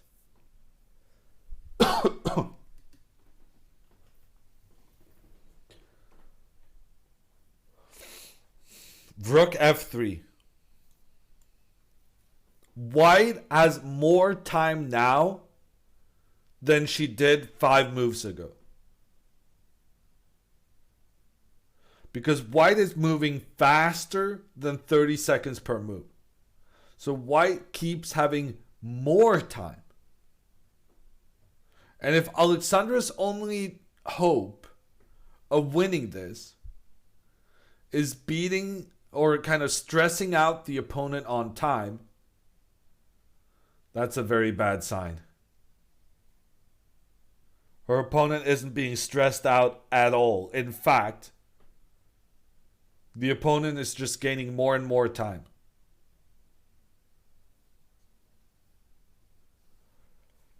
A juicer is a pawn, I believe. Dog.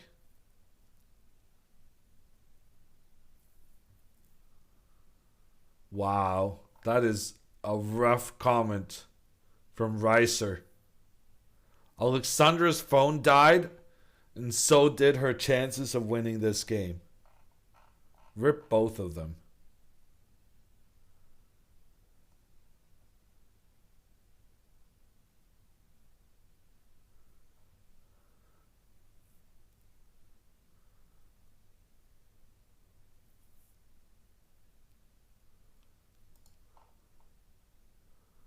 Glenda seems to have a lot of experience.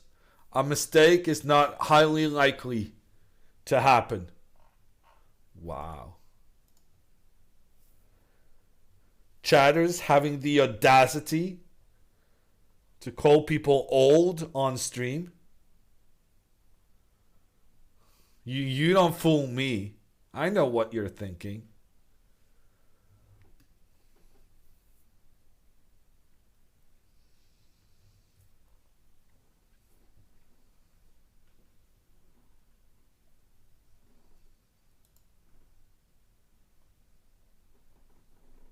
Are you from Sweden because you speak the same way as Knut? Knut is Norwegian. For fuck's sake. They owned us for some time. But, I mean, that's like 400 years ago. Okay, that's not entirely true. It's a bit over 100 years ago. But I don't want any of that. Mistaking Norwegians for Swedes? That is unacceptable.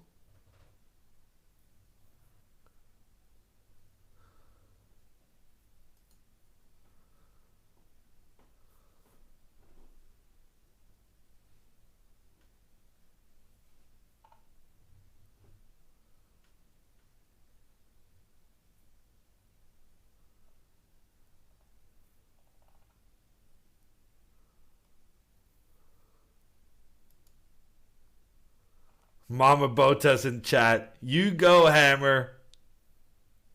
Mama Botas is learning Norwegian. She said so yesterday. She doesn't care about that stupid Swedish language.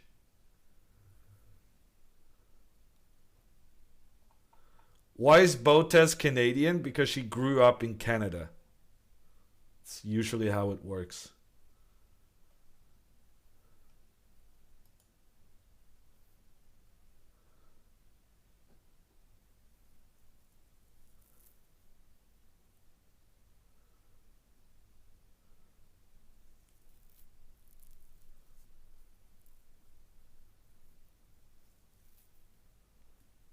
Did we get any more moves? I guess we did. I kind of lost interest in the game, chat. I'm not gonna lie. There's no hope.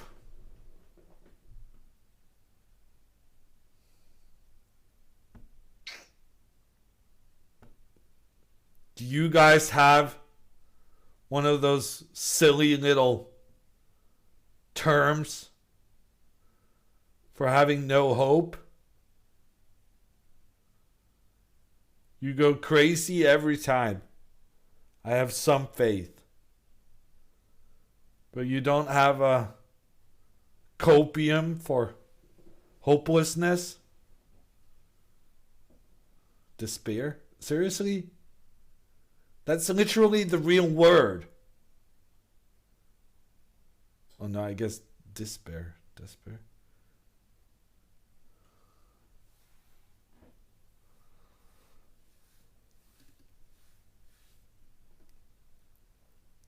No hope, chess? No. I don't see a single reason to be hopeful here. Honestly, the only person I can see winning this is white.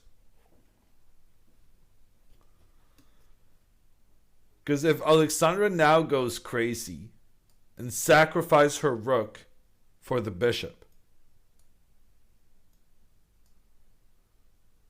then the white rook will come in and capture all the pawns and win the game.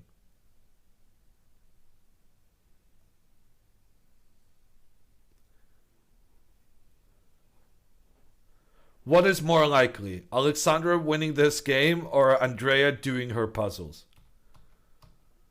I'm sorry to say this, chat, but I believe it's more likely Andrea does her puzzles than Alexandra winning this game.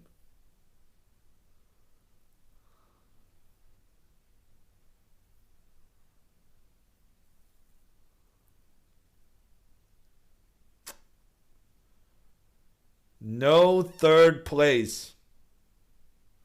No 500 weird dollars.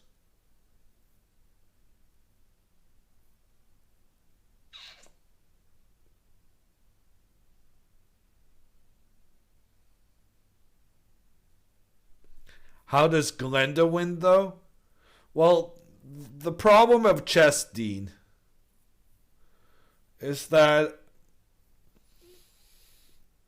a lot of the times, no one wins. I know this is very un-American of us. But more often than not, there's no winners.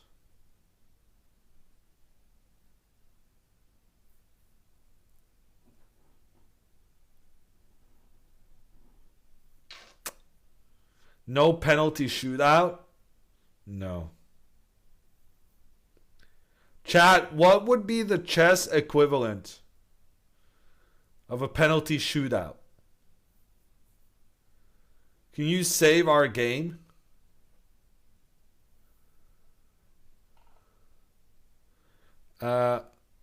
O'Keefe, thank you for the 100 bits. Can you analyze King E5, please? King E5, Bishop C4. Pawn trying to become new queen. Rook stopping pawn becoming new queen.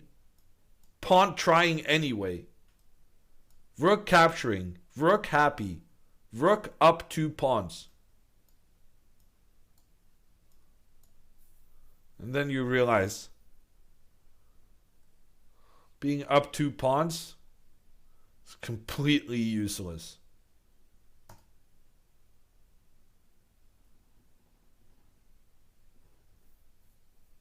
Video back. I am very curious about these people saying video back. Because the last time they said it, it was true.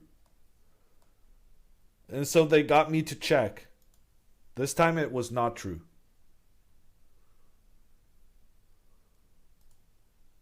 Lovely. Thank you for the 100 bits.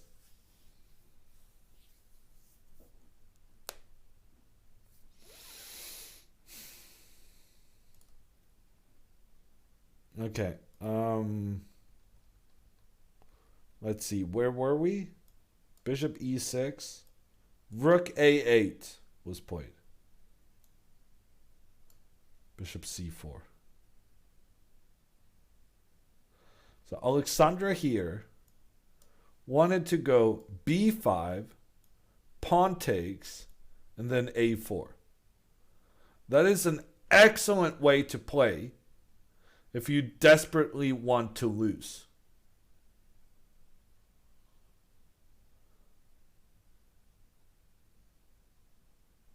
Because now this pawn moving forward, very dangerous. I'm going to stand by my original comment. I think it's more likely that Alexandra loses here than that she wins.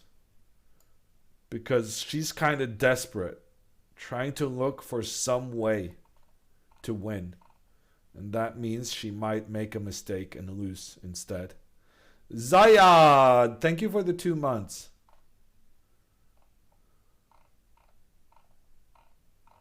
Did I miss any other subs? Potentially. Wow, B5.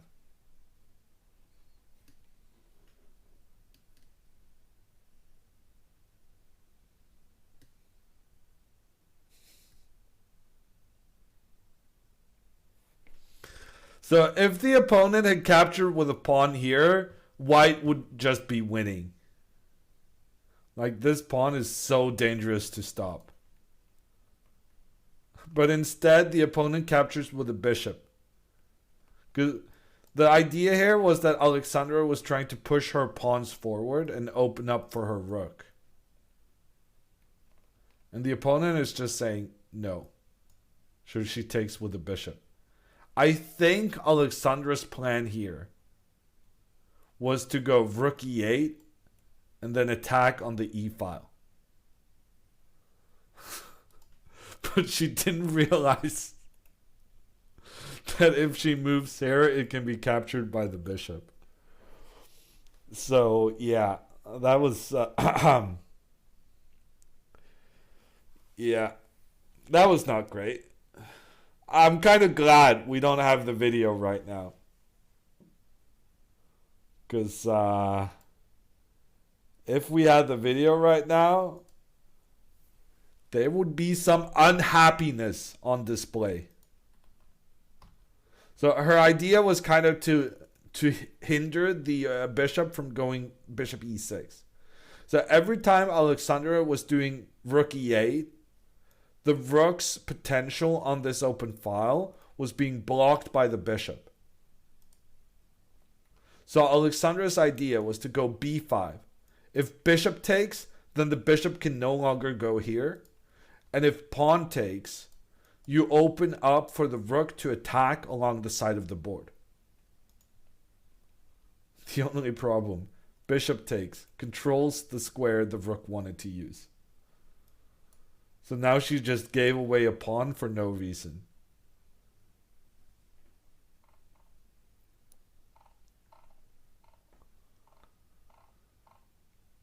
That is unfortunate.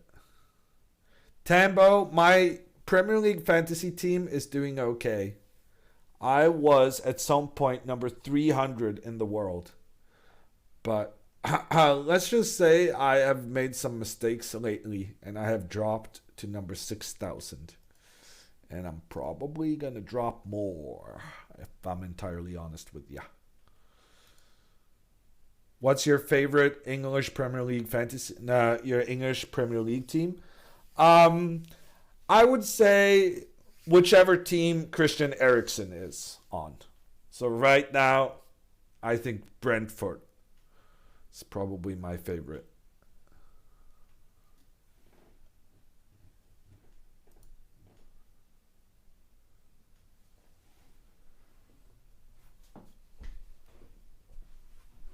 But he's Danish, though. We make an exception for Christian Eriksen.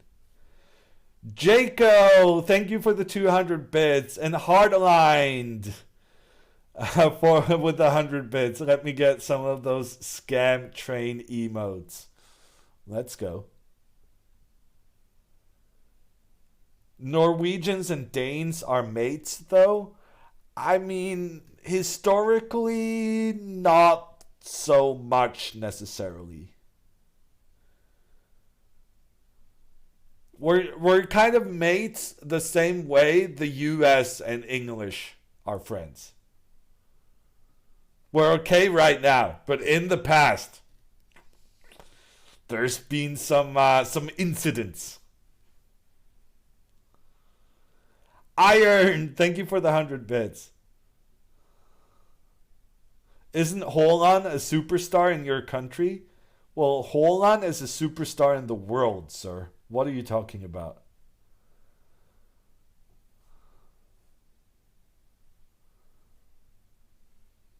Do you watch Dortmund for Haaland?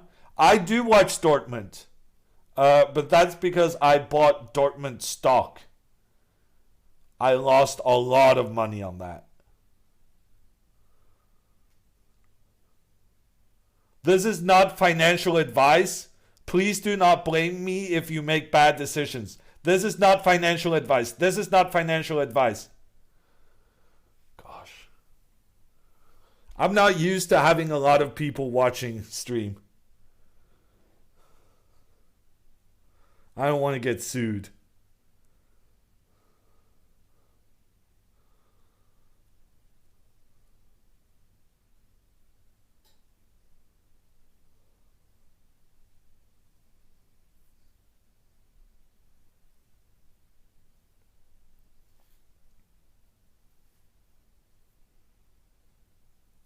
Hammers Twitch. Yeah. Let's get that link out there. GMJLH.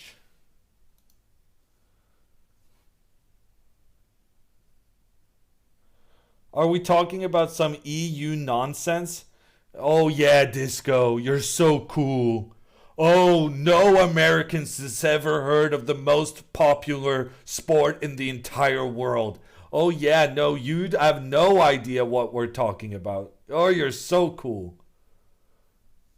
Charmed coming in with the 500 bits. Thank you. Why are you not verified on Twitter? Well, let me tell you a story, Mathieu. It's because I'm lacking friends. That's the honest truth of it. For a very long time, I didn't care about Twitter verification.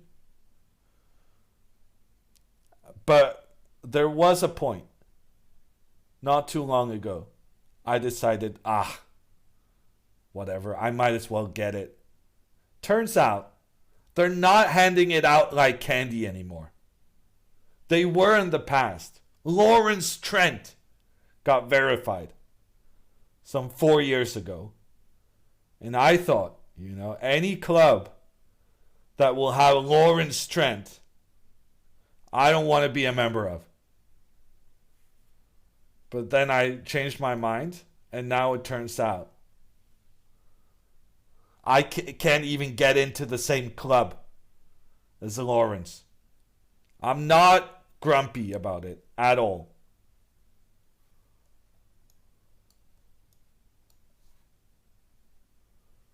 How much time does Alexandra's opponent have? 10 minutes.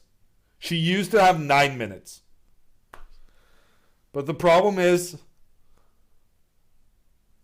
Balin with the white pieces here. She's playing quicker than 30 seconds per move. So every time she makes a move, she gets more time than she had previously. So yeah, winning on time, not really looking like an option right now. Wrench or Trent? Well, I was talking about Trent. But if Wrench is verified, then, that just makes me grumpier.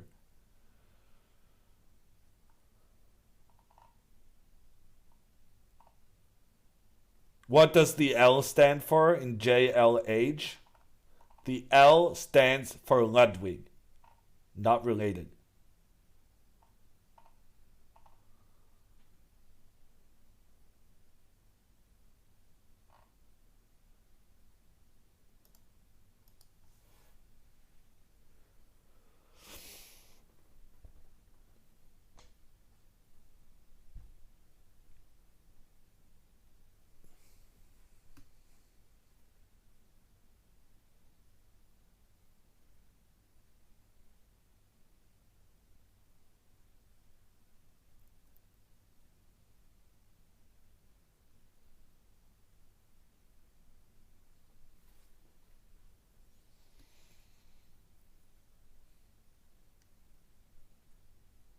We're on move 70, people.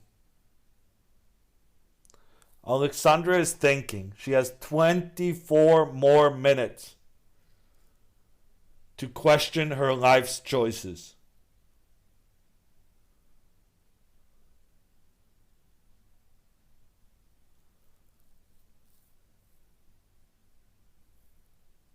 And then she's going to make a draw.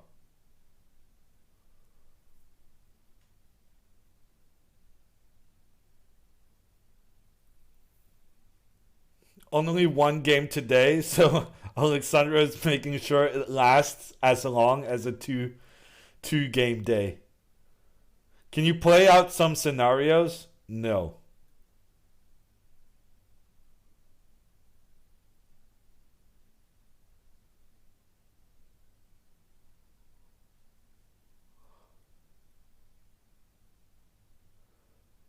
Why wait to offer a draw? Time is money? Yeah.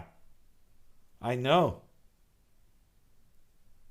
My fee is increasing by the minute. Literally.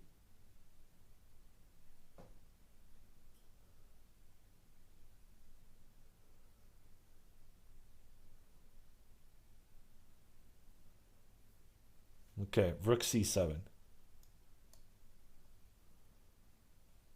White is going to move the bishop back. Ooh, white moves the king up. Has Alexandra played so poorly, her opponent realizes she should go for the win. Video is back up. I'm a sucker. I'm going to check. Video is not back up.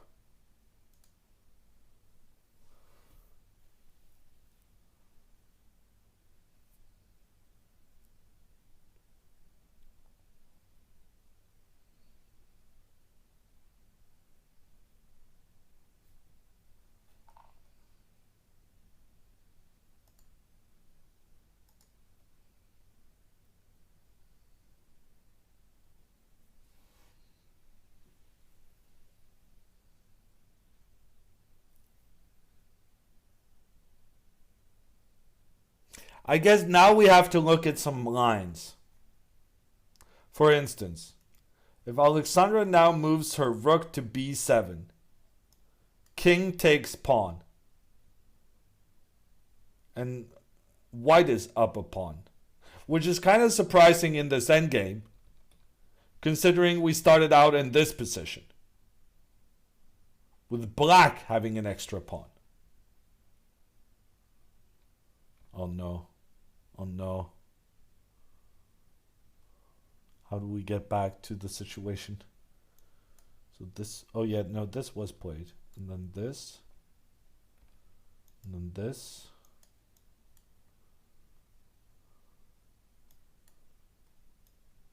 Okay, I think this is correct.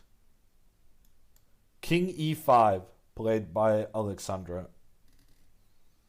Okay, so if now king b5, trying to get this pawn on the side of the board, Alexandra can go king e4, rook back, push the pawn. But the problem with pushing this pawn is that now white can do the same. And this guy is very dangerous. And this kind of looks like white is gonna win. Yeah.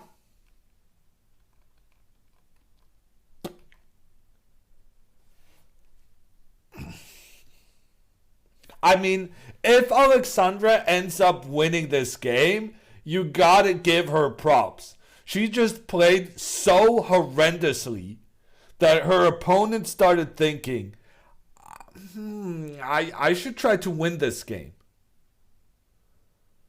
That is some 200 IQ plays.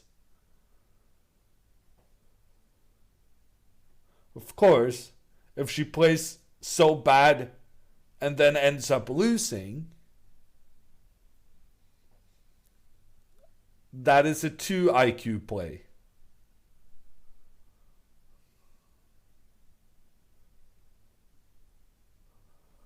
Okay, rook f1 has been played.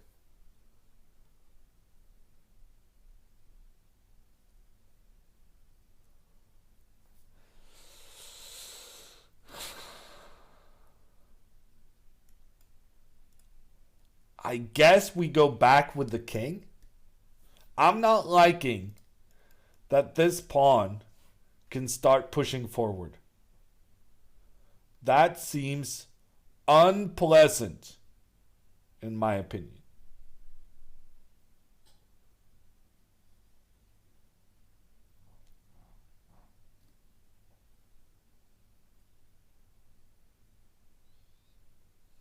And now, for instance, sample moves. If rook c8, the pawn gives up the bishop, but just continues forward and becomes a new queen.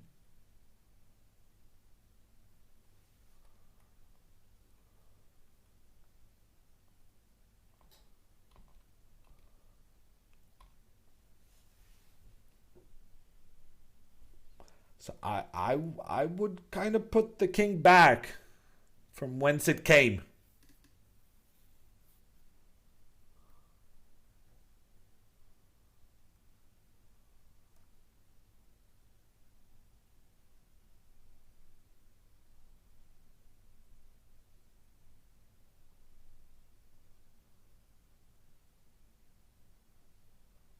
You don't catch the queen with the rook? Unfortunately, no, gunslinger. What about king f6, king d5, asks Ivan. Well, then we can push our pawn. No, wait. Then the king comes back. Wow, that is very sneaky. The king moves up the board. So we try to think, oh, now we can try to get a new queen. But then the king comes back and attacks two pieces at once.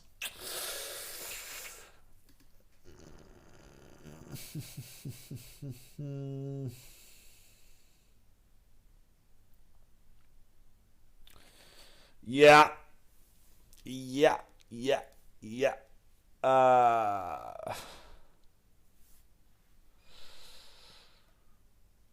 Okay. We're gonna say that Alexandra probably not gonna come back.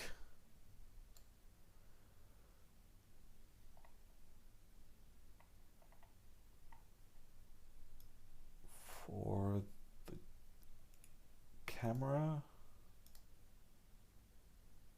Oh no. Seriously? I cannot zoom out on my one Chrome window without it automatically zooming the same on the other one. That is annoying. I'm trying to figure out whether I can put the clock times on stream. Not sure I have that technical ability required.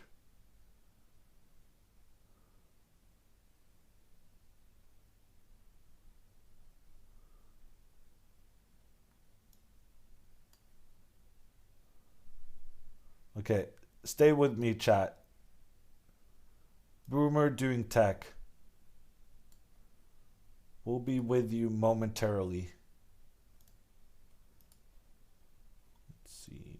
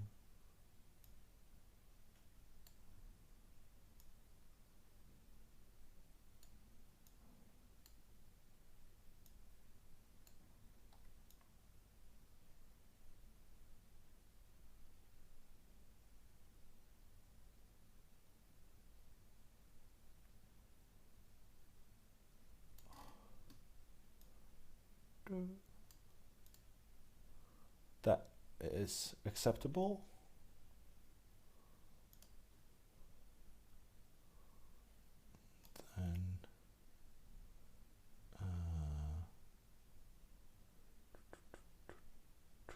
duplicate.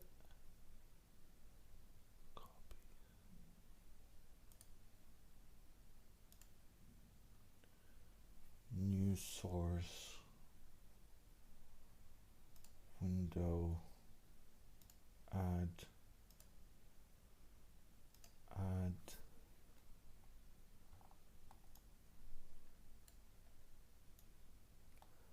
Chat, you're going to be old at some point as well. Don't think that you're not going to be the person of the receiving end of this trouble.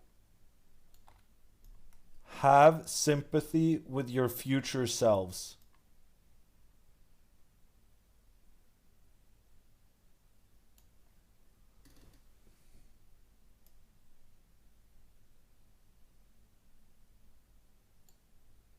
Oh, that's kind of ugly.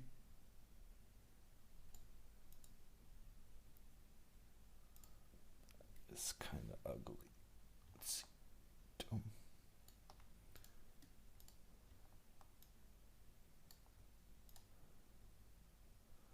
It's as good as it gets.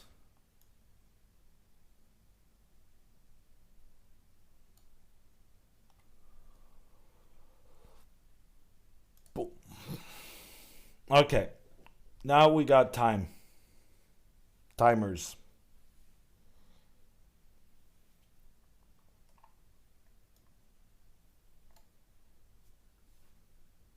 Moves. We also have moves.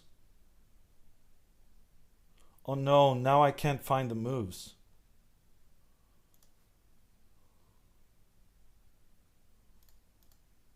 Okay, so Bishop D2 was played. Bishop D5. King back, king up. White is going for the win.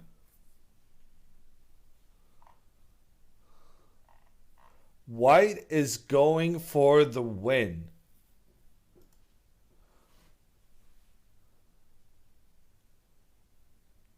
So Alexandra has, after her opponent has been desperately going for the draw in an extended period of time,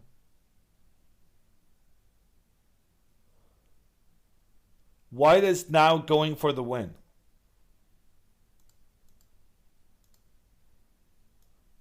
Maybe not. She went back with her king again.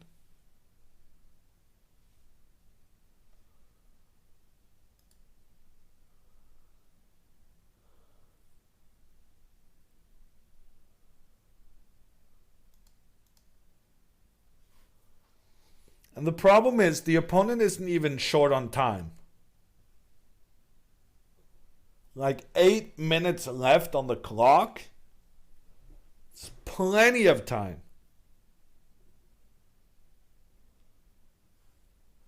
Okay, good tricky move from Alexandra. Rook D7. Good move. For the first time in like 30 moves, Alexandra has a trap. Alexandra's idea is if white doesn't do anything, D3, the pawn moves forward. The pawn cannot be captured because then you can capture the bishop. Also, if the bishop moves back to try and stop the pawn continues forward anyway. With the idea bishop takes pawn, attack the king, attack the bishop, the king has to move away and the bishop is captured. Alexandra made a trap. And the opponent, Balin, she fixed it. Bishop E6, great move. Great move from white. Attacking the rook, and when the rook moves, now you can block with the king, preventing this pawn from moving forward.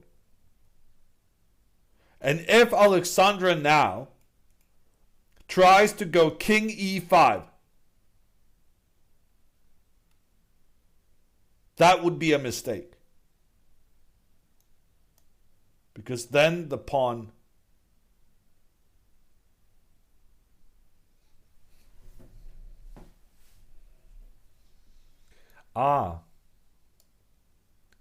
rook takes. On a rook takes, then you have check, and then the pawn moves. And there's a new queen. But instead you can go king takes, pawn down, rook back, new queen, captures, captures. And in the end of this analysis, this pawn moves up, gives a check on the king, and opens up an attack on the rook. And black wins.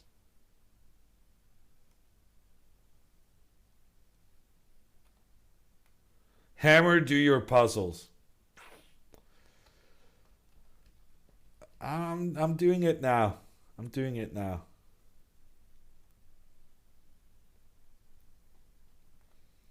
Okay. So rook d6, king moves back, rook moves back, rook moves up. We're back to the back and forth part of this game.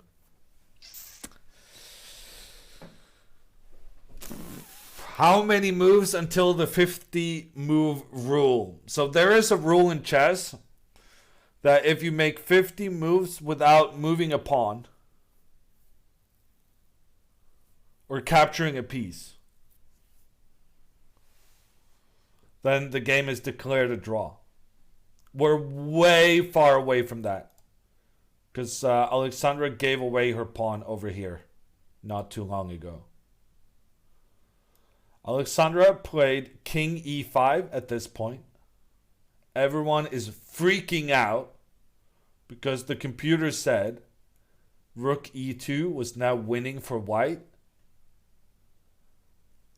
I have no idea why that is the case. Instead, Glenda played bishop to c4.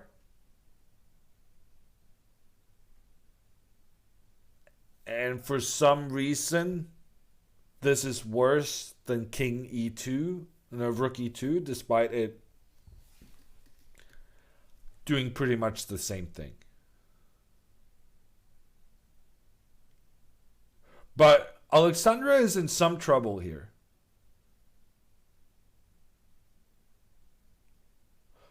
Oh, it's a draw. Draw declared. Draw declared. Game is over.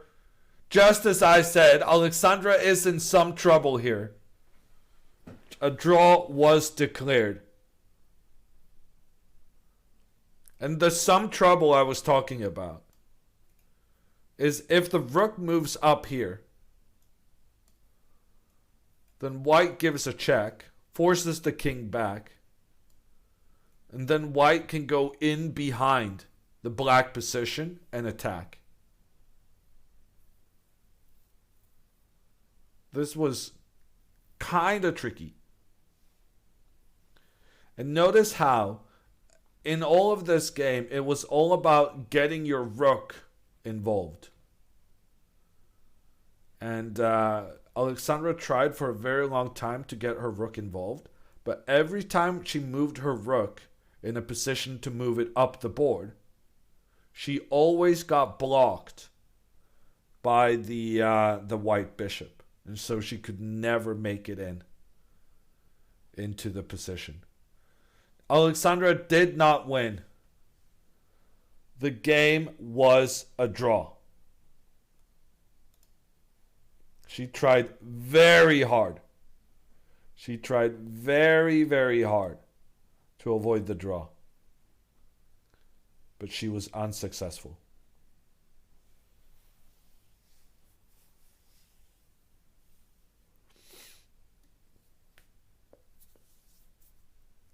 So now Alexandra will have the equal amount of points as another girl for the third place finish. Unfortunately, Alexandra lost their game when they played against each other. So she probably finished in the fourth place. How many people in the tourney? I think there were 14 participants.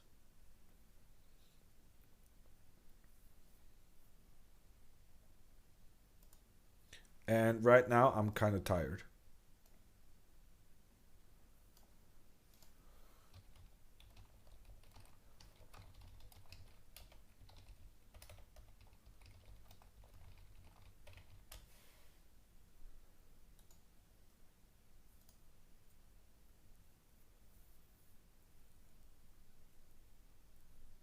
Why were there so many 1,000 rated players in the tournament? Good question.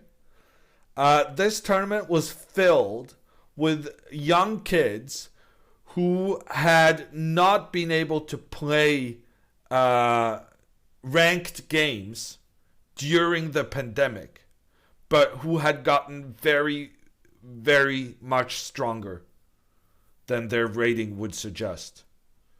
So Alexandra was somewhat a victim of the pandemic and its trickiness in allowing people to play, and yeah, kids got better.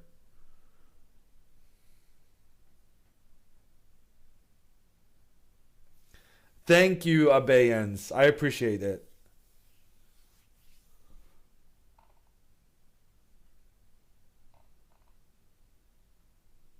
How are players with the same score differentiated? That's very complicated to explain, Venom. But short story, Alexandra lost to the other person who was equal on points with her. And that means she's probably going to be behind on tiebreakers.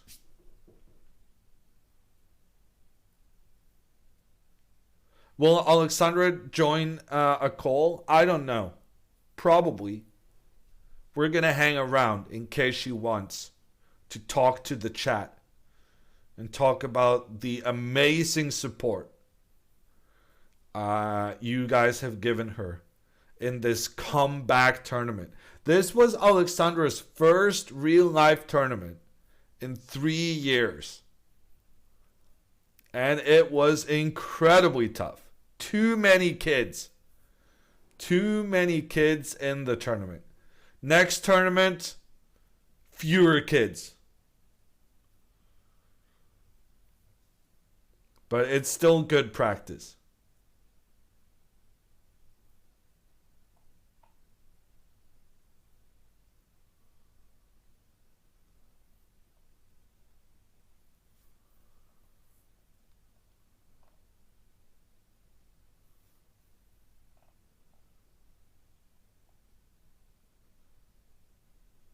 Yeah, I think it's a transmission error, Nordman.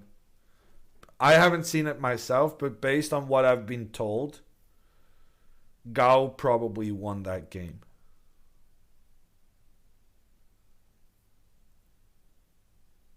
Need to coach Alexandra on how to crush children without mercy? Yeah. But that would be a poor use of our time, considering that Alexandra is now going to spend her time whenever she's choosing which tournament to participate in. She's going to make sure that the kids ratio is at acceptable levels, preferably nil.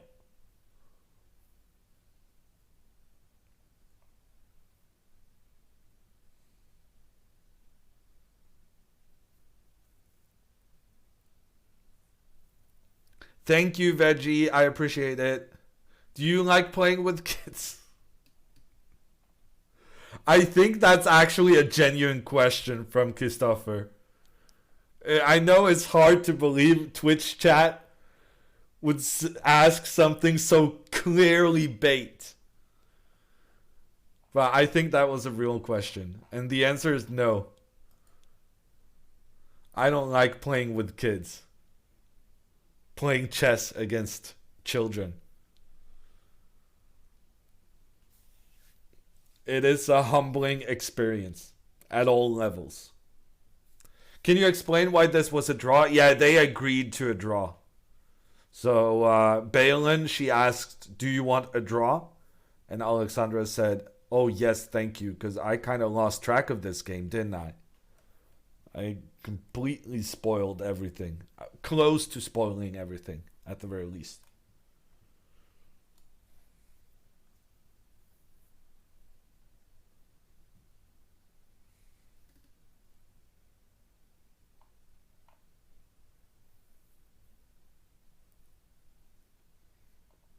Why is it bad for Alexandra to play against kids? Because they're so strong and they're so underrated.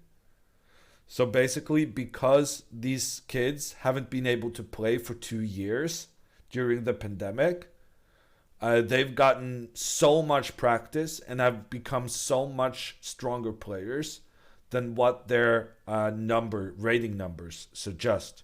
So their ranking score basically says that they're barely know how to move the pieces, right? But in reality, and as we have witnessed during these 5 days, these girls know perfectly well how to move the pieces. They're actually quite good.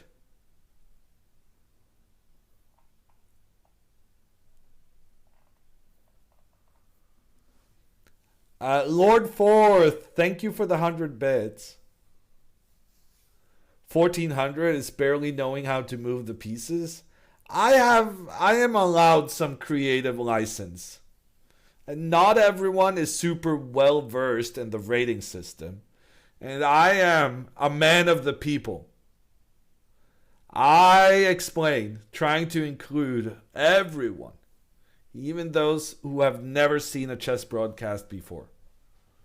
That is my story, and I'm sticking to it.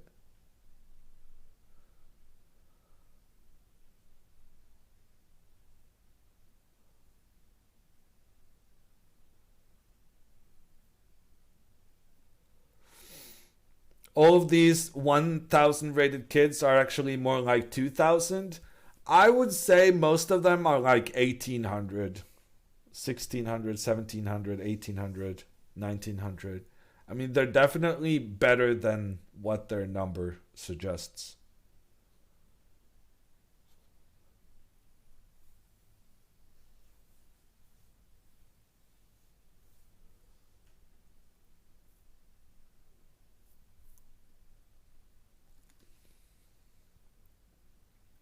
Will there be an interview with Alexandra? Well, we're sticking around a couple of minutes to see if Alexandra is going to call us.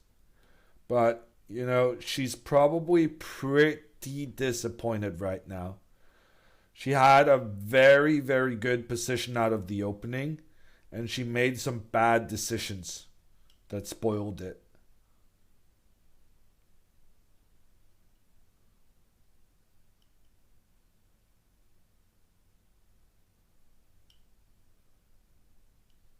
How about you call her? That's a very alpha move.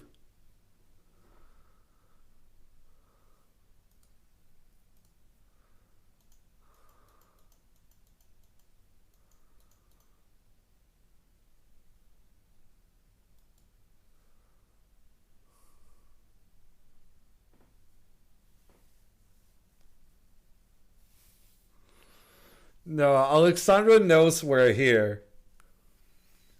If she wants to talk to you guys, she will call.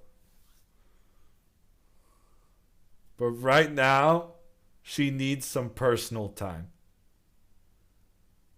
Let's just say last time I finished a tournament, I needed a good cry.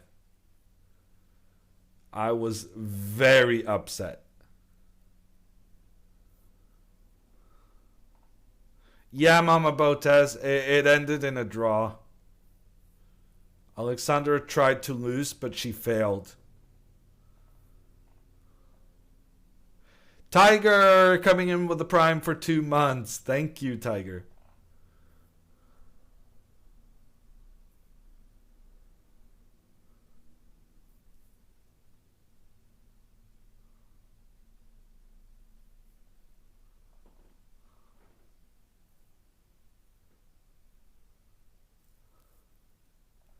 Hip side, the battery is not dead. It just overheats.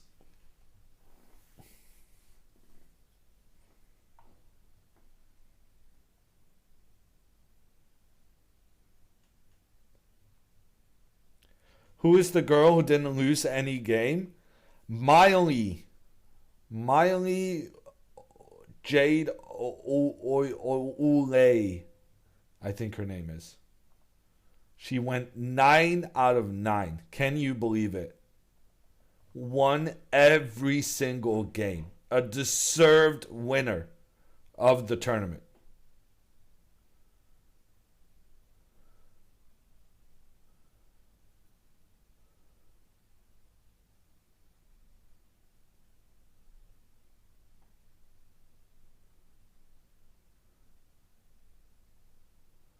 Alexandra's new rating is going to be under 2,000, so she can farm the under 2,000 category.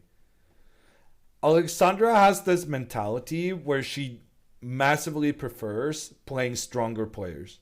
So she plays better when she's playing people who are higher ranked than herself.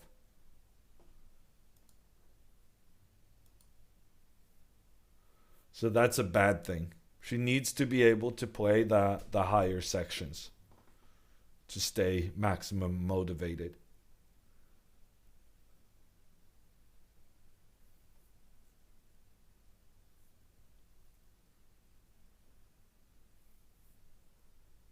Was there a prize pool? Yes, there was. 500 Canadian dollars for third place. Alexandra would have gotten there with a win here.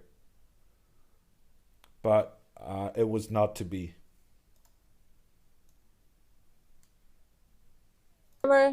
Hey. The tournament is over. I am happy because I get to leave. And that is the best thing about this. Yeah.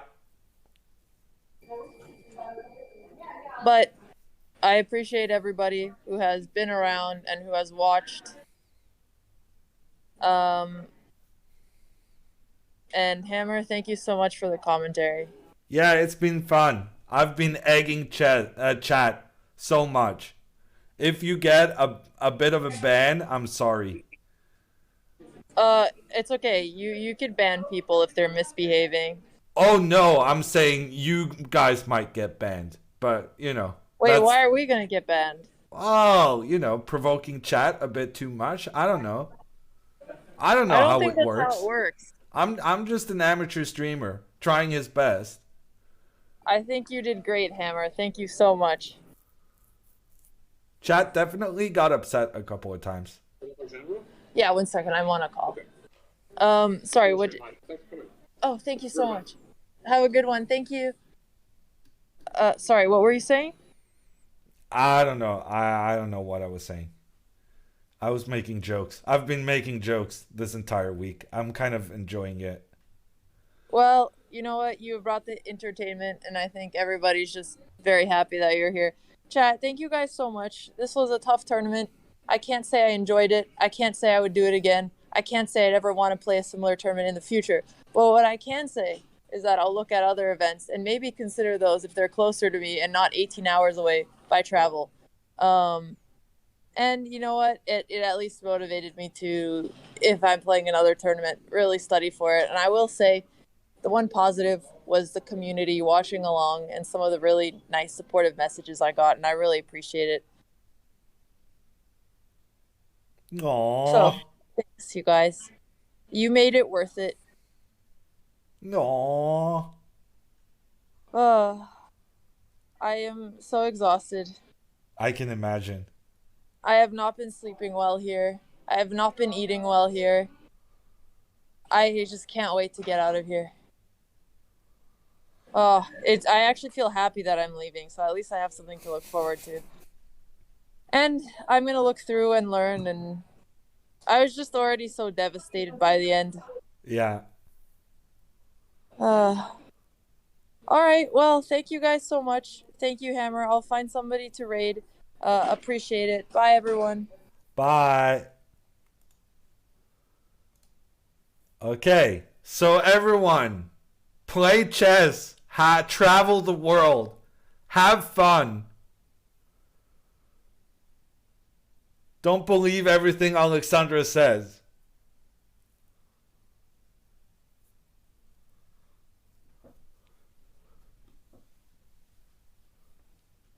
Alexandra Botes, the #1 promoter of chess in the world. Thank you, Jules, for the 100 bits. Don't hire Hammer. Don't go to Canada. Avoid the kids.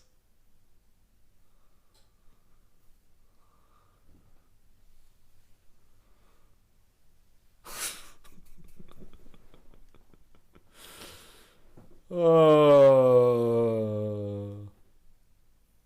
Yeah. No, I feel for her. Because playing bad chess is just the worst feeling ever. Especially when you've invested so much of your life and your spare time trying to get better. And when it matters, you're just not able to show your best. And that was the disappointment we could hear in Alexandra's voice right there.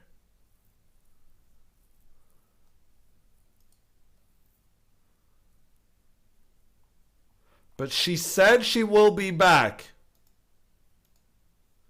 And I think, if anything, the support she got from this community may be the one thing that means there may be more Botes real life playing in the future. If not for you guys this week, that may have been the last competitive game Alexandra ever played. So I thank you guys for being here, for supporting, for cheering Alexandra on in these difficult times. And more Hammer commentary. Yes, that may also be another side benefit or disadvantage, depending on your views, of Alexandra not retiring on the spot.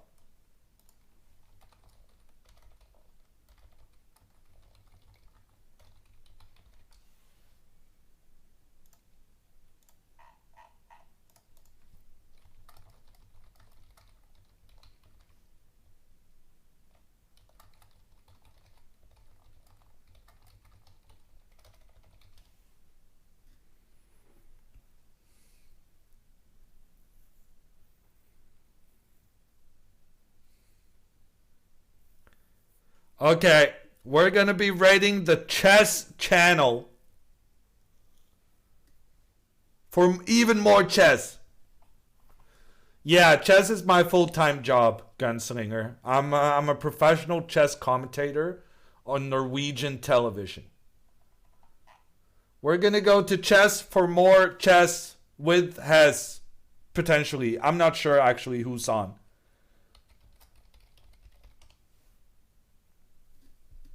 The next time you watch Botes live, I'm probably not going to be here.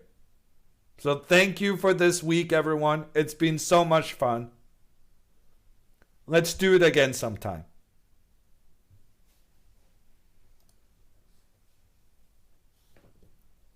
And until then, goodbye, good night, and we'll see you around. Bye, everyone.